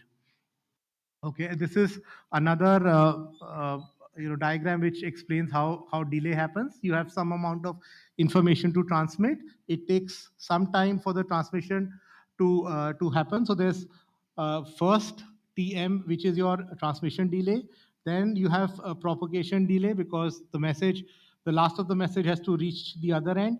Then based on the message received, certain calculations have to be performed, which is your calculation time. And then finally, you have to send the information back, which accounts for another transmission delay. So all of these delays add up. As these delays keep adding up, it becomes tougher and tougher to have the haptics device work in a manner that you wish it to. The other challenge that you encounter in haptics kind of applications and any other application of this kind is need for high bandwidth, because these are typically multimodal in nature. So as you see here, for the experiment that we just talked about that happened in China, there was need for all of these data to be sent. And other than this, there was also some haptic feedback that needed to be handled. So many modalities with their own data rates and latency requirements and packet loss rates. So all of them have their own requirements vis-a-vis the network performance characteristics, and all of them have to meet those requirements for it to operate reliably. So not only do you have this problem of having to work with low latency, you also have to work with high bandwidth and with data which is of different types, multiple modalities. Um, why does one want to leverage MEC? Because correctly implemented, you could guarantee a latency of as low as 1 millisecond. And more importantly, it can detect events which are of interest and take action even before you get control signal from the central controller, the human controller, for example, or machine as a controller at the other end. So what do this typically need? They need split control, which means that some part of the control stays somewhere else other than the human controller, and this somewhere else is close to where the remote entity is operating. You require a quick takeover in case the human entity is unable to respond to a requirement, as we will see with the slip detection example a little while later. Then this entity should respond, the edge computer, and should take appropriate action. And finally, when there's higher bandwidth involved, sometimes it becomes difficult to maintain it throughout the link. Some of that high bandwidth can be consumed at the edge itself and be used for taking decisions that are needed. So this is the system setup that we have at IIT Delhi. So on the one hand, we have a robotic hand and Allegro robotic hand with 16 degrees of freedom, 4 for each of the 4 appendages that you see. There are 3 fingers and 1 opposing thumb. On the other side, where the human controller is, you have what is known as a haptic glove. This haptic glove has 11 degrees of freedom, where the 4 have 2 degrees of freedom each and 3 for the thumb, total of 11 degrees of freedom. So the control signals flow from the haptic glove towards the robotic hand. Now, in this particular case, this is a problem that you will encounter when you work with plug and play haptic solutions, because this is not an end-to-end solution, and it is a good thing that it isn't end-to-end, because this now helps us interoperate. You have a haptic hand or a controller, a haptic glove, which is a controller of from one organization made a certain way, and the robotic hand is a device from another entity with its own nuances and specialities. So what happens now is, not only do you need to have all the challenges that we talked about, you also have to have interoperability challenges sorted for this task to operate in the manner that you wish. So this is this setup allows control signals from the haptic glove towards the robotic hand. There you see the 3 joints have one kind of degree of freedom, and the 4th joint at the base has a different kind of degree of freedom. Each of the 4 appendages have 4 degrees of freedom, giving you a total of 16. Now this represents the forward channel control to the robotic hand. You also need the reverse channel or the feedback channel. So the backward channel gives you the haptic data back from the robotic hand towards the human controller. So the human controller knows what is happening at the when the robotic hand attempts to pick something up, or try to gauge some information about the object that is present at the remote end. What is the kind of haptic feedback you are receiving? Cameras or mics can be installed additionally to get more types of feedback. You could also have visual feedback, for example, which might be helpful in certain other applications. So the setup that we have at IIT has this as a backward signal. We also have the capability of video-based visual feedback as well. This is the system setup where you have, ROS is what we've used to connect both the haptic glove as well as the robotic hand. So the hardware through the servers provided by the company that sold the glove connects to the ROS node, and it sends its information out. That is fed into a mapping function because, like I said earlier, these are devices from different manufacturers. So they do not plug and play and interoperate. You have to map the signal from one to another. One of them has 11 degrees of freedom for different joints. The other has 16 and again a different set of joints. So there's a mapping function that is needed to understand the intent of the user and based on that provide the right signal for the 16 degrees of freedom mentioned for the actual hardware. And from the other side, what happens is, again, using the ROS operating system, we connect the robotic hand to the rest of the system. And here, one, it receives the control information from the haptic glove. On the other side, it sends out the joint states. Now, these joint states can either go all the way back to the haptic glove, and you have another mapping function to let the haptic glove know what is the kind of feedback you encountered, or you could have some kind of compute capability at the edge, consumes all the joint state information that is presented to it and based on it takes decisions that might be necessary. So the kind of feedback information that you provide is primarily pressure, and the other information that's provided is the angle between the two parts of a joint. So force is one type of haptic feedback. The other type of feedback is what is known as texture or tactile, which is the fine detail that is present on a surface. Our setup currently handles only haptics data, which is related, or kinesthetic, where you're only working with pressure or force signals and not necessarily the finer details in the form of texture. This is the entire system setup where the devices are plugged via the MEC to each other so that delays can be taken care of. So at bottom you see the actual the actual path that exists. So you have an MEC platform, you have an MEC app, where you have a service that's running. On the UE level, you have the hardware and a client app. And similarly, on the remote end, you have another hardware, which is the robotic hand, along with the back-end service that exists. So, sorry, this is the haptic glove remote level, and that is the robotic hand at user equipment. Okay, so the next thing that I'm going to talk about is, so based on this, we have a setup now available. So what you have is, you have a reasonably dexterous endpoint which acts as a mechanism to work with the environment around it using a controller which can be remotely placed. And to make sure that it operates in a manner which is acceptable, there's this edge capability that has been added. Now, to make such a system work, there are a few computations, a few things about the system that need to be understood. The first and the most important is, how much information does the haptic signal contain? How much? And that would then decide the kind of bandwidth that will support this kind of a setup. So some of the work that we did in the lab was about trying to characterize the amount of information that is related to such a setup. How much information does the haptic how much information glove generate? How much information does the robotic hand generate? So based on that, we will also come up with this concept of edgifiability. Is it possible to solve the problem by moving some compute to the edge by split control? Because as you will see, there can be circumstances that even edge will not be able to solve, and you probably need the next generation of communication systems to solve those problems.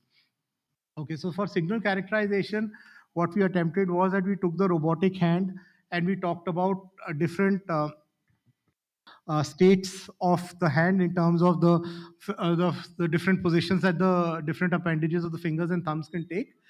And then we try to understand how much information there is to be transferred as you move the hand from one pose to another. So here, what we tried to do was we tried to work with different sampling rates. You could sample the information at as low as 1 sample a second to as high as 333. The number 333 is not arbitrary. This is the highest sampling bandwidth that the hardware provides. Quantized level 50 essentially means that there's the smallest force and there's a largest force that you can apply on the robotic hand. So that dynamic range is divided into 50 levels. And that again was an arbitrary choice. For no specific reason, we chose 50. And we used order one Markov chain to say that you could move from one force state to another force state, which was the next higher level or the next lower level. Based on this, we did entropy computation and tried to find out what is the amount of information that is present. So the average entropy, as you change the sampling rate, increased till about 128 samples per second, and then it came down and at about 256 stagnated at a number close to 30 bits per sample. And this, of course, the average data rate would continuously keep increasing with sampling. So nothing of interest here. As you increase the number of samples, the amount of data that you encounter will increase because the amount of data every sample is the same. So this is the data rate, which is minus the encoding, because encoding will take care of redundancy and possibly reduce the amount of data that you're actually transmitting. These were some numbers that we ended up with when we performed this experiment. So these are the kind of entropy numbers that we are working with. And this again is the entropy when you allow for all kinds of manipulations to happen, for all kinds of loads to be handled, for all kinds of forces to be applied. If you limit your use case to a particular application type, obviously the entropy will fall, because then there'll be fewer number of transitions that will be permitted. And these were some of numbers that we got with respect to the mutual information that exists between different joints. And mutual information or correlation, if it exists between two different signals, is a primary mechanism, is a primary driver for extracting this, or rather leveraging this redundancy and reducing the number of bits that you can work with. Finally, a few words on edifiability. In edifiability, what we tried to do was we tried to see how can we handle this concept of avoiding of slippage. So as you try to hold an object, there is a chance that it might slip because of its weight. Now, if the weight is larger and the surface is slippery, then the chance of it slipping is higher. If the human controller has to respond to it from the remote end, it might be too late, the object might slip. So we did an experiment and did some computations to find out how much of what kind of conditions allow for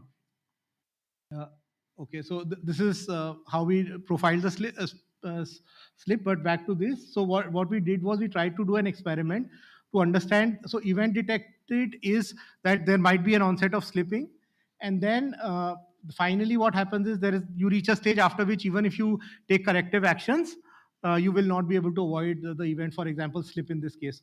So the part in between is the only time you have to make corrections, and this, as you will see, is not always within the limits of what the end-to-end system offers. These are some simulations that we ran on the tool that we have, and these are the different phases. So you reach out to grasp an object, reaching, grasping, then you pick it up. Then there's onset of slip, and then finally the slip happens. If you work with the Laplacian, which is very good at identifying edges, you can easily identify the onset, and you can actually rather with high resolution identify the time of actual slip and take remedial actions. So what edifiability means is that what you see in yellow is what you can handle if you could move some of the processing to the edge, because then it'd be fast enough for the system to recover before the slip happens. These were some numbers that we got for the specific application that we tried to implement. And finally, moving forward, these are the two kinds of works that we are trying to handle here. One is we are trying to do something known as intent prediction. And the second thing that we are trying to do is try to understand the geometry or shape of the object using simply haptic signals. In the first one, when you talk of intent prediction, what happens is, one, you might have devices which have a different signals, because you had 11 degrees of freedom in one case, 16 in another. How do the two interoperate? The best way to understand how to interoperate them is to understand the intent of the human controller. So if you can understand the intent of the human controller, then this intent can then be translated into actual specific actions by the robotic hand so that the desired task can be suitably performed. The other application that we're trying to work on is because the haptics feedback that you get depends on the shape of the object and the hardness of the object. So can we, in absence of visual feedback, identify the shape and material of the object without actually looking at it through visual feedback? So these are two things that we are primarily looking at. So in summary, what I tried to talk about today is that moving forward in the next generation of communication, you will encounter scenarios where you will require higher bandwidth, ability to handle multiple modalities, and most importantly, you will need to work with low latency. One of the ways to handle all of these three is by use of edge computing. Split control moves some of the compute that you have in the central server to the edge. This helps you in two ways. One, it helps in controlling the bandwidth, and secondly, in case an event occurs that you cannot possibly control from the remote end, you are able to do it at the edge. And this is something that you also see happen in human beings, because there is this reflex that humans have. Sometimes some messages do not reach the brain, you take a reflex action from the spinal cord itself. So this is in some sense nature's example of using edge computing to make sure that some events are taken care of and they cause minimal hurt to the entity.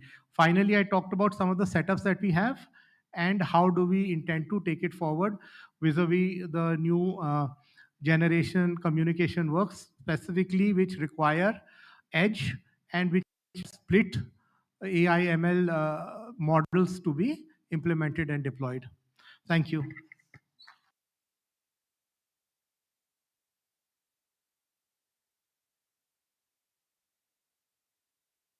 Thank you, sir, for giving us insights into low latency applications, edge computing, with focus on use cases of haptics.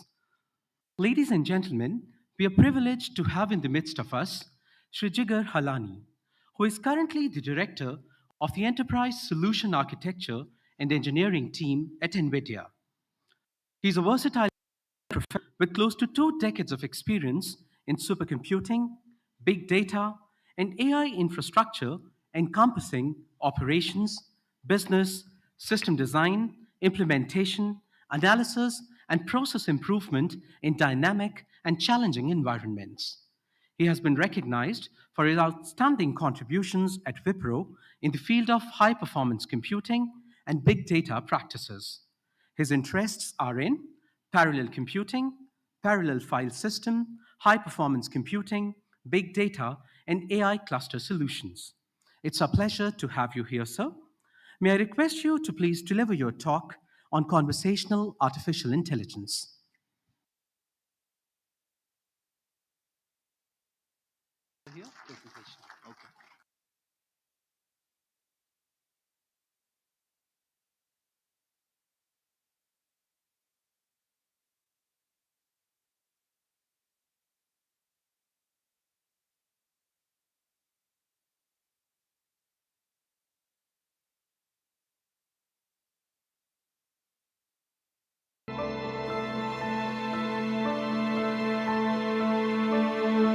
I am a translator, transforming text into discovery.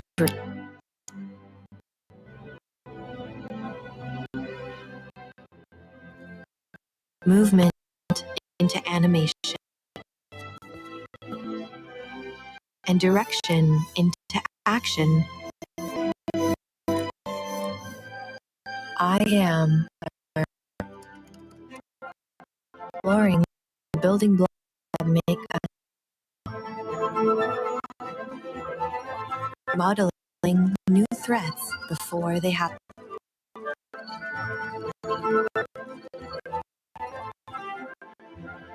And for the cures to keep them at bay. I am a visionary,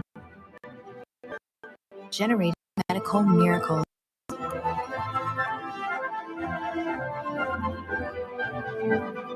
giving us a new perspective on our sun. Keep us here on Earth. I am a navigator. Discover a unique moment in a system content. We're announcing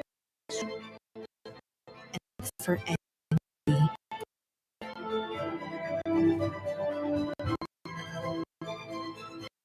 computer. Building 3D experiences from snapshots. New level reality self.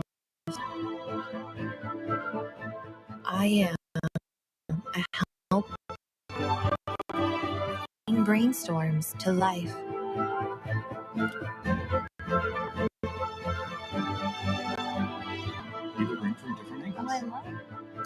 Sharing the wisdom of a million programmers. Ideas, virtual worlds. Build North. I helped rescue.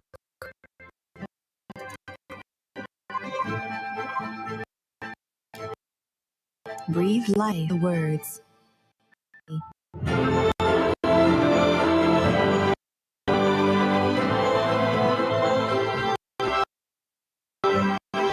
I am AI, brought to life by NVIDIA and brilliant minds everywhere.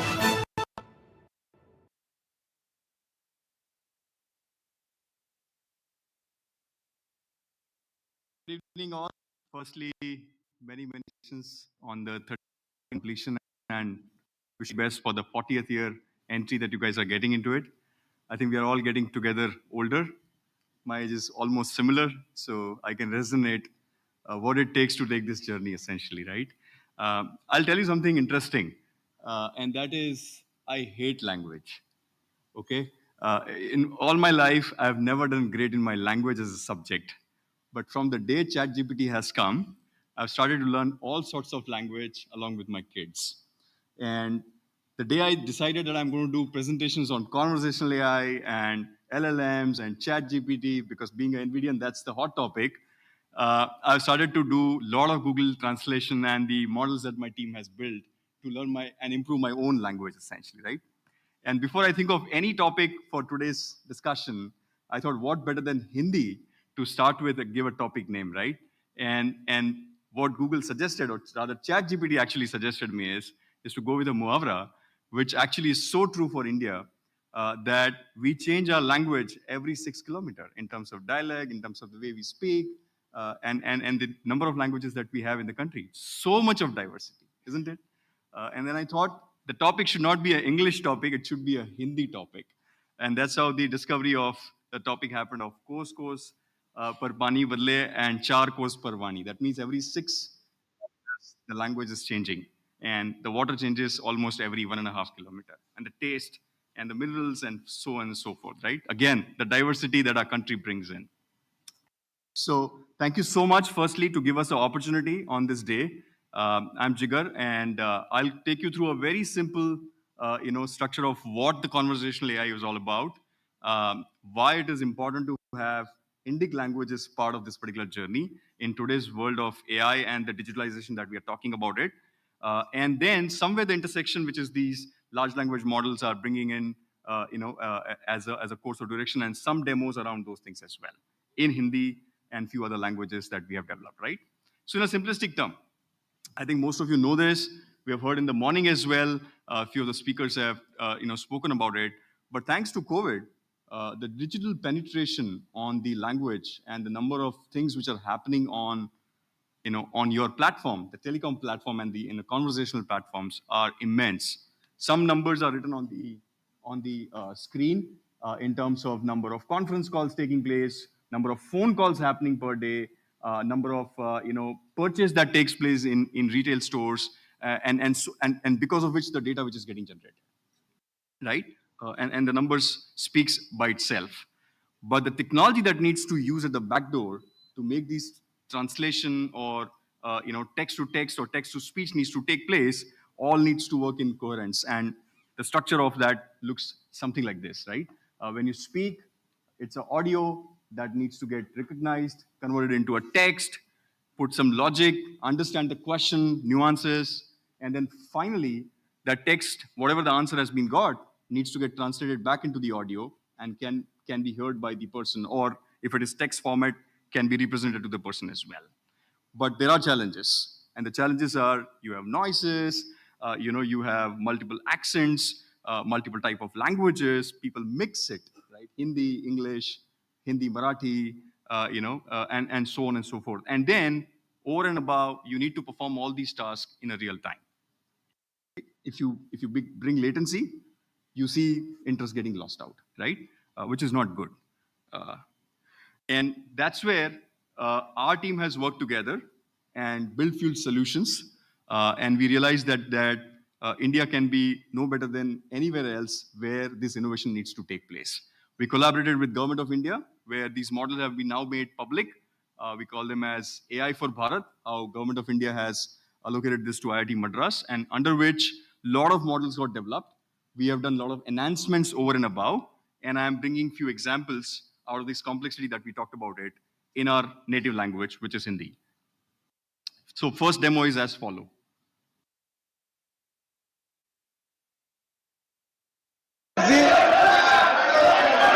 मेरा विपक्ष के सभी सम्मानीय सदस्यों से मेरा आग्रह है कि एक बहुत संवेदनशील मुद्दे पर काफी सदस्यों ने सत्ताधारी दल के और विपक्ष के दोनों वर्ग के सदस्य ने चर्चा की मांग की है। मैं सदन में चर्चा के लिए तैयार हूं। मुझे मालूम नहीं है कि विपक्ष क्यों चर्चा करने देना नहीं चाहता। मेरा विपक्ष के Right? You could have multiple accents. And there are many languages which are built using the similar structure and scripts, and still can be consumed in different format. Let's take an example of that. Bhojpuri, but the translation and writing is happening on. अश्लील गावे लागता। ऐसन गायक लोग से भोजपुरी के बहुत नुकसान हो रहल बा। ऐसन गीत से तनी बाँची या भोजपुरी के बचाई। एगो आईपीएस अफसर बाड़े मृत्युंजय जी, वहाँ के भोजपुरी में उपन्यास लिखले बानी, गंगा रतन विदेशी। तब भोजपुरी में लिखाई पढ़ाई होको, बिरहा विदेशिया होको, लेकिन चोली लिपस्टिक वाला गाना पर विचार कइल जाओ। हमनी के भाषा में बहुत कुछ बा, कजरी गाई, कजरी देखत नहीं ही, 12 बरसता, दूरा पे बरसता तो गाई कजरी, आ ब्रेकलिंग, आ चली। मातृभाषा पर आप सभी को बधाई, चाहे आप बांग्ला बोल रहे हो, तमिल बोल रहे हो, तेलुगु बोल रहे हो, या अंग्रेजी, या स्पेनिश, या फिर उर्दू, या फिर मराठी, या फिर Gujarati. Multilingual again, right? Let's take another example, which is far more complex, but looks simple essentially, right? Translating two languages. Delhi Bharat की राजधानी है। Delhi is the capital of India. So Hindi to English. Mumbai Maharashtra की राजधानी है। Mumbai is the capital of Maharashtra. Bharat मेरा देश है। India is my country. NVIDIA GPU company है। NVIDIA is a GPU company. It also needs a T. Right? So 3 things that we saw, and I mean, what I have not still shown you is the complexity behind it, which is the NLP part of it, right? And that's where a lot more complexity which will come in. And I'm sure we will see some demos around that as well. Let's move on. So the examples are endless. The applicabilities are endless. And I'm sure we as end users on our mobile phones, on every digital platform that we go around, we are able to see this, these technology disrupting us and helping us, honestly, to take to the next scale, essentially, right? And thereby, new sets of application and new sets of problem also, arising it, essentially, right? Now that the Hindi is supported on almost every social media platform, what about, hate speeches analysis on local languages? Have we solved it? The answer is no. We were so far solving it only English. We're now trying to solve Hindi, and I'm sure we are far away from, say, Bhojpuri or Gujarati or Tamil and Telugu, right? And that's where the enhancements needs to be done much faster, because there are social media platforms which only supports Indic languages. For example, ShareChat, right?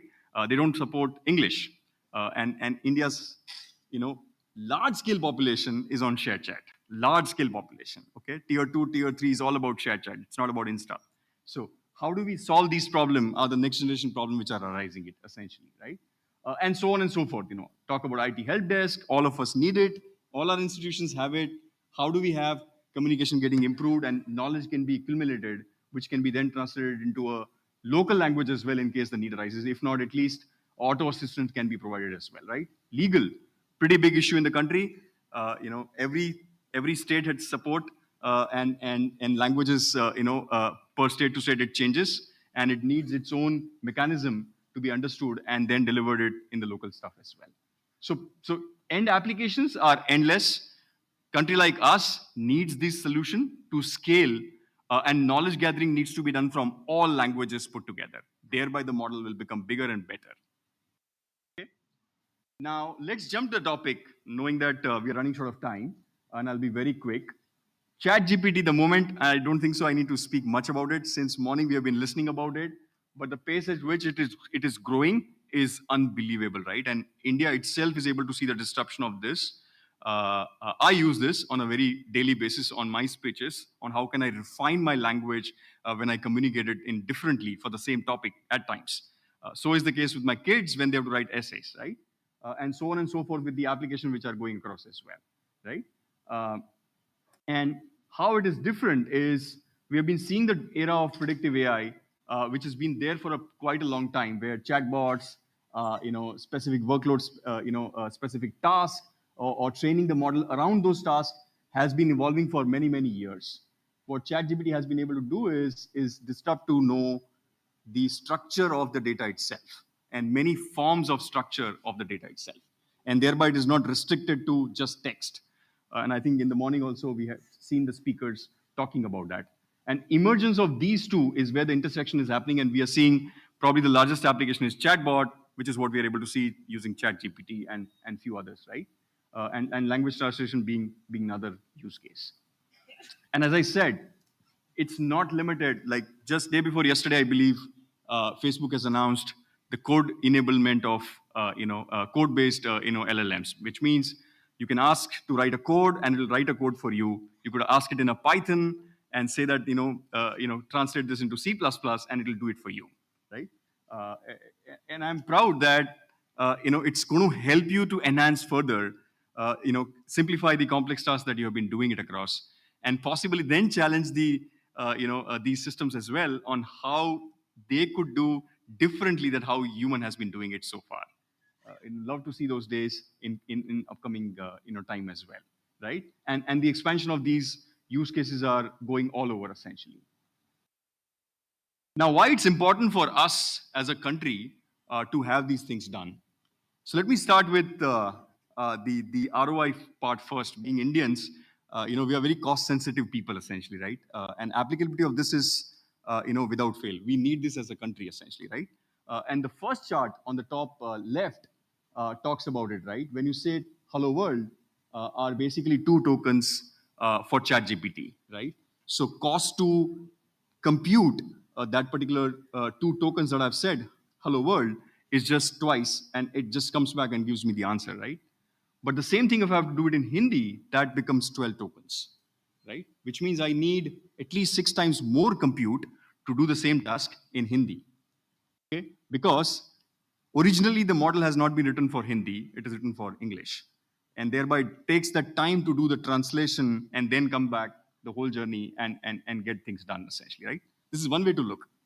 The other way to look at it is it doesn't have customization as per our requirements in terms of the language that we speak, the nuances that we have, the culture that we have, the language tones that we have, and so on and so forth. Good example and a very simple example. If you today go and ask models that what is CDOT, it'll probably tell you what's there in US as CDOT as acronym, right? And it'll not tell you the CDOT that we are standing today and the abbreviations around those and the description of this institution essentially, right? And thereby The model needs to be made aware who C dot is in India. When I query an Indian LLM or Indian chat GPT, it will tell me the version of C dot of India, essentially, right? Which resides in Delhi and Bangalore, and the description around that with the history and so on and so forth, right? That's the simplest form of example, which can be then derived with more complex things that we can think of it as well, right? And the evolution is going all across, which is what the left side bottom chart is showing across as well. The breakthroughs are almost happening weekly and bi-weekly basis, and they are all groundbreaking in terms of what it could do as a task, right? Let's take a very simple. Sorry.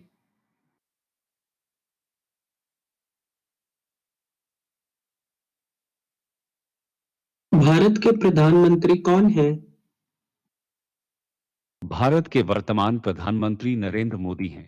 वह 2014 मई से प्रधानमंत्री हैं। Jensen Huang कौन है? Jensen Huang Nvidia के संस्थापक हैं, जो एक बहुराष्ट्रीय निगम है जो गेमिंग, आर्टिफिशियल इंटेलिजेंस और ऑटोमोटिव सहित विभिन्न अनुप्रयोगों के लिए ग्राफिक्स प्रोसेसिंग इकाइयों और अन्य हार्डवेयर को डिजाइन करता है। जेनसन हुआंग और नरेंद्र मोदी की पिछली मुलाकात का मुख्य परिणाम क्या था? जिनसेन हुआंग और नरेंद्र मोदी के बीच पिछली बैठक का मुख्य परिणाम एनवीडिया और भारत सरकार के बीच एक संयुक्त उद्यम की घोषणा थी। इस संयुक्त उद्यम का उद्देश्य आर्टिफिशियल इंटेलिजेंस के क्षेत्र में अनुसंधान और विकास का समर्थन करने के लिए भारत में एक आई सेंटर ऑफ एक्सीलेंस बनाना है। यह केंद्र स्वास्थ्य सेवा, कृषि और स्मार्ट शहरों सहित विभिन्न अनुप्रयोगों के लिए आई आधारित समाधान विकसित करने पर ध्यान केंद्रित करेगा। इस मुलाकात के बाद भारत में क्या-क्या काम हुआ? भारत सरकार ने एनवीडिया के सहयोग से एक एआई सेंटर ऑफ एक्सीलेंस की स्थापना की। केंद्र वर्तमान में स्वास्थ्य सेवा, कृषि और स्मार्ट शहरों सहित विभिन्न अनुप्रयोगों के लिए एआई आधारित समाधान विकसित करने पर काम कर रहा है। परम सिद्धि क्लस्टर क्या है? परम सिद्धि क्लस्टर भारत में एक उच्च प्रदर्शन वाला कंप्यूटिंग क्लस्टर है, जिसे एनवीडिया के सहयोग से विकसित किया गया था। क्लस्टर एनवीडिया के डीजीएक्स सुपर पीओडी द्वारा संचालित है और इसका उपयोग कृत्रिम बुद्धिमत्ता के क्षेत्र में विभिन्न अनुसंधान और विकास गतिविधियों के लिए। So if you see the previous demos, they were slightly very simplistic in terms of translation only, right? From one language to another, or removing the noise, showing you where it's heading towards and all, right?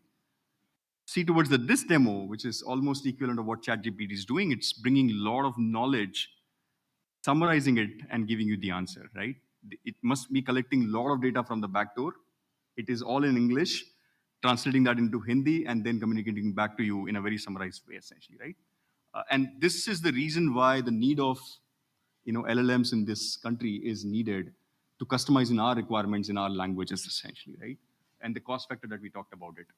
Now, just last two slides, if somebody is really interested to get started with this, we have our own containers. You could run them anywhere in terms of cloud, in terms of on-prem, and they are all available to help you build these tools. And of course, along with software, you need hardware. And this is what Param Siddhi AI is all about, which is what the demo was showing to us as well. This is exactly how the Param Siddhi AI looks.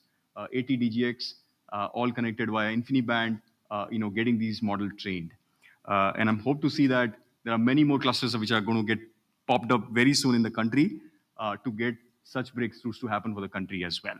With this, I'll end my session, and thank you so much for giving us this opportunity.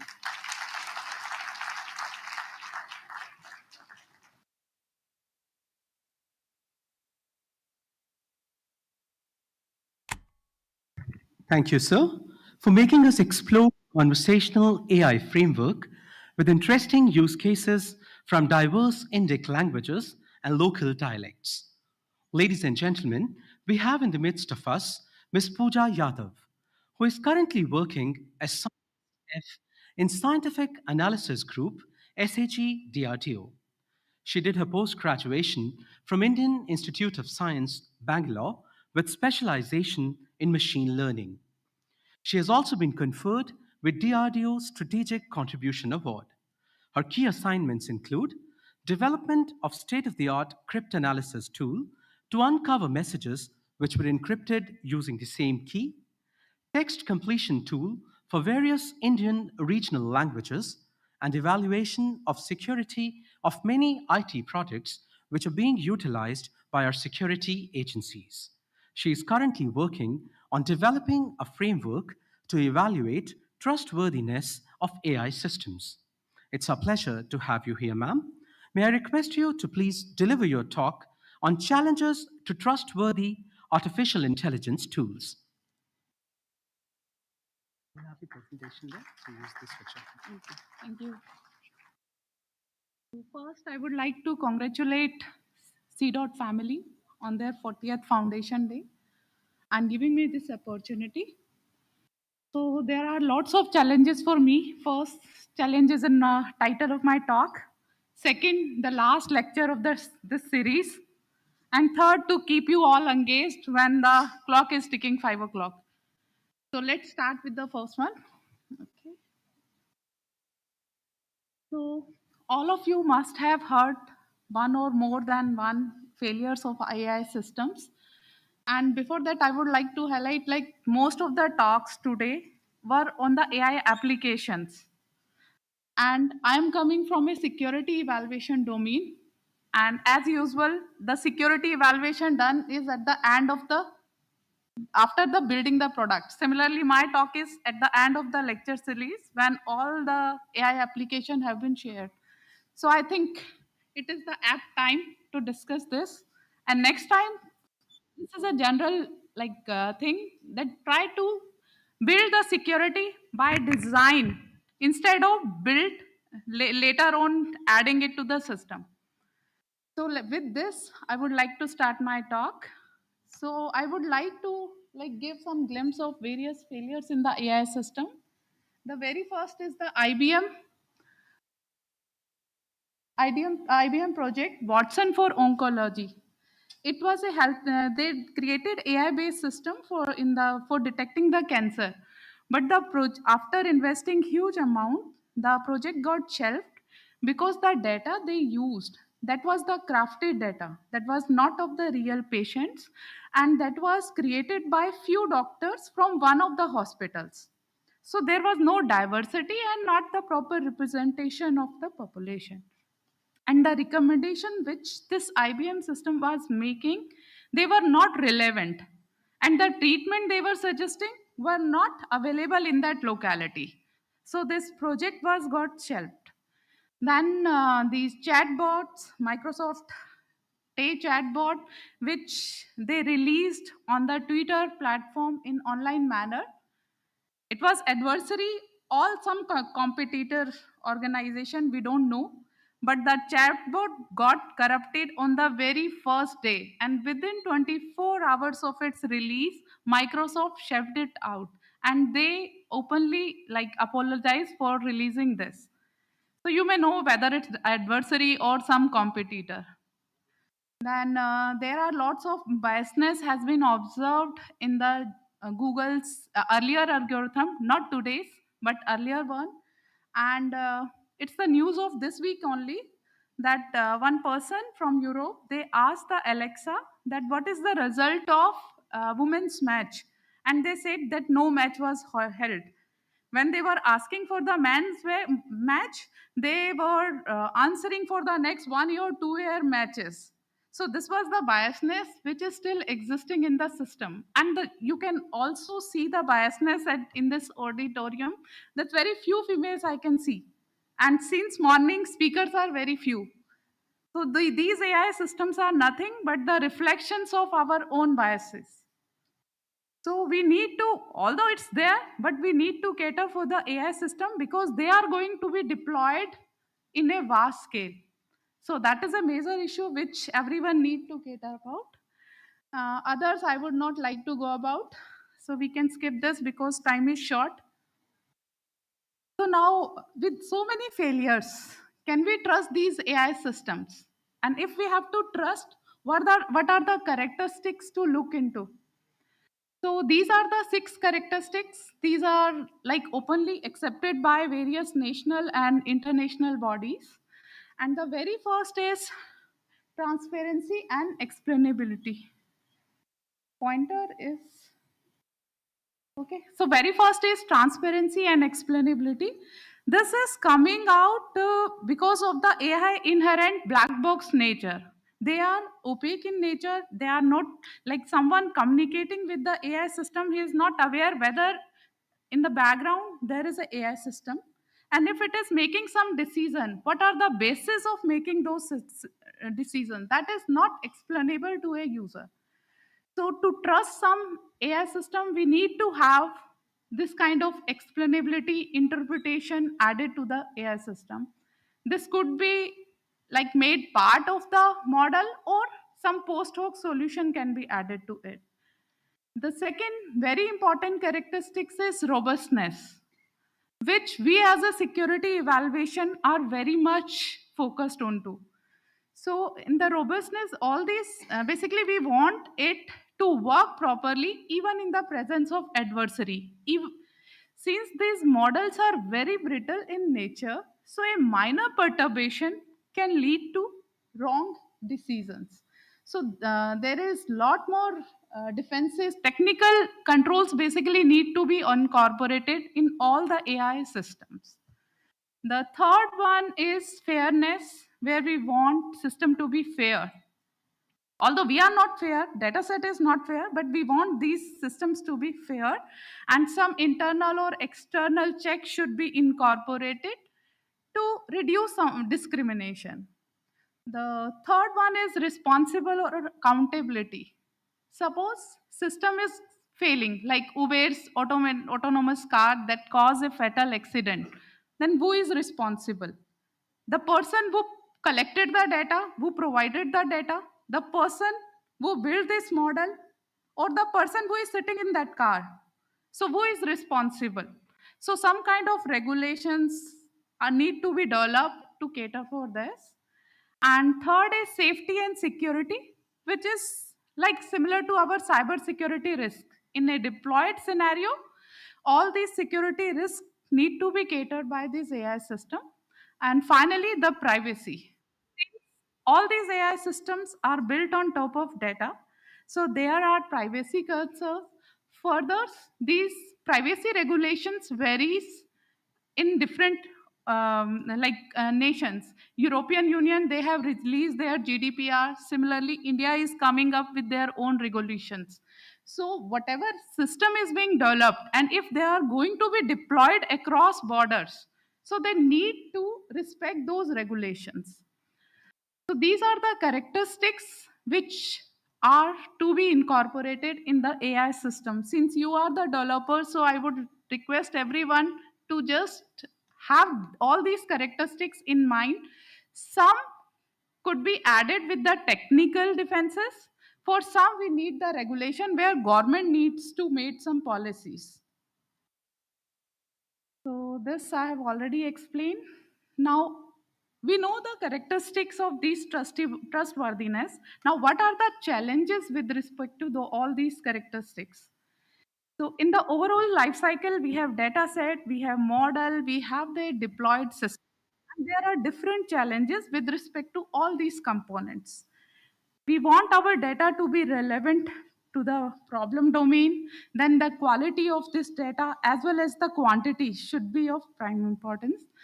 Then the inherent bias, it should have the proper representation of all the classes, groups. This bias is not one. There are multiple biases, which one of the speaker has already shown. There are societal bias. Then if this data set, training data, got somehow adversary has access to this training data, then they can manipulate it. And with their manipulation, the built model will also contain that poison data, and they can easily create a backdoor or trojan in that model. So these are the challenges with respect to data sets. Similarly, we have, like, I think I should speed up. With model, it's a black box in nature. Then there are no regulatory controls present as such. Government is working, but Currently, there is no such thing. Then these models are inherently brittle. So a minor perturbation may change the decision of the build system. Then this model is a proprietary property. So nobody should be able to like get hold of this. But by simply by through model is to be provided with the API access input and output. Using that, an adversary can create a surrogate model. So there need to be some watermarking in the model as well as some technical controls so that this recreation of the model should not be that much easy. And in a deployed system, there are cyber security risks, and currently there are no standards to assess the trustworthiness of AI system. And our lab is working in this third point, bullet points, where we are trying to create a framework by which we can assess the trustworthiness of an AI system. Now, this is a general slide, like whosoever is developing should go with the proactive approach where they should know who is the adversary, what are their capability, what they can do. So this is a general, we can skip this. And with this, since we are emphasizing the importance of threat modeling, so these are the threats to the AI system in for different components. So one must, before designing any system, whether it's a language model, conversational model, or any other face recognition, basically they need to take care of all these possible threats, and accordingly they should include the corrective measures, counter measures for those threats. So I will be sharing these slides. I'm not going through each and every bullet. So these are the broad three category of attacks for which we want our AI system to be defended against. First one, most important, is evasion attacks, where an adversary who is not at all involved in the training dataset preparation or the model development, he only got access to the deployed system. He only have access to the test data. Even that person can launch an attack on the system and make the system to fail. And further, the gravity of this attack is this is applicable in digital domain as well as physical domain. So like the stop signal is recognized for an autonomous vehicle to stop the car, while and by putting just few tapes on that, it made the stop signal as a speed limit of 40 and give a go ahead to the autonomous car. So this is a crafting one, but these adversarial samples can be generated maybe because of shadow, natural shadow, or due to environment. So one must cater for all these factors while creating any AI systems. Then poisoning attack is if the adversary got access to the training data and maybe some insider attack kind of thing, then this poison model developed can be poisoned, and it is very difficult as an evaluator to detect these backdoors in the system. And this problem will always be there with the pre-trained models because we don't know what they have done in the pre-trained models. Almost all 80 to 90% development is done using these pre-trained models. All the language models being developed, they are using these pre-trained. We don't know what is inside them, whether they have some Trojan backdoors, at what time the adversary is going to trigger that. So be very cautious while using these pre-trained model. That is another challenge. And finally, the built model, this model is a proprietary property which can be recreated. Similarly, some kind of training data you can extract from a trained model, because these models, if over-trained, then they have a tendency of remembering the trained data. So with those trained data, if those are protected one, that the information can be get taken over by the adversary. So please, while building this, take care of all these attacks, do the threat modeling. And those were the general challenges. Now coming to the large language model, it's very common. So apart from those general, there are additional challenges for these language models. OWASP has already released the top 10 for these and these security challenges. Apart from that, these language models are creating like hallucination. These are not security issues. These are general challenges of these language models. Like data set is huge. If you see the chat GPT, then they have used the till October 21 data set. Latest data is missing. Further, some of the knowledge is outdated. So with time we are learning, but these chat GPT, this model have learned the outdated knowledge also. Further creating hallucination and whenever we are like quoting some picture, we need to provide the reference. But when LLM is giving you some result, they are not giving us those references. How they are coming up with that answer? Those things are missing. So can you add this lack of source attribution is very important because we can't use the output of these language models in our work. So there are lot many. I'm not going through those. Now, apart from these security, like robustness challenges, second important challenge is explainability. If the AI is giving you, can it give you explanation why it is coming up with this decision?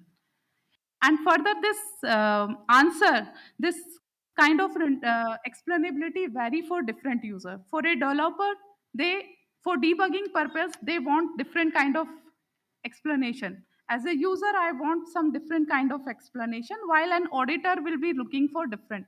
So can this AI models provide all these different level of explanation to different kind of users? So this explanation is like could be a post hoc solution, but this could be added. Then how we can address all these trustworthiness check characteristics? So we need to have some technical controls. Some could be through procedural controls by like tracing the data lineage, who all are involved, overall chain, full lineage case. There are lot many procedural controls that can need to be like you have to kept in mind, and based on those frameworks before development you need to have like all those process control in place. Standards are to be built where IEEE is already IEEE NIST. They are coming up with guidelines, frameworks, and standards. Then this is the current status in the area of trustworthiness AI development, where lots of international bodies and governments they are working in.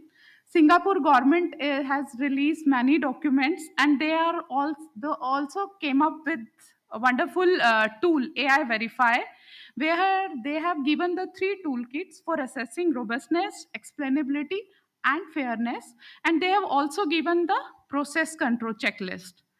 Similarly, European Union is the leader in this direction, is actively working on it. They have also, like Parliament has already passed the AI Act, and now they are working on that, implementation of that. One of the unit of European Union, ANISA, they came up with the cyber security guidelines for the AI system, and they have also came up with the certification in 3 stages they will be coming up with the certification of AI based systems. Also, India government has started from 2018. Indian government also started working in this direction, where in 18 they released the national strategy for AI, and after that for the responsible AI they released the principle and operationalization of the same. In the standardization direction, IEEE is working on it, and it is going to be released very soon. Some industries are also working in it.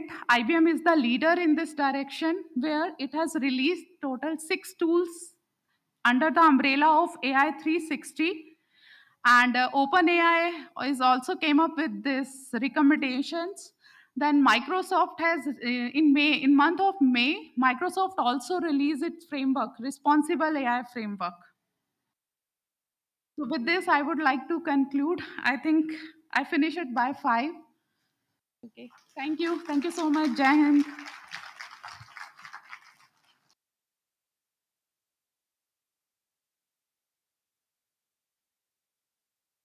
Thank you, ma'am, for highlighting the importance of data integrity, and various other social legal aspects for building trustworthy artificial intelligence systems. We thank our esteemed speakers of this session for their insightful talks. May I now request Ms. Shikha Srivastava, Director and Project Member CDOT, to formally present a token of thanks and gratitude to our distinguished speakers of this technical session.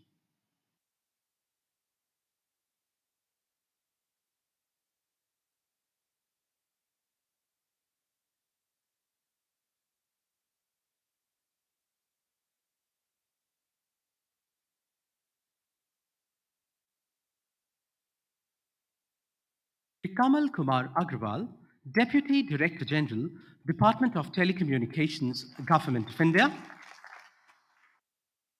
We thank you, sir.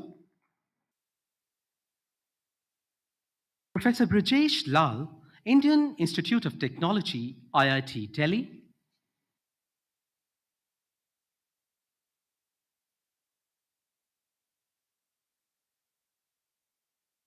We thank you, sir.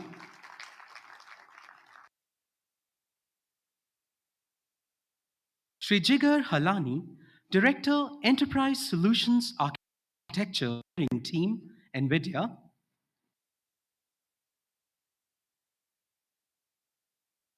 We thank you, sir, for your insightful talk. Ms. Pooja Yadav, Scientist F, Scientific Analysis Group, SAG, DRDO. We thank you, ma'am, for your interesting talk.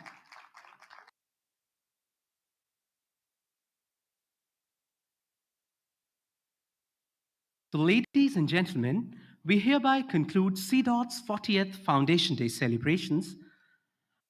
We thank you all for making CDOT's Foundation Day celebrations a grand success. I request you all to please join us for tea. Our coordinators will guide you to the designated areas. We once again thank you all for making this event a resounding success. Thank you.